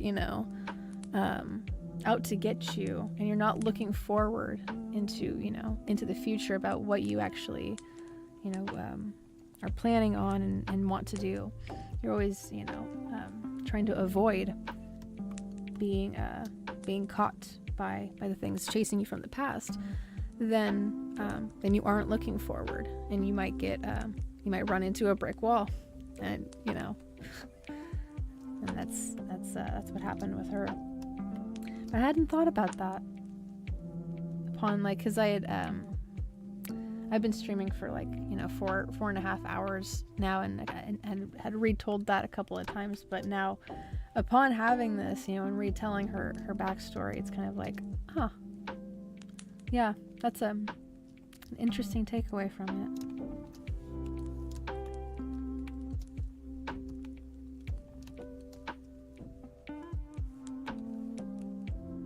Oh, you're all good. I regularly stream for 4.5 hours every Friday, Saturday, and Sunday.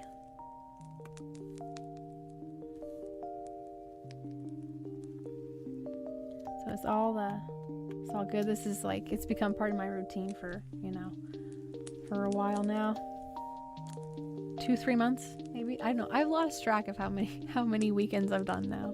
We're up to 29, I think, is what however many shows I've done.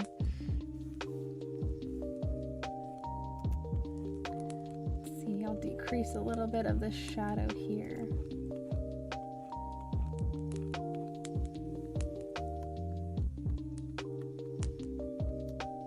Yeah, I guess she's kind of a metaphor in that way.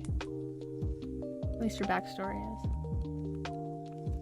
So a little bit of a decrease here on her cheek.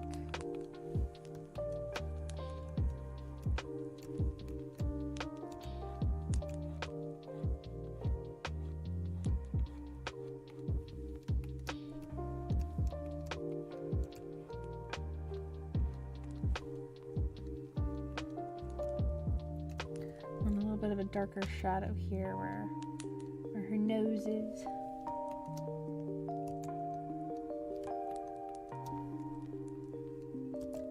little darker shadow here inside of her eye.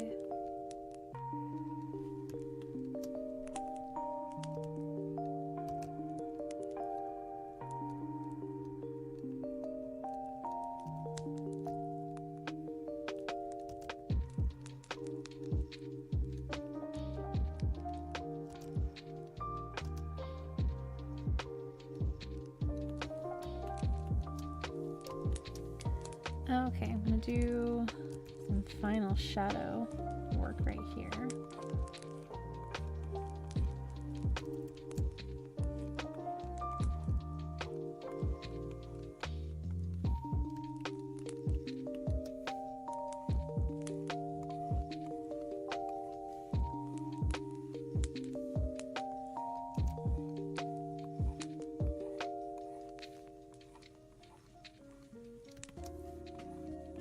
Going a little bit over here.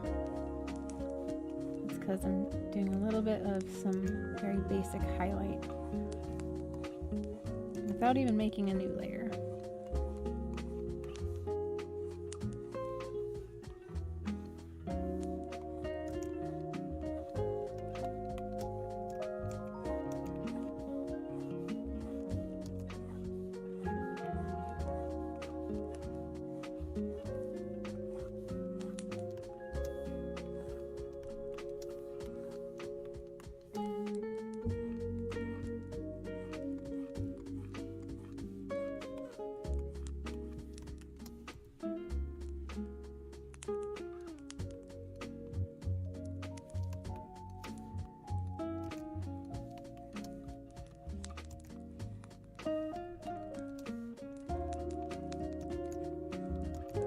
some final little shadow marks. And then I'm gonna call it a stream for this weekend. But I will be back on Friday at 7:30 p.m. Pacific Daylight Time. And who knows? I might do some more pony artwork. I might do some artwork for the Vocaloid synth V kind of music that I'm working on. I might do some webcomic work. I don't know. I like to plan ahead a little bit, but I don't know. We'll see what I got planned for Friday. We'll see what the future lies.